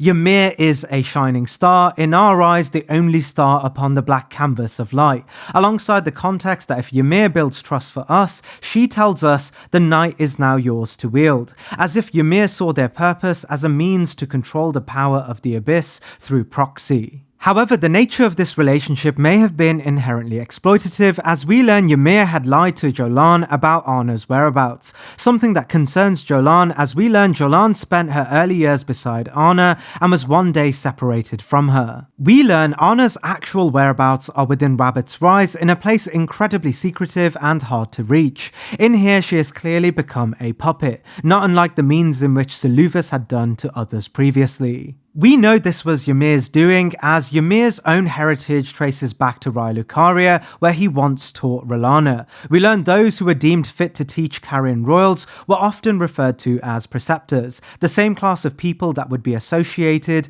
to the great puppeteer Seleucus and even Miriam, a heritage reaffirmed from Ymir's own use of the spell known as Miriam's Vanishing. It's thus by extension we can assume Anna did not abruptly go missing one day, rather it was Ymir who was responsible for her loss, where he would eventually turn her into a puppet to utilize for himself. Why he did this may relate to how he sought to alienate Jolan so that she was primed for him to groom into a personal god for himself, a sort of two-bird situation where he now controls Anna directly and Jolan by alienation.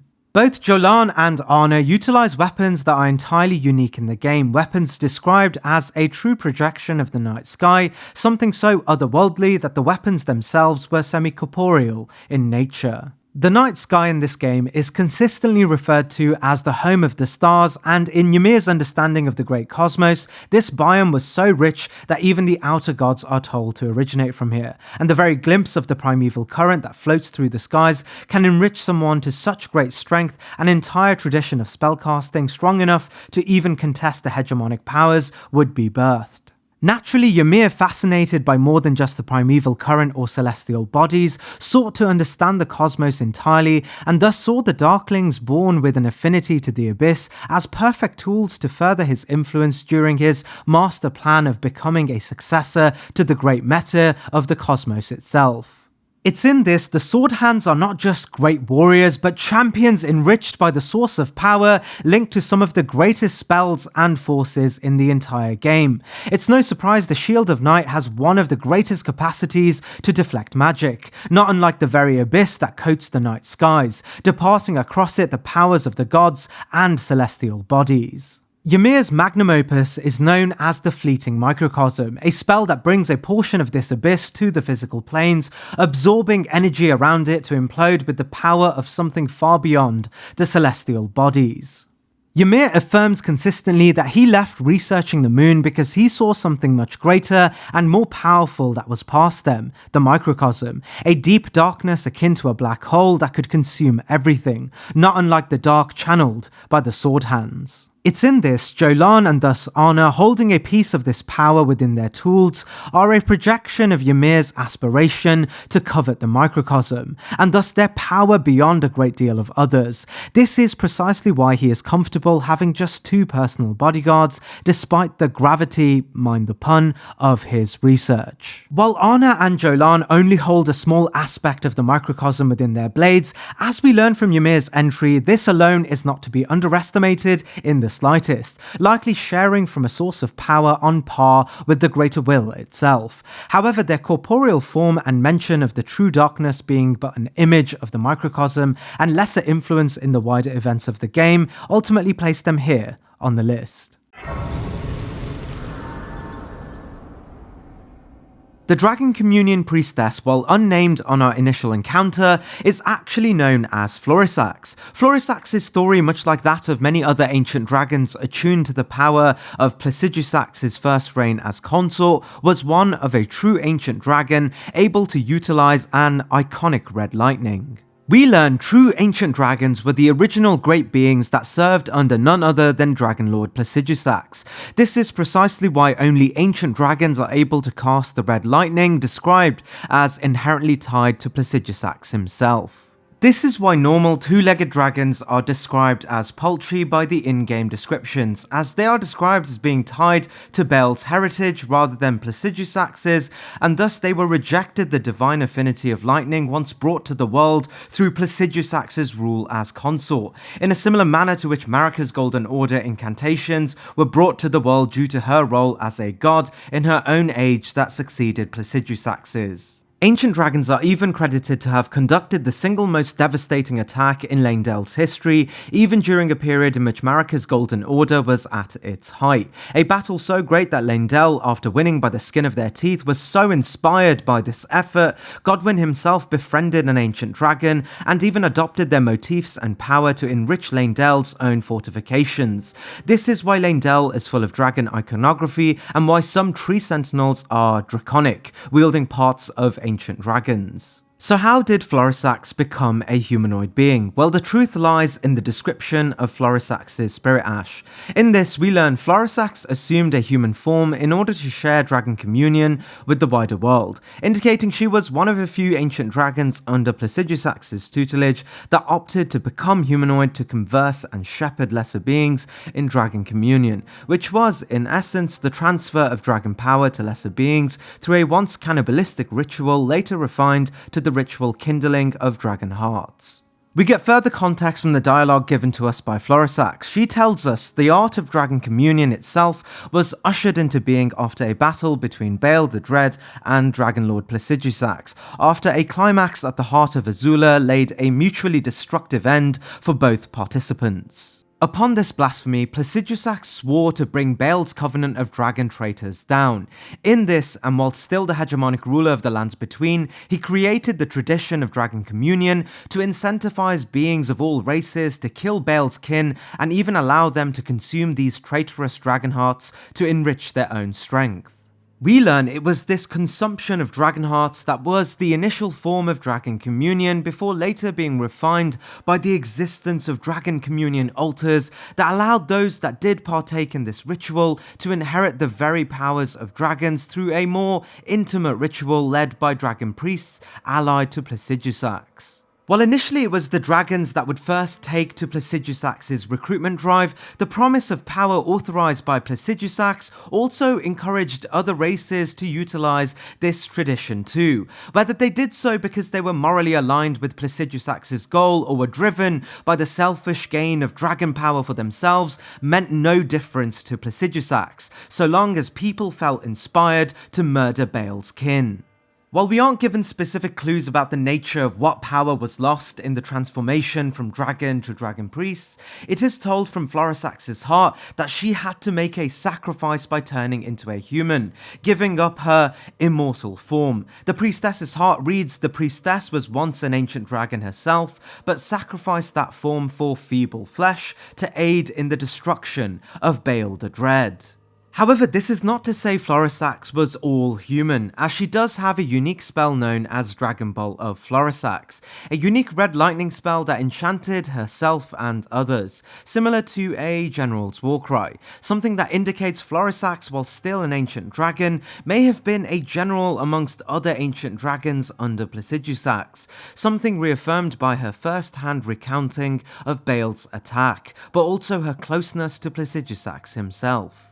Ancient dragons in the game, while all hosting unique names for themselves, are often distinguished in power through specific spells that bear their namesake, such as that of Great Fortisax's Lightning or even Lanciax's Glaive, special red lightning spells unique to specifically powerful dragons during the siege on Leyndell. This is to say, she was powerful even amongst her peers, adjacent to the Great Florisax and Lanciax too, at least while she was still an ancient dragon, something far in her past now. But even as a draconic human, she can still cast this spell, indicating her affinity to the power of lightning associated to Placidusax still remains within her, something we can witness firsthand when battling beside her spirit ash. In this form, she also utilises the Flower Stone Gavel, a weapon made of gravel stones, also known as the flesh of ancient dragons, and when turned into weaponry, it has superior striking abilities. On top of this, she can also utilise a wide array of other red lightning spells, such as that of Vike's Bolt, and regular ancient dragon lightning strikes, suggesting a proficiency across all dragon cult incantations, even in her human form. This is precisely why when we assume the form of a dragon priestess through her heart, we are granted an increased proficiency with dragon cult incantations, further reinforcing the idea that although she has lost her ancient dragon form, she still far exceeds all other beings in utilizing the divine incantations of Placidusax himself. It's on this merit Florisax ranks here on the list. Leida's role in the troop of Miquella's followers is a little different. She knew of Miquella's goals prior to Miquella's charm, and had already accepted allegiance towards Miquella far before the charm was even in place. Leida is described as the only remaining member of the Needle Knight sect. Her armour describes them as commissioned by Miquella as an elite secretive group of warriors to ward away all. It's likely the naming convention for this group of knights tied them closely to the purifying qualities of Miquella's golden needles, the same items used to suppress the influence of outer gods. While we don't get to see the other Needle Knights, the description of the Needle Piercer and Leida's sword draw attention to this sect of knights being metaphorically used to purify threats, something symbolised by the use of Miquella's golden needles in combat.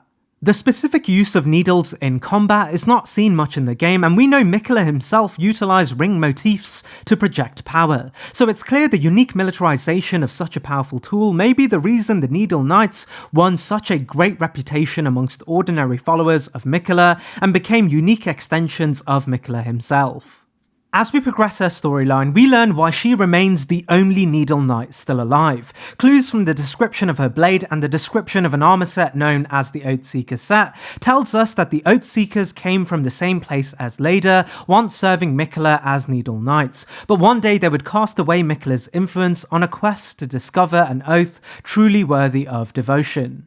This act would have them disrobe their cloaks and find a new oath to take, something Leida would see as a devious betrayal, motivating her to kill each and every member for their apostasy.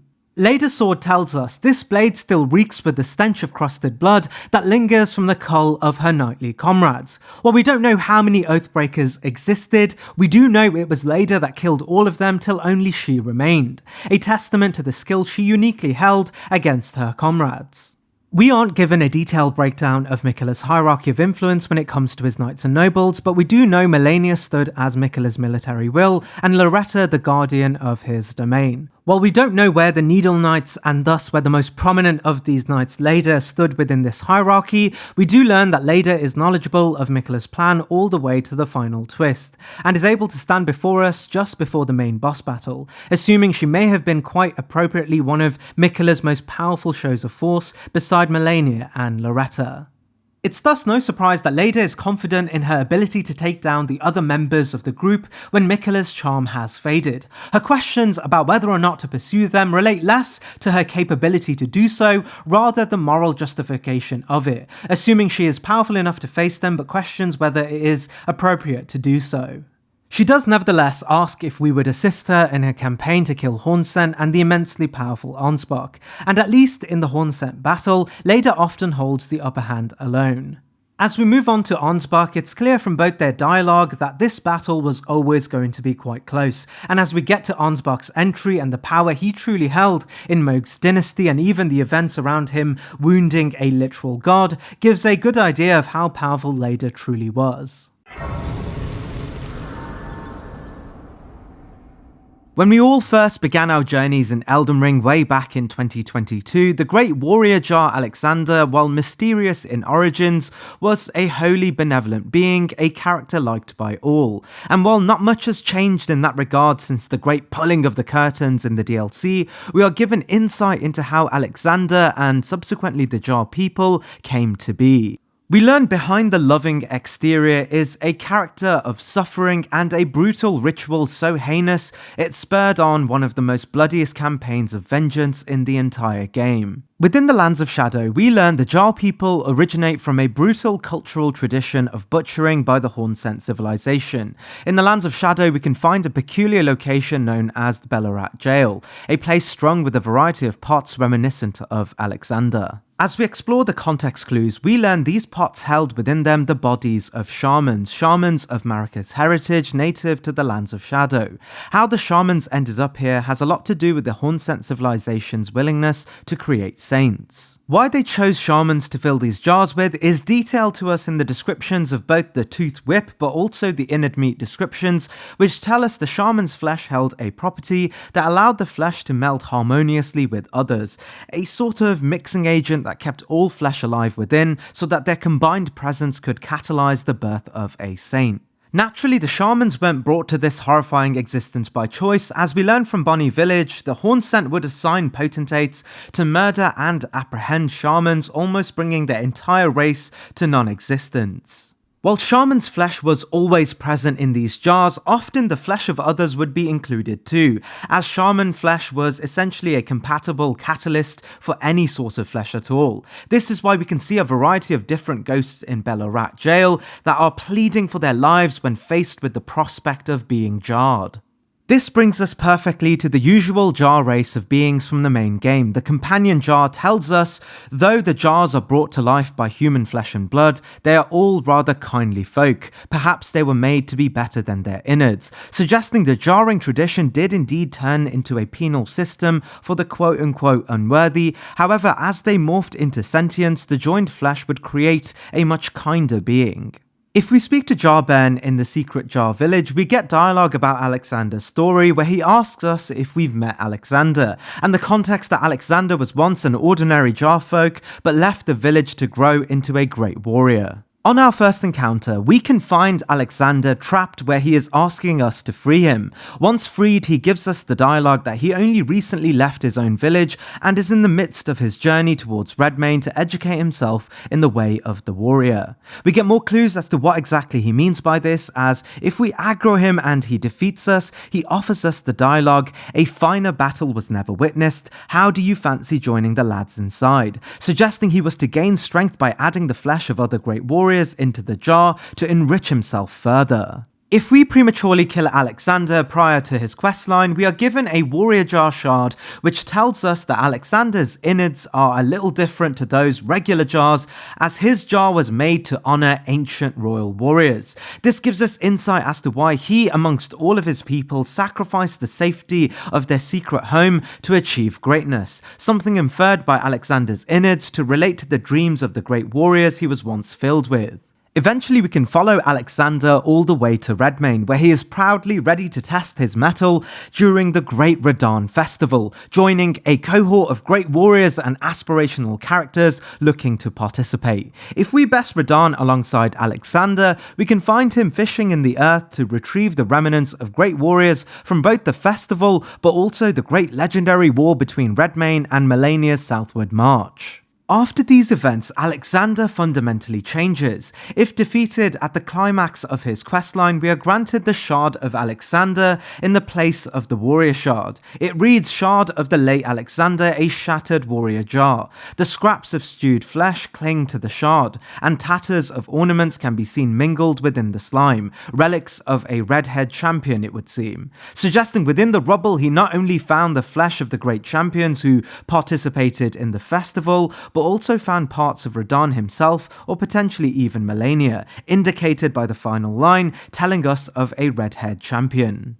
Even at the beginning, Jarben tells us that Alexander sought the road of a great champion all on his own. With a few nudges from us, he does indeed go through on his own, gaining strength through Liurnia, Limgrave, and finally Redmane, defeating foes and challenging his way to an audience with a god of war himself. Standing beside us, he watches Radahn fall, and as all the others would leave the battlefield with a new mental fortitude, Alexander would find material strength from within Radahn's body itself. A power so great Melania was stood down, and Miquella found confidence for a new Aegon, a power that even held back the very stars themselves. It's no surprise that the next moment we meet Alexander, he can aid us in defeating the Fire Giant, a race of beings once brought to their knees by Radahn's most important role model, Godfrey. And finally, at the cusp of crumbling Farum Azula, having paved his own path past dragons and beasts, he asks for one last favour, not one where we have to push him out of a hole, but a battle between us, a budding new consort versus a warrior jar,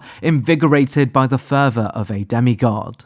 It's hard to quantify where Alexander's strength puts him, utilising brute strength alone, not unlike Godfrey and Radahn. To an extent, he is a reflection of both their mere determination to becoming stronger, but also the strength of them too, tied down by the ambitions of many great warriors that literally make him who he is. It's precisely this that makes Alexander a true living hero and a fulfilled manifestation of the heroes clung to his inside. In the DLC, we are told by the description of the Great Jar that shamans once looked upon the jars in pity and sorrow, praying that they truly did rebirth into saints to alleviate the pain of those that resided inside. And while Alexander is not a saint in the eyes of the ordinary religious orthodoxy of the world, he is a saint to us, offering his companionship and the strength of many great heroes in many battles in the game. In this, Iron Fist Alexander, representing the greatest warriors of the Shattering, and an aspect of Radahn himself, ranks here on the list. Our biggest clue as to who Aegon was requires an understanding of how he came to become known as a Drake Warrior. While we have spoken loosely on the nature of a Drake Warrior in Eleonora's entry, it's actually the exposition granted to us by the Dragon Communion Priestess that enlightens the true reason Drake Warriors and Dragon Communion even exists.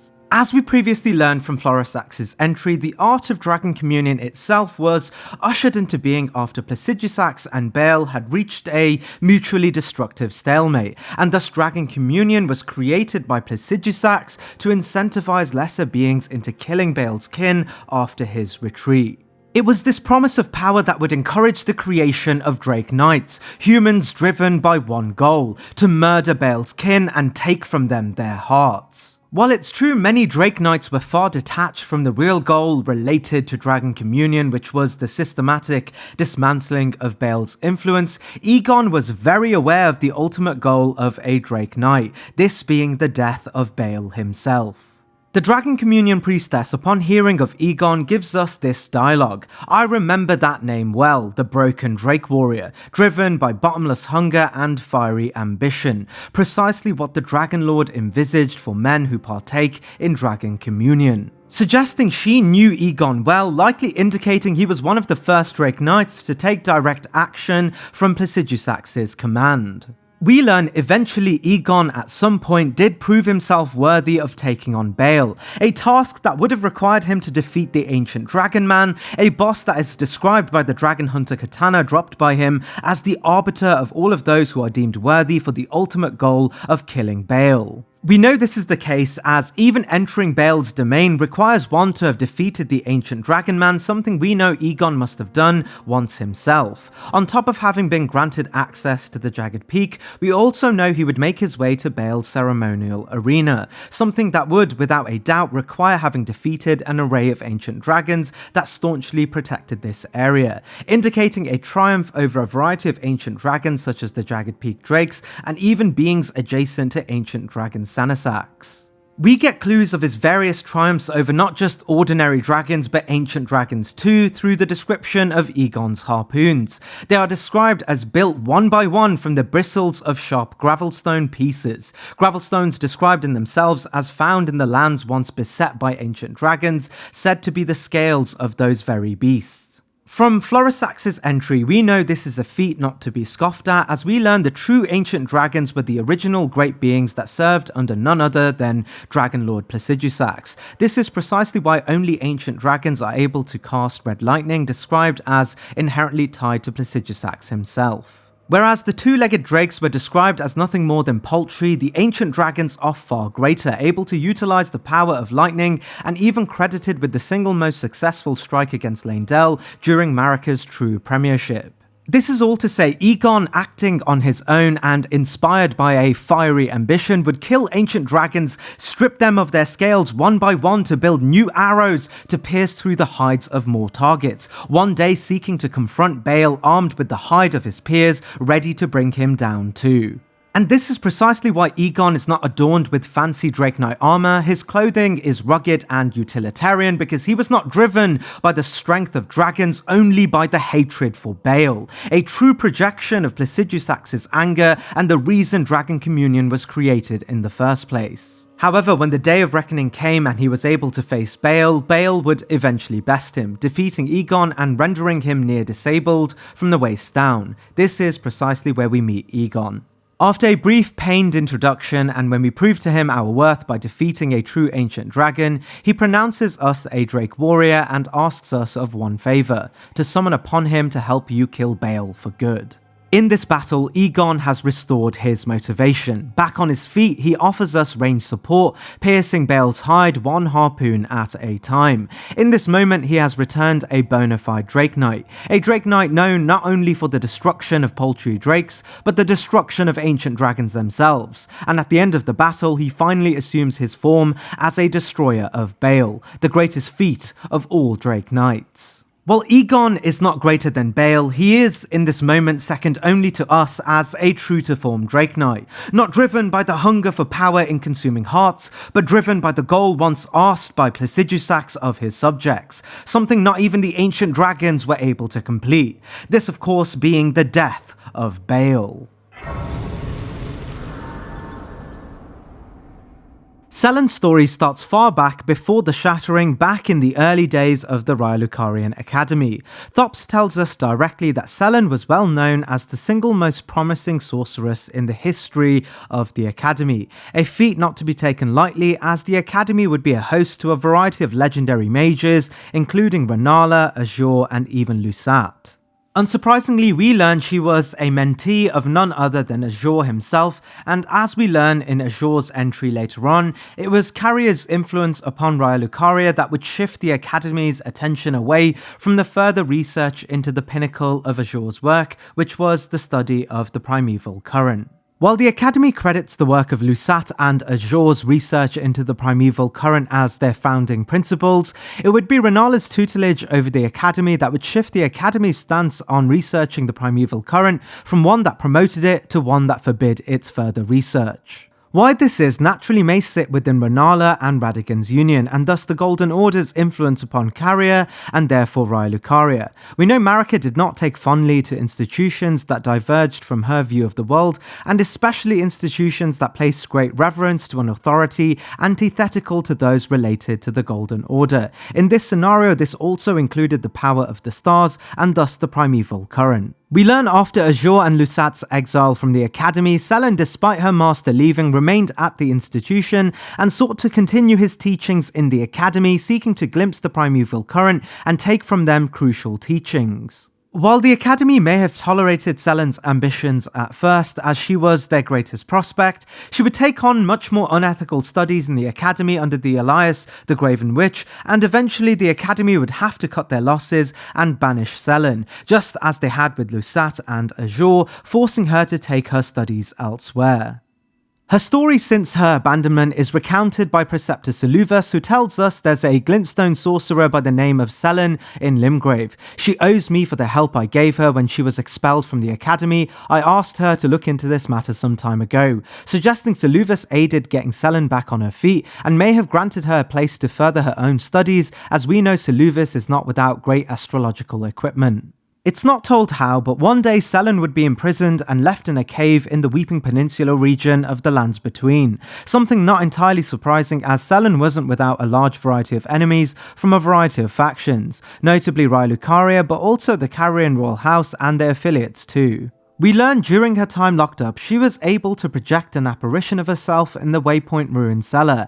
How she does this is suggested to be related to an affinity to the stars, matched only by Rani the Witch, something E.G. makes note of after we release Radahn's stranglehold of the stars. E.G. even mentions her fate, much like Rani's, is tied to the very stars themselves. This is why he refers to her immortality being exercised only once the stars have been unarrested from their movement in the skies.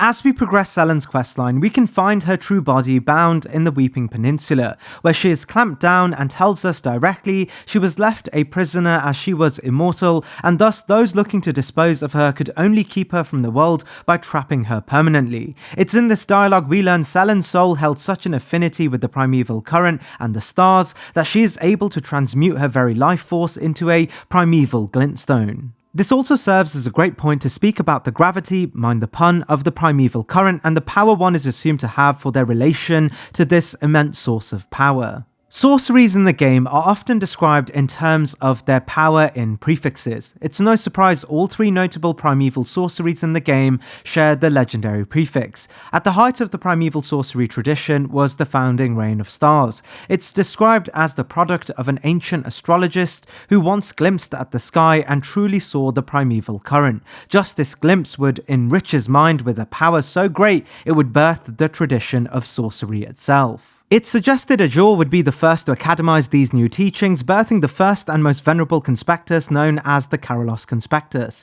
Soon after, Lusat would follow in Azure's footsteps and develop the Olivinus Conspectus. Both founders are credited further than any other for their contributions to Raya Lucaria's success, and may be attributable to Liurnia falling under its influence. We learn only a very few people knew how to truly channel the primeval current. Even the conspectuses created in the stead of Lusat and Azure did not teach true primeval sorceries, and instead taught derived sorceries more accessible to students. For example, the founding Reign of Stars is taught under the Olivinus Conspectus as the simpler glintstone stars.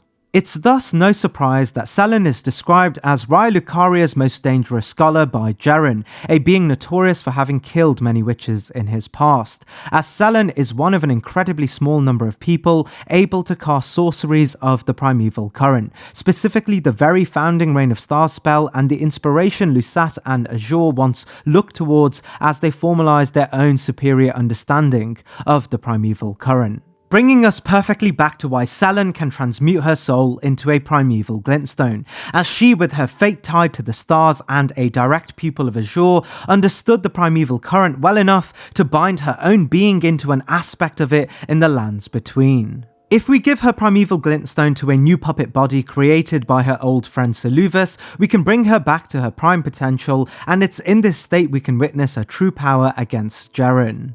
In this battle, she not only utilizes the founding Reign of Stars spell, but can also utilize an aspect of essentially all conspectuses and carrion spellcasting traditions too, once again showing why Selen was viewed as profoundly talented, but also feared by the Academy and the Carrion Royal House too. This is precisely why Selen is the only one person who can translate scrolls to teach us a vast majority of spells in the game, and why she is so eager to learn of her old master Lusat and Azure's whereabouts, likely deducing that they had come to a unique understanding of primeval sorcery that she herself could take on.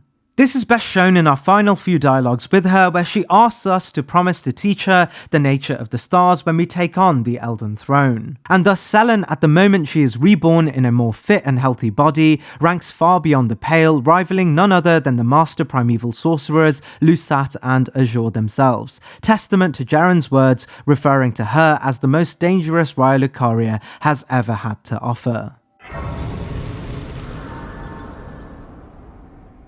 As an immediate carry-on from Selen's entry, we of course have none other than the primeval sorcerer Lusat. As we learn from Selen's entry, Lusat followed immediately the tradition once set in motion by the founding scholars of sorcery and then Azure's academization of these studies. At the heart of these were the projections of the primeval current. In Elden Ring, the cosmos, and thus the home of the stars, are spoken of as an entirely different biome to living beings. We know the deities of the game originate here too, and it's unveiled by the crescendo of the DLC's secret ending that the Greater Will, and by proxy the Elden Beast and the all-elusive Meta, also originate from this plane, suggesting power in the lands between only exists due to its enrichment from the aspects of the cosmos, a story heavily detailed in the final entry of the boss ranked video. This is precisely why in Rani's Age of Star ending, the premise, as indicated from the original Japanese dialogue, suggests her plan was always to destroy the Greater Will's influence over herself, and by extension the lands between,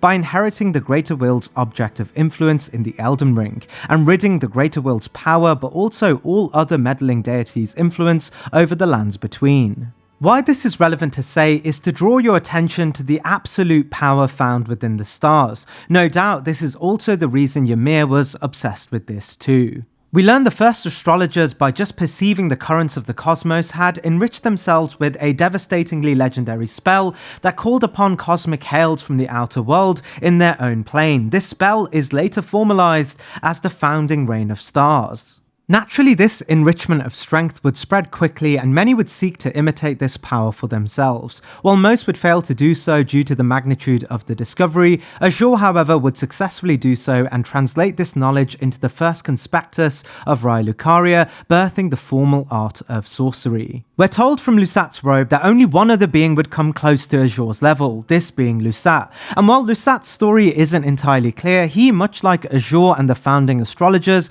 would find knowledge within the cosmos and develop his own unique understanding of the primeval current, and thus formulate his own legendary sorcery directly from its original source of power, eventually creating his own primeval sorcery known as the Stars of Ruin. The description of the Stars of Ruin tells us Lusat saw the final moments of a great star cluster, likely witnessing a cosmic eruption at a cataclysmic level. From this, he devised a spell to mimic that very cataclysm, something far more violent than the nature of the founding stars. We know alongside this immense discovery, Lusat is also credited directly with teaching the infamous Selen, and seeing as Selen is the single most proficient character in sorcery in the entire game, with proficiencies across a variety of conspectuses, it is reasonable to assume this is an extension of Lusat's knowledge too. However, Lusat ranks higher, as Selen is never credited with comprehending the primeval current to a degree where she was able to create her own spell from these observations. Eventually, Lusat would find himself in Celia, where he would take permanent residence, while his body, likely from the knowledge of the primeval current, began to form into an inorganic state. And while it would be simple to rank Lusat based on this inorganic state, that's frankly no fun at all. So that being said, Lusat, the primeval sorcerer that drew the power of a supernova in the biome of gods, ranks here on the list.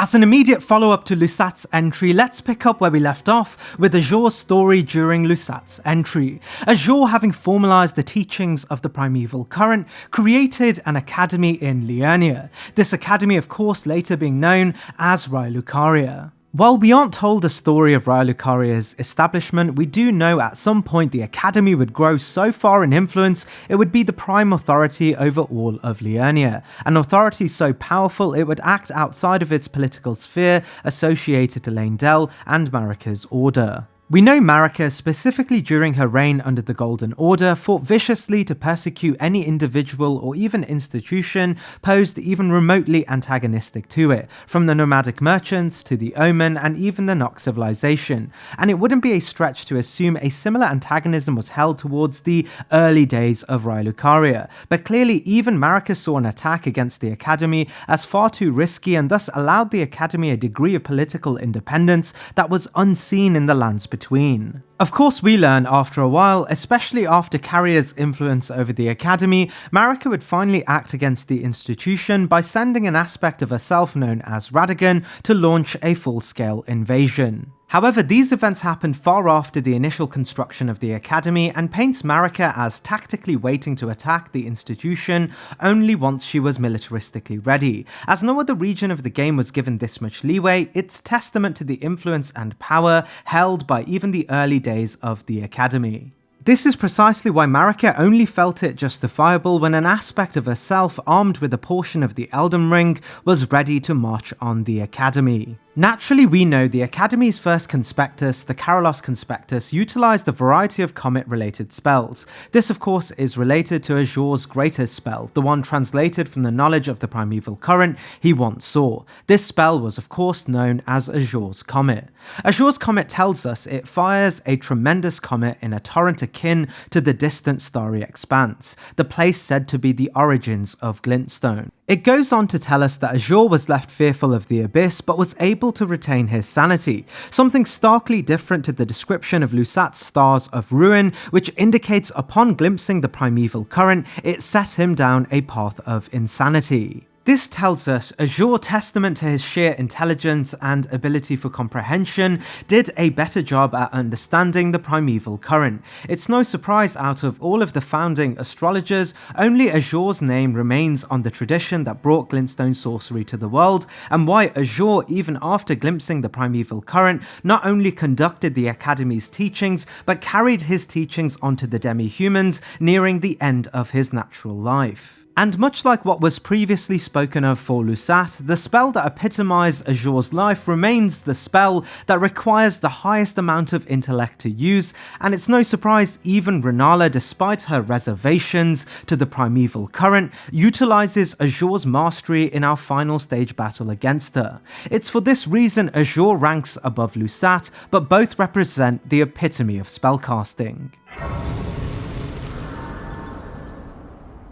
From the very beginning of the game, Gideon Ofnir is set apart from most other characters. His name is called with veracity during the introductory cutscene, marking him as a Tarnished of great importance. Naturally, in the Round Table Hold, he acts as its de facto leader. How Gideon is able to assert such dominance, especially beside great Tarnished warriors, has everything to do with his vast intelligence network, spies who carry his crest like Ensha, Nephili, and Henricus. These spies specializing in espionage would accumulate knowledge of the world, feeding back to Gideon and ultimately making him a living library, knowledgeable of most things, hence his moniker, the All-Knowing. However, Gideon's knowledge was not only being translated into guidance for the Tarnished, he was also militarizing it at every turn. We learn from Nephili Lu, this militarization of spellcasting may have been the sole reason for his spy network in the first place, as he sought the power to one day become Elden Lord.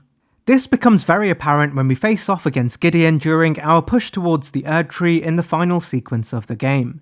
In this battle, he can utilize an array of spells related to what information we have divulged to him during his questline in the Round Table Hold. This includes Rykard's Rancor for Rykard, Scarlet Ionia for Melania, and Blood Boon for Mohg.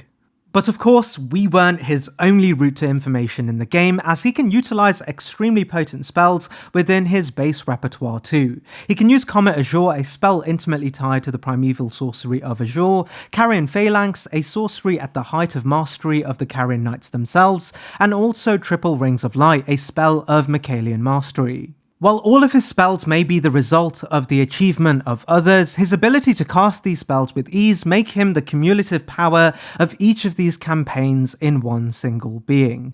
These are not just ordinary powers either. As we have just learned from the previous Primeval Sorceries entry, Gideon is able to project Azure's magnum opus at a whim, alongside other powers representing the zenith of a demigod's power. This of course includes Rykard's Rancor, symbolizing Rykard at the moment he becomes one with the god-devouring serpent, Scarlet Ionia, symbolizing Melania's final transformation into a living embodiment of a true outer god, and even Bloodboon to represent Mohg's unrivaled affinity to the Formless Mother. With this power, Gideon, having witnessed our character collect the Great Runes and power ready to usurp the Elden Throne, stands before us as the final obstacle looking to take the fruits of our labour, just as he has done with everything else in his entire life. In a way, Gideon at this point is symbolic of the challenges we have thus overcome, a culmination of our victories, reflected back to us as a tarnish that represents a rite of passage to qualify us as a being that has risen above all other tarnished. When we defeat him, he tells us, "I know in my bones, a tarnished cannot become a lord. Not even you, a man cannot kill a god." And as we go on to do just that, this battle represents our ascension from a budding tarnished to a Elden Lord. Blide's story links intimately to the story of the Beastmen of Farum Azula, and by extension bears a history adjacent to Malekith. We learn the origins of the Beastmen sit firmly within Farum Azula and the rule of Placidusax. Beasts were born into this reign and granted sentience by the Dragon Lord, ordained by the strength granted to him by the Greater Will through its vassal the Elden Beast during his own reign on the Elden Ring. It's from this the Beastmen were born, the Cinque Dea drawing the connection between sentience and being granted fingers, a consistent motif for self-awareness and a connection to a higher intelligence throughout the game. The Bestial Vitality spell describes how the Beastmen evolved from more primitive species. It tells us, having gained intelligence, the beasts must have felt how their wildness slipped away as civilization took hold. Much like Blide, the Beastmen are often accompanied by packs of wolves, suggesting the wolves may be similar to the species they evolved from. Once again, the Cinque Dea suggesting this evolution from wolves was granted to them, and likely done through the lord of their own age, Placidusax, and the god he served, a relationship that is symbolized throughout Farum Azula as mutual. However, the Beastmen in the game seem to represent only one evolutionary or genetical divergence. As we learn from Malekith, he was once too a beastman of a similar nature, later turning into a much more powerful beast altogether. This evolution, we are told, was granted through the two fingers, self-described messengers of the Greater Will that once ordained their sentience. We learn Malekith, a beastman, was dutied by the two fingers to serve Marika, a tradition that carried through to all Empyreans posed to become a new god to command the Elden Ring into a new era. We know this tradition didn't only apply to Marika, as we are outright told shadowbound beasts were granted to all Empyreans, and by extension Ranni too was due a shadowbound beast, something introduced to Ranni very early on in her childhood. This of course was Blide, a half-wolf carrying the heritage of the Beastmen just like Malekith, destined to be duty-bound to his assigned Empyrean. We're told in the early days Ranni's mother Rennala accepted Blide into their home and would later refer to him as Ranni's stepbrother. As they grew older, Blide remained entirely devoted to Ranni's ambitions, even when she would conspire with the Black Knife assassins to murder Godwyn and set into motion the undoing of the Golden Order itself. We get more information from his armor and weapon that state despite the cold of Ranni's Darkmoon affecting him deeply, he adorned her enchantments and chose not to be bothered by it for the rest of his life. This also gives us context that Blide was a true projection of Ranni's Darkmoon, the same power that is able to bring Rennala back to her Lunar Queen state, but is also able to hold control over the cosmos sufficient enough that she is able to reign as an Empyrean of her own age during the Age of Stars ending. Blide's weapon is the only weapon beside the Moonlight Greatsword described as a projection of Ranni's Darkmoon in the lands between. It's no surprise Blide can wield this weapon efficiently, as the Shadowbound tradition was only given to the most capable beasts in the world. This is precisely why Malekith was given to Marika, and why Malekith is able to wield the strongest power in the entire game in the form of Destined Death. On the topic of Destined Death 2, we learn towards the end of the game after Blaidd has helped us defeat Radahn, and when Ranni's plans are near fruition, Blaidd would be confronted by at least 2 likely more bona fide Black Hand assassins. Assassins that were responsible for Godwyn's death, but also actively wielded the power of Destined Death 2. In this encounter, Blaidd easily takes them down, their bodies laden across Ranni's rise with clear context it was Blaidd who had killed them as they sought to turn on Ranni and assassinate her themselves.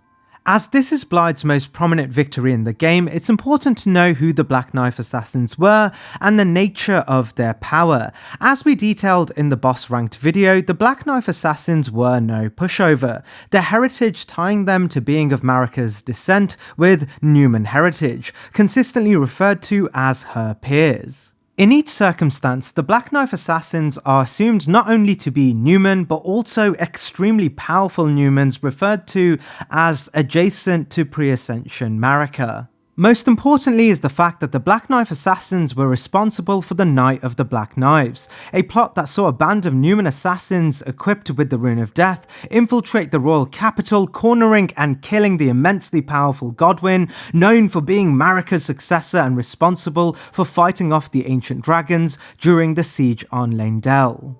It's in this we can really assume the power that the Black Knife Assassins held, and why Marika originally feared anyone being given this power, as even just a small aspect of the Rune of Death caused the permanent death of one of the greatest demigods, a demigod posed to be Marika's successor, Godwyn the Gold. Blaidd being able to take them on paints Blaidd as a true peer to Malekith in his early days as a shadowbound beast.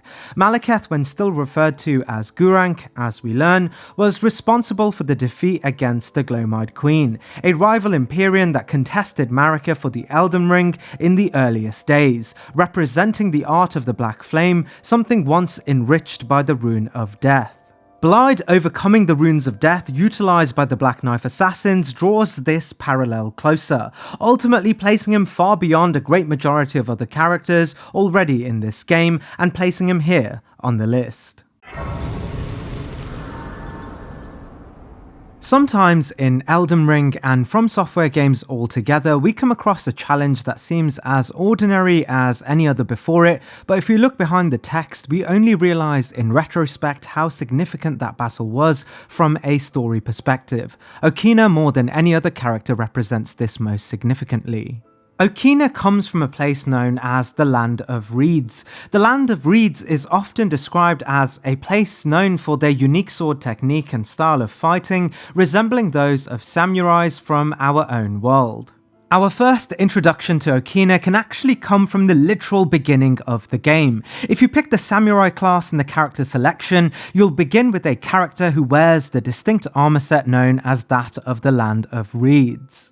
In its altered state, the description tells us the Land of Reeds has long been locked in a miserable civil war, during which time it has remained alienated from the cultures of its neighbours. Little wonder that the entire nation has succumbed to the blood-soaked madness, giving us exposition that the Land of Reeds is known best for its constant state of war, and thus their warriors often associated with a blood-soaked madness. If we progress the game, we can find another similar armor set known as the White Reed armor, which gives us more context telling us it was worn by the Inaba, head disciples of the great swordsman Okina. The Inaba travelled in pursuit of not only the master who abandoned them, but also proper deaths won honourably through hard-fought combat. In this, we learn Okina is without a doubt the greatest swordsman from the Land of Reeds, but also explaining as to why the samurais from the Land of Reeds have entered the Lands Between, and explaining why we can pick one as a starting class, giving us a backstory for this class too.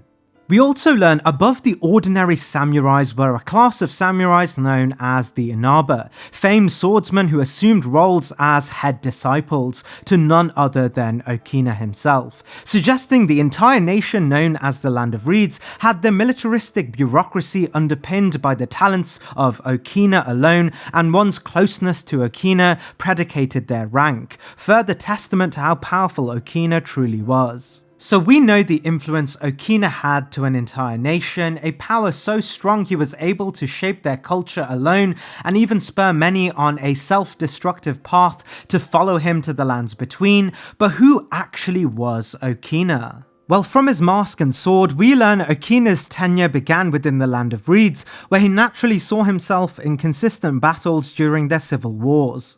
Okina would quickly rise the ranks of the samurai tradition, brutally murdering many and becoming renowned as the greatest of all. His campaign of fighting so successful, they would colloquially refer to him as a demon of a swordsman. Naturally, his success would bring upon a cult of followers known as the White Reeds. They would follow not only in his story, but also mimic his fighting style, where he uniquely wielded the wakizashi as an offhand and a larger katana as a primary weapon, undoing any thoughts of defense and relying entirely on the security of bloodshed alone. One day, however, Okina, upon a mountain of corpses, meditated and sharpened his mind to a point of true understanding upon the nature of the world, renouncing his authority in the Land of Reeds and leaving for a land that could host his true ambitions, making his way eventually to the lands between. We aren't told exactly what would happen in the early days of his travels, but what we do know is he would eventually find an audience with Mohg. We can speculate this may be through Vare's encouragement, as we know Vare is very quick to attempt to recruit more disciples for Mohg, often enticing us with the promise of bloodshed and battle, something Okina may have taken to fondly. We know before one is granted an audience with Mohg, you must first prove yourself as a skilled killer, invading others and killing them in the name of bloodshed alone, not too dissimilar to the blood-hungry culture that encapsulated the Land of Reeds, but also Okina's life. Hosting a talent far beyond a simple warrior, he would excel and be granted an audience with Mohg quickly. Once acquainted, Okina challenged Mohg to mortal combat, a battle that should have spelled the end for any lowly human, only for Okina to turn Mohg's arena into a theatre of blood, impaling the demigod's untouchable flesh with his blade.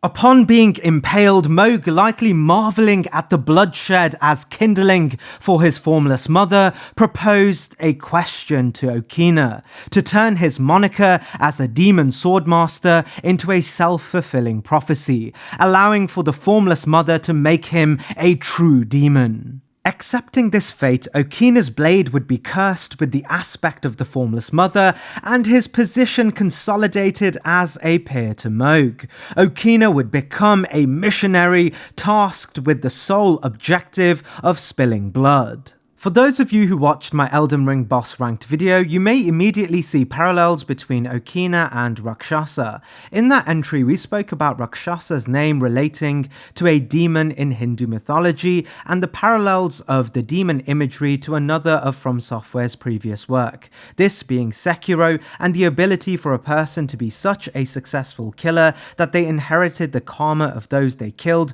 which eventually would turn them into an unstoppable killing machine known as Shura. However, we know demons in Elden Ring are entirely out of place, as there isn't a traditional binary of heaven and hell in this game, nor mentions of an outer god of a traditional demonic aesthetic. Except for one that is synonymous with finding its followers in the blood sacrifice of war, this of course being the Formless Mother. We know outer gods can essentially project themselves through others who are devout enough. We know Ramina, despite not being an Empyrean, was able to become an aspect of Scarlet Rot. Similarly, the Frenzied Flame could emblazon its influence on powerful enough beings such as our own character or even Vike. In a similar sense, we learn Rakshasa would become an envoy of the Formless Mother and thus become more than woman altogether, and more so like a demon, an inhuman projection of a deity's influence. I believe, similar to Rakshasa, Okina through Mohg was anointed by the Formless Mother as an aspect of herself, a true-to-form demon, a being to take the place of Rakshasa, who was a much older human turned demon and would eventually die thinking of nothing but bloodshed. In a similar fashion, when we meet Okina, he is empowered by the Formless Mother, carrying a weapon with her power directly singed into its blade, and when we add the context of his story overcoming not just the forces of the Land of Reeds, or even the Lands Between, but a literal demigod, one that stood tall even amongst other demigods, we are in this moment facing one of the greatest killers in the entire game. From a gameplay perspective, I hate how unimportant the fight with Okina is. His story rivals some of the greatest bosses in the game, and in story alone, he could stand as an endgame boss in himself. And thus Okina, or should I say Shura Reincarnate, ranks here on the list. In the early moments of the game, Saint Trina acts as this enigmatic and deific figure that seems completely unbound to the usual narrative of great demigods present in the post-shattering landscape. We get murmurs of Saint Trina's existence from a variety of item descriptions, hearkening their likeness to a young boy or girl, but all conceding the transient nature of Saint Trina's influence. Before the DLC, for practical purposes, we knew Saint Trina was no myth, as Saint Trina's powers could be felt in a variety of items hewn with Saint Trina's essence that brought upon a deep sleep to those affected.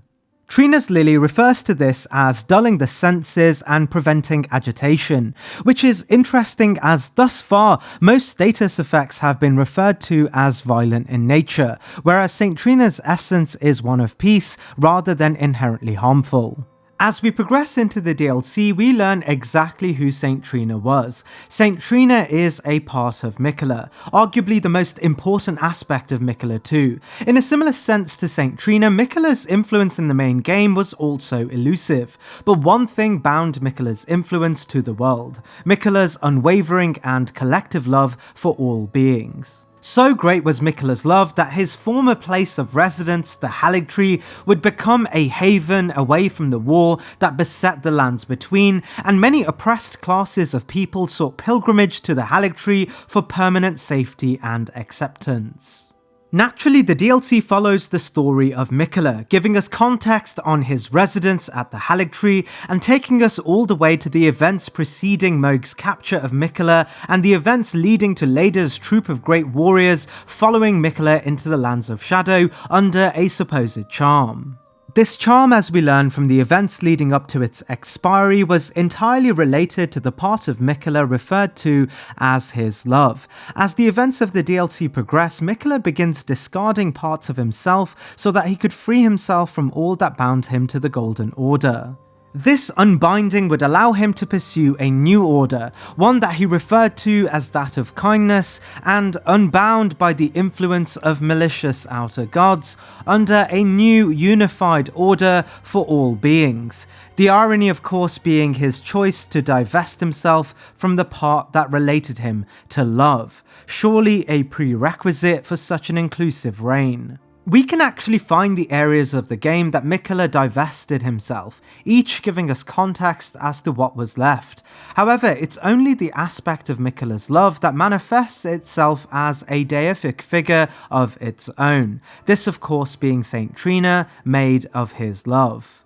However, while we can meet Saint Trina, they are not a combatable NPC, nor even attackable due to the instance parameters, but through the entire game we get many clues as to how powerful this deific figure actually was. The first and most obvious is the power of Saint Trina's essence, a potent substance drawn from the very being able to put to sleep some of the greatest beings in the entire game. Many traditions of combat were birthed from this, from hunters all the way to swordsmen. We also learn Melania, who was one of the most powerful demigods, refers to Miquella as far greater than even her, but also suggests Miquella is the greatest of demigods altogether. While this could be meant in a colloquial sense to refer to Miquella's influence rather than power, we know Miquella is directly accountable to immense bursts of power through his divinity, the light of Miquella exclaiming its ability to annihilate foes. And from the context of the DLC's final boss battle and Radahn's Miquellian enchanted blade, we learn this power was contextually referred to as greater than even Radahn's proficiency in gravitational spellcasting. That's all to say, Saint Trina isn't all of Miquella, but Saint Trina is the greatest aspect of Miquella, something that tied his divine influence in the world, that allowed him to assume his final form, and thus Saint Trina is by extension the greatest part of Miquella related to his projections of power and influence. Outside of this, we get a better understanding of how powerful even smaller remnants of Miquella can be when we go up against the Shadow Tree Avatar. While initially this seems completely out of place, we know the connection between the Shadow Tree Avatar and Miquella is concrete, as upon defeating the Shadow Tree Avatar, we gain Miquella's Broken Rune. Why this is relates to the nature of the Shadow Tree itself. The Land of Shadow incantation utilised by the Avatar tells us it channels the force of the Shadow Tree's power, and its gold is accompanied by a shadow. The Shadow Tree fragments going on further to insist they contain golden brilliance. This is important as we know the Erd Tree in its current form was born from the primordial crucible, as it was the relative singularity of all living beings. The first form of the Erd Tree, and thus its age during Godfrey's reign, was referred to as the Age of Plenty, which actually celebrated the Crucible. We learn Godfrey even made use of the Crucible through his Tree-ish Crucible Knights to wage his great war that unified the lands, and it's precisely in the description of the Tree Crucible Knights that we learn the Erd Tree was not just born of the Crucible, but the Crucible itself. However, we learn at some point Marika would abandon all of her affiliations with the Primordial Crucible and thus do away with the components of the Crucible, separating it from the Erd Tree and building in its stead an illusory golden tree authorized by her position as a god. The primordial aspects were thus discarded to an alternative plane left to die in the dark. This is precisely what the Realm of Shadow is, a literal shadow of the Golden Erd Tree. In this, the Shadow Tree is actually what remains of the primordial crucible and the natural Erd Tree.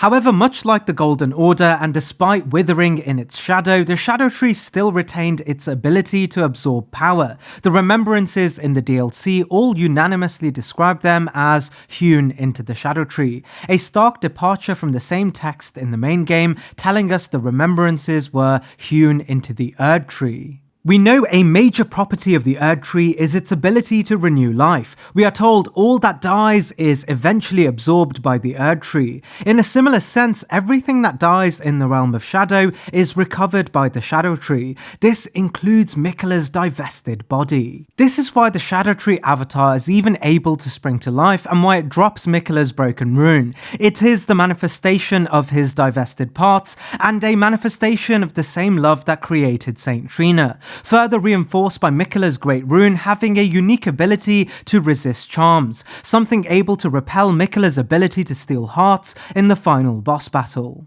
If we know even a broken portion of Miquella's essence can bring to life the Shadow Tree Avatar, something that I ranked quite high on the boss list, Saint Trina, the greatest aspects of Miquella's essence, no doubt commands an even greater power, and it's in this that Saint Trina ranks here on the list. Appearing once again on an Elden Ring list is Count Ymir. As we have recounted from the Preceptor entries, we learn Ymir's story likely began in Raya Lucaria and eventually in Caria as a friend to the royals and a preceptor to the Carian house. However, Ymir wasn't just any ordinary preceptor that would disseminate the teachings of Caria upon inaugurated Carian knights and noble children. Rather, he was a teacher of Renala's sister, Rellana, and the blueprint of the Carian knightly tradition altogether. We're told Rellana would seek Ymir's direct aid in order to study in the way of her unique twin moons, something Ymir would be so proficient at teaching, Rellana would hold unparalleled mastery in it at a very young age.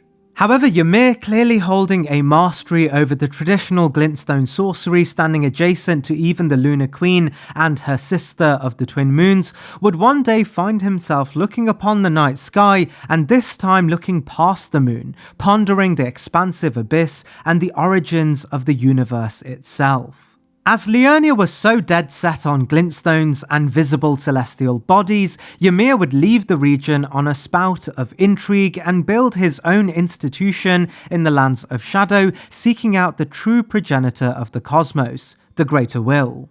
He sought to demystify the greater will's presence away from its elusive monotheistic conception. He wanted to understand its power and a means of taking a hold of it for himself. Assuming the role of High Priest of this new institution, his hat tells us the circular design at the top represents the greater will and its lightless abyss. Though Count Ymir instructed R'hllana in the sorcerous arts, he abandoned his allegiance to the moon as it was merely the closest of the celestial bodies, nothing more. As with all things sorcery, we aren't told the nature of Ymir's discoveries, but what we do know is he would eventually trace the greater will down to the all-elusive Meta, Mother of Fingers. Ymir very quickly learned that Meta was broken, and thus the greater will's influence was made redundant, as Meta was no longer a worthy vessel to communicate with the greater will, nor even project its power. And thus Ymir believed that the only means of reconvening the power of the cosmos was to rekindle a connection with the greater will and replace Meta himself as a vessel he believed worthy to rekindle this very relationship. However, it seems ill-fated, as we learn even in his final moments having inherited Meta's role, the maternal staff tells us although his power represented the microcosm natural to the greater will, much like Meta, he was still unable to glimpse any sign of the greater will. However, while Ymir could never surpass Meta's own shortcomings, we know he is the only character in the game able to channel the eldritch powers of the greater will and the very force that constructed the universe. How this is related to his magnum opus being the ability to conjure the microcosm itself, something described as nothing but an image of the power at the heart of the greater will. The spell-fleeting microcosm describes this as a simulacra, which is an unsatisfactory simulation or substitute of power. However, according to Ymir, even just the image of the greater will and a flash wave of power had the ability to surpass the power of all glintstone sorcery. In his final moments, he is referred to as the Mother of Fingers, and much like Meta, he's able to summon finger creepers and make use of the cosmos. However, I don't believe Ymir in this fight is equivalent to Meta. We learn Meta was born directly from the greater will, and thus her own affinity to utilizing the power of the cosmos is far beyond anything conceivable by humanity. This is because the affinity to the greater will sat deeply in the biology of the directly related Meta, something outlined in the maternal staff. As it reads, Ymir carried his staff as a substitute for Meta's physiology, something that didn't turn out to work as efficiently as Meta's tail fingers, as the real staff of the great beyond we can materialize from Meta's remembrance suggests only the true biological tails of Meta carried within them the power of the microcosm.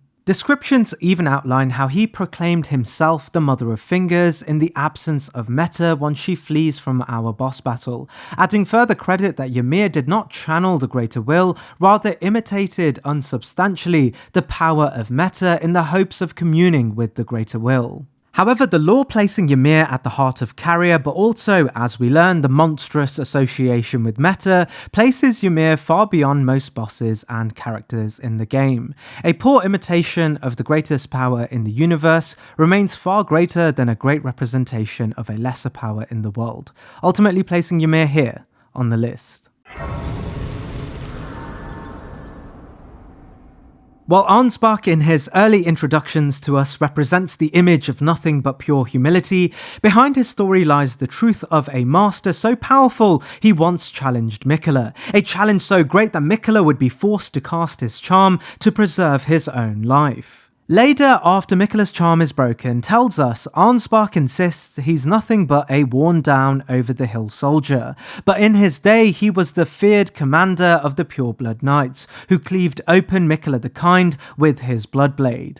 Even Redmane Freya, upon accepting her allegiance to Miquella and a new order under Radahn's newborn body, tells us in reference to facing Arnsbach, to face your bow would be fine enough, but to face your blade would be an honour. With so many assertions of immense power, who really was Ansbach and what are the Pureblood Knights? Well, there aren't too many direct clues, but what we are given is a direct understanding that the Pureblood Knights are not to be mistaken for the Bloody Fingers. We learned the Pureblood Knights were actually the first group of immensely talented fighters that followed Mohg in his initial journey of even building his dynasty, constructing his influence from the ground up, and even aiding in the blood that required spilling to build his dynasty in the first place. Ansbach as the commander was followed by his comrades to battle until Mohg built a faction around the influence he and his purebloods created.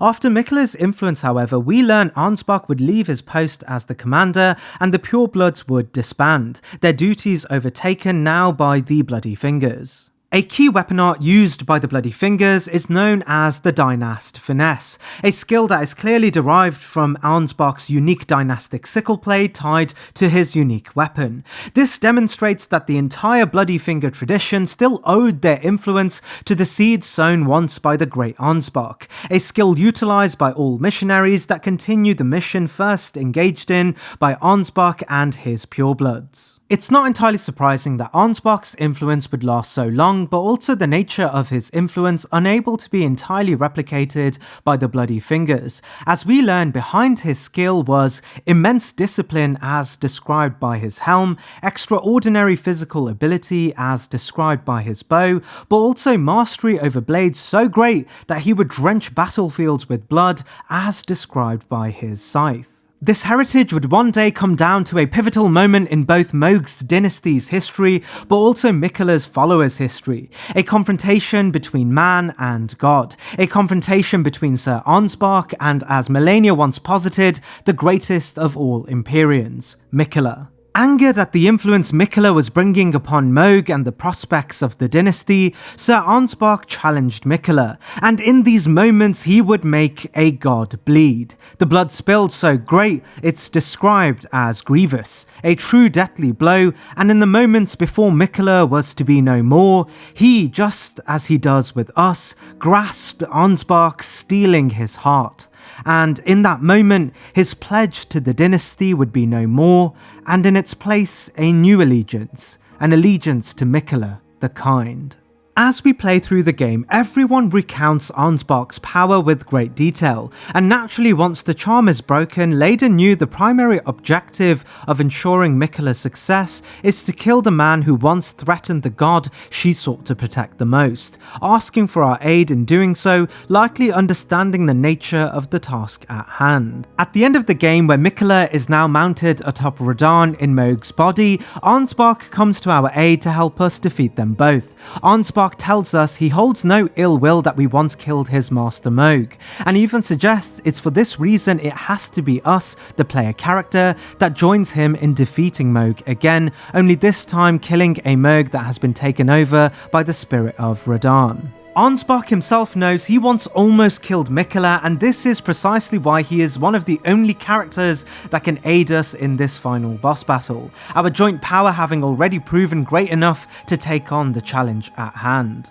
Out of most characters in the game, Ansbach's strength is by far the most praised in both item descriptions and by other characters. Even in adversity, Leda cannot help but praise the power of Ansbach. Freya, with the prospect of facing Ansbach, rejoices at the chance to battle such a titan. And while this excessive praise may relate to Ansbach's humility, you cannot help but see Ansbach as one of the greatest characters in the game. Utilizing weapons of mastery and dexterity, and even calling forth powers from the Formless Mother unique only to him, something even Mohg could not replicate, ultimately puts Ansbach far above the usual forces in the game. In the end, after defeating Miquella, Ansbach's body can be found in the arena, formally having completed his goal in putting a stop to Mohg's body being dishonored anymore, and the god that once averted death by stealing his heart, now destroyed. Ansbach died fighting and ultimately achieving everything he stood for, and it's for this the legendary swordmaster Ansbach ranks here on the list. Melina acts as one of the most important characters in the game relative to our progression. Assuming the role as a maiden, she offers her guidance to the Tarnished after Torrent has made his choice as to who he has deemed worthy of his companionship. A litmus test Melina has been waiting on to complete since Torrent's last owner could not fulfill the journey to lordship. Melina is quick to tell us that she has long observed the lands between and how she was born at the foot of the Erd Tree, where her mother gave her a purpose that she either cannot recall and thus requires our assistance to return to her place of birth to ascertain this purpose, or something she is willfully secretive about. As she mentions herself, she holds an inherent distrust of us despite Torrent's choice. While initially Melina's origins were impossible to know, with wild speculations floating within the community, the DLC has opened more compelling ideas as to who Melina was the day she was born, and what role Marika played as a parental figure to her. There is a concrete theory that both Melina and Messmer were children of not Marika in the sense that we know, rather Radagon and the Glowmide Queen. We know Marika performing as Radagon was not averse through romantically courting individuals that were initially posed as enemies. As we learn, Radagon, of course, would famously marry Renala and sire heirs and even successors with her in the form of Rykard, Rani and Radahn. Content creator Kitetails made a great video which I'll add in the description, but in summary, Messmer, as described in the game, is the older sibling of a girl who once saw fire, a direct quotation referred to in relation to Melina. Aesthetically, both beings harbour unique eyes that remain sealed away due to their affiliation with the Golden Order, likely showing a heritage related to a faction adverse to the Golden Order. We know Messmer in particular is heading the power of the base serpent, serpents in themselves relating directly to the Glowmide Queen. To affirm this, there is a treasure trove of clues pointing towards serpents in the game, the great beings of almost godlike attributes, being either allied with the Glowmide Queen, direct subjects, or even the same race as the Glowmide Queen herself. We know this because her artificial children, known as the Godskins, but especially the nobles, specifically the one in Igle, carry snakish motifs. We also know the great devouring serpent of Rykard's domain aptly tasked itself with the very consumption of gods, much in line with the Glowmide Queen's god-slaying agenda. On top of this, Messmer himself holds a unique fire within him that is able to burn down the roots of the Shadow Tree, a tree that represents the aspects of the Golden Erd Tree discarded by Marika to build her new perfect order in. Similarly, Melina is, aside from the power of the Frenzied Flame, the only being able to kindle the Giant's Flame well enough that it burns down the roots of the Erd Tree, drawing this connection much closer. Furthermore, on this very note, we learn if we sidestep the need to use Melina to kindle the Giant's Flame and go through the unique Frenzied Flame ending, Melina in the epilogue vows to defeat us, unveiling her hidden eye and swearing upon herself to use Destined Death to make the Tarnished pay. We know Destined Death is intimately related to the Rune of Death, a power that allows beings to permanently die, something that was once only held by, you guessed it, the Glowmide Queen, a woman who stood in contest with Marika for Marika's first reign over the Elden Ring. It would be Malekith who would defeat the Glowmide Queen for good and seal away the rune entirely so that Marika could create a new order absent of death and thus granted this order permanence. It's in these moments Marika likely took it upon herself to raise both Messmer and Melina, knowing full well that both had the immense power related to their biological mother, who was, of course, the Glowmide Queen, and thus exiling Messmer to enact a campaign of destruction in the Lands of Shadow and keeping Melina a secret, giving her a purpose that we don't know the specifics for, but likely aligned to the Golden Order itself. Much like the other characters on this list, we aren't going to rank Melina related to her weakest form we meet in the game, rather the version we distinctly can witness in the game at the height of her power, this being the Melina at the end of the game during her epilogue, ready to bring down the Tarnished as the Lord of Frenzied Flame by utilising a power that her mother once harboured, this of course being Destined Death itself. We're never given the details around exactly how she can proclaim the use of Destined Death, as she is not inferred to have ever wielded it in any capacity within the game, but there is cut content that relates Melina to the Black Knife Assassins, suggesting she always had an aspect of Destined Death within her. At the end of this particular story path, it's likely Melina, in the world being consumed by the frenzied flame, brought back within her the god-slaying capacity of her mother, the Glowmide Queen, vowing in this moment to utilize this to destroy a new god, this being the Tarnished, now assuming the position as the Lord of Frenzied Flame. In this moment, this is the closest we get to actually seeing the Glowmide Queen in contemporary times, and thus, it's for this reason Melina ranks here on the list. Knight Bernal, by all estimations, is one of the single most powerful characters in this game. While we may be lulled into a false sense of apathy towards Bernal's role in the world on first encounter, we learn Bernal, much like Vike, joins us as a true contender to the Elden Throne, someone outright described as carrying the power to take for himself the Elden Ring. Our first clue as to who Bernal may be comes to us from the finger readers. Upon gaining 2 great runes, they tell us only one other came before them with such aptitude. While we can assume this is Vike, and as true as that assumption may be, there is a stronger and more recent thread we can follow as to who exactly they are referring to. When reading Bernal's unique armor set, it tells us beasts are drawn to champions and to lords, and this armor befits a champion worthy of becoming a lord, and that is what Bernal was until his maiden threw herself into the fire. I want to preface this with the context that such positive assertions in item descriptions are extremely rare. We know the description of each armor set is often told by a narrator familiar with the common knowledge of the world. In this, assertions of grandeur are often prefaced with phrases such as "is told to" or "legend has it," and the assertions made with phrases such as "is" and "was" are always accurate. This narrative tool allows item descriptions to simultaneously contextualize the world with clarity, but also allow room for interpretation common to the From Software formula. This is all to say Bernal genuinely was primed to be an Elden Lord.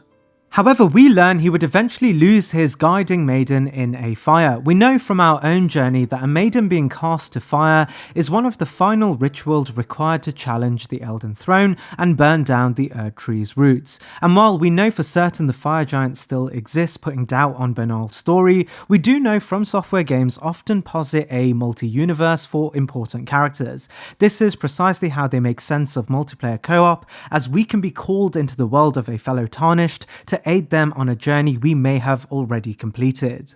However, the canon of this concept isn't entirely necessary to justify here. What's important is that it's clear Bernal proved he could contest the Elden Throne, but was robbed of this as his maiden, likely attempting to burn the Erd Tree, and upon being cast into the kiln, was left with nothing. The Erd Tree did not burn, and he was lost not only of his guidance, but also the person required to continue his journey towards the Elden Throne. Having lost a dear friend, he may have looked towards the guidance of grace as flawed and doubted all of his pre-existing beliefs, leaving him perfectly alienated to be granted an invitation from an organization posed on undoing the influence of the Golden Order and all other gods too, this of course being the Volcano Manor. Accepting this invitation, he would meet Lady Tanith and be inducted into the recusant tradition. His time here is recounted best in his weapon, the Devourer Scepter. There are only 9 self-described legendary armaments in the game. A majority of these weapons link them directly to the zenith of power associated with the story of demigods, or direct power of an existing demigod, or power so great their stories echo the Hall of Great Champions. For example, the Golden Order Greatsword is a literal fragment of the Elden Ring, the Darkmoon Greatsword a true projection of Ranni's power at the precipice of her becoming a god, and the Sword of Night and Flame a retelling of the great power held by the early astrologers and their kinship with the once hegemonic fire giants and the fell god. How Bernal gained this weapon is told to come from an intimate relationship with the immensely powerful Rykard, even after taking the form of a serpent. We know Rykard recognised power above all else, as his revolution was to be violent, and thus violence a necessary material condition for the changing societal superstructure. As we learn from our own journey, the recusant tradition existed to not only kill budding Tarnished seeking to prolong the rule of the Greater Will through the Elden Ring, but to also find the most powerful beings and then trick them into an audience with Rykard, with the sole purpose of being consumed by him to add to the power of the Devouring Serpent. However, Bernal was more than likely the greatest recusant, and so his fate was different. His influence was so deep that Rykard, instead of consuming him, saw within him a peer and a successive leader. This is why he granted a portion of his influence to Bernal. The scepter states, a vision of the future briefly seen by Rykard in his final moment before being devoured by the Great Serpent, and even telling us this weapon will one day become the very symbol of the Lord of Blasphemy, suggesting Bernal was not just a pawn, but an equal to Rykard, a failsafe and commander to his coming regime. Something reinforced by the weapon art, as it literally siphons the life force of those around him in the same way the Great Serpent would accumulate the power of those it consumed too. In this, Bernal was not just a champion primed to kill Godfrey, the Elden Beast, and even Marika, but also now an aspect of Rykard's power, an aspect of the Great Serpent's power too. There are a very few beings that truly wield legendary armaments, especially ones that directly assume power from deific figures, and it's not surprising Bernal is one of them, as he never relied on the power of faith or spells, rather he was a warrior through and through. This is precisely why he is also the most extensive Ash of War vendor in the entire game, having mastered most modes of combat. In his final dialogue after Rykard is bested, he tells us that he isn't angry about Rykard's death, as he knew the path of the Volcano Manor was violent and death a real consequence of pursuing revolution. He goes on to tell us he made a promise to an old friend, likely Rykard, that upon the eve of such events, he would personally see to it that it would be him that rises against the Erdtree, finishing his dialogue with these telling words. O Greater Will, hear my voice. I am recusant Bernal, inheritor of my brother's will, and you will fall to my blade. We refuse to become your pawns. Consider this a fair warning. Literally calling to the omnipotent God of the universe and declaring him an obstacle that he will face down with his blade. As a final note, we know Bernal in our final encounter contesting our journey in killing Malekith for the Rune of Death holds the Blasphemous Claw, an item described as being able to deflect the power of Malekith's Black Blade and thus destine death itself. It goes on further to read, on the night of the dire plot, Rani rewarded Rykard with these traces. Should the coming trespass one day transpire, they would serve as a last resort, allowing Rykard to challenge Malekith, the Black Beast of destined death. As Bernal now wields this in Rykard's stead, it suggests within Bernal was not only the power to rule, but the power to defy destined death itself and face down Malekith, stopped only by us as he made his way there. Destined Death is the greatest force in the entire game, which is further testament to the equal Bernal was to the god-devouring Rykard. By all extensions, Bernal is pretty badass. While his humility may suggest he is just another character, his origins, his story, and where he leaves us lets us know there may be more than one main character in this game. Rarely in any Souls game are we given the opportunity to follow someone else's story to godhood. Often we as a player represent the material conditions of the world. We are often a narrative tool represented as an unrelenting force, changing the superstructure of the game as a single being. In Dark Souls 1 and 2, we are the chosen undead, the lord to either take from Gwyn his mantle or revoke this to begin a new world under an antagonistic force as a leader. In Dark Souls 3, we are the Ashen One, someone to stand as a catalyst and figurehead for a variety of endings. Even immense figures such as Uria and Gale are secondary to this goal. We follow Gale through his legendary trek through the Ring City, where he literally consumes the great majority of the Dark Soul, only for us to be the one that consolidates it to usher in a new era, as if Gale was always a means to an end for us, as we are the superior narrative tool. In Elden Ring, however, we are no longer this primary figure. Instead, we are always secondary. While there are a variety of narrative reasons for this that play into an interesting essay on the divergence in storytelling between the two series,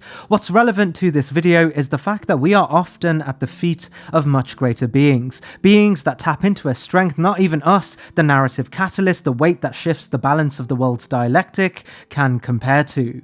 Elden Ring often positions these beings in their inherent otherness, an unattainable inherent trait that forces the player to assume allegiances based around figures who have already preconceived notions of what they want for the world. Outer gods are the most obvious in this otherness. Their presence, unlike say the less tangible great will of Dark Souls' natural unbreakable cycle, is individualistic in concept. Elden Ring even goes on to call these beings through individual pronouns. We are to refer to the god of blood as the Formless Mother and relate its goals to her will. The Greater Will's actions are referred to similarly in individual tenses. The stories on the origins of the world speak of the Greater Will's direct actions and the Outer Gods in adversity with the Greater Will directly, as if they are locked in actual divine warfare. Of course, our best correlation here is that the Greater Will represents God, and many would argue the concept of God in itself is metaphysical and thus not really individualistic, as God could be a cohort of divine beings. But what's important in this is that Dark Souls' most similar power is referred to in terms of the Great Cycle. It's not a single thing, but a force of nature. Nature itself is predictable and unintelligible. In Dark Souls, it's the great figures such as Gwyn, Us, and Manus that steer nature's course, allowing ordinary beings to dominate it in proxy and shape the world as we see most moral. There is no great god or divine being that litters the incomprehensible sky, because why would there be? Our actions in Dark Souls have the capacity to make godly things happen, the only physical limitation being the unbreakable stagnated cycle. This cycle isn't a literal being angry at us, it's a meta-conceptual framework that doesn't exist in Elden Ring, because that godly power sits with, well, the gods, and this conceptual limitation may only be recognizable by the gods, as they are by definition the only beings able to command world-changing power where limits are relevant. It's likely only the Outer Gods have an understanding of the limitations similar to the conceptual framework of Dark Souls' inevitable natural cycle in Elden Ring's universe. What that looks like in Elden Ring's world, we'll never know, because remember, we are secondary here. Our highest station of office can only be consort to a greater being. Leading us directly to Ranni and the unattainable godly power of the Empyrean that grabbed a hold of her natural limitations and forced nature to bend to her will, not dissimilar to the great protagonists of Dark Souls, especially in the third installment. So with that being said, let's talk about Ranni and how she became a god comparable to even the incomprehensibly powerful Outer Gods. Ranni's early life is somewhat mysterious. We know she was born from the union of Radagon and Rennala. As Radagon was a portion of Marika post-Ascension, it meant Ranni was born special. Within her was the power of a true Empyrean. In her early years, she would be assured of this through the Two Fingers under the guidance of the Greater Will, reiterating her fate as a potential successor to Marika. After being assigned a shadowbound beast, she remained under her mother's tutelage for a majority of her natural life. Studying under the Queen of the Full Moon, she quickly took to an immense mastery over sorcery and eventually found her own great strength in the Dark Moon, a celestial body of immense power enough to eclipse her mother's. In her childhood, she would hone this affinity to the Dark Moon through an encounter with an extremely elusive character known as the Snow Witch, someone who taught her the powers of ice sorcery intimately tied to her affinity to a dark celestial body. Eventually, her powers becoming so great it would spur a secret discipline of her own, and she would rise to a position of succession to Rennala in Caria, formerly being renowned as the Carian Lunar Princess. At some point, the truth of Ranni having to succeed Marika and serve the Greater Will would dawn on her.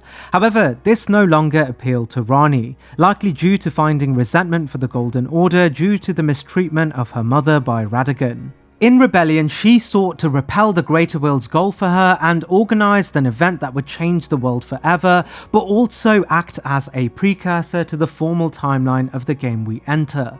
This, of course, being the Night of the Black Knives.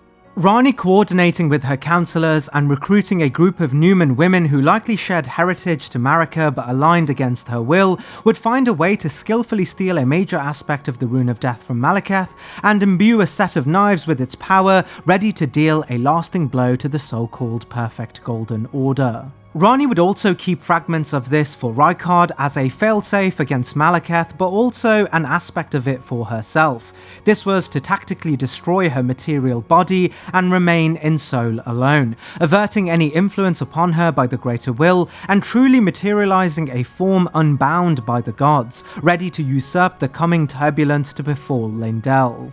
The assassins would successfully infiltrate the royal walls and ambush Marika's successor Godwyn, eventually killing him in soul alone, leaving his body a soulless husk to rot for eternity. An event that would cause Marika, in a fit of rage, to destroy her Elden Ring, shattering it into fragments and leaving a vacuum for someone to take reign of the world's order.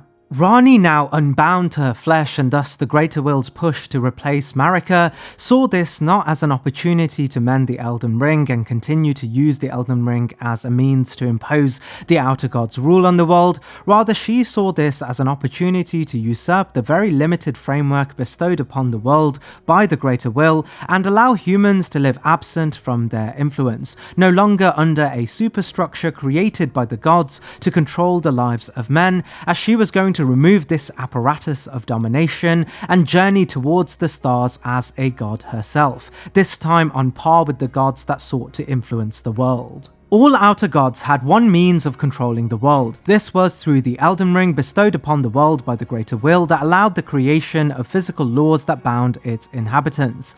With this now gone, the world has returned to a place absent of the bridge between both the world of the gods and the world of humans. If we follow Rani's questline, this is exactly what happens. We bring to her an audience with the Elden Ring in the Erd Tree. She unbinds the world and journeys towards the stars, and thus the home of the gods, as a new inductee to their ranks and a force that will represent the people of the lands between in a realm that only ever saw them as a means to an end. In the end of the game, Rani becomes a god on par with the Outer Gods, and as the world looks up towards the cosmos, they will remember the influence of the old Outer Gods, but will remember most a god that rose beside them to challenge the premise that we remained pawns in their ambitions. It's for this reason Rani, ranked at her zenith, a new outer god familiar to the world, ranks far above everything else, far above even the bosses in the list concerning them.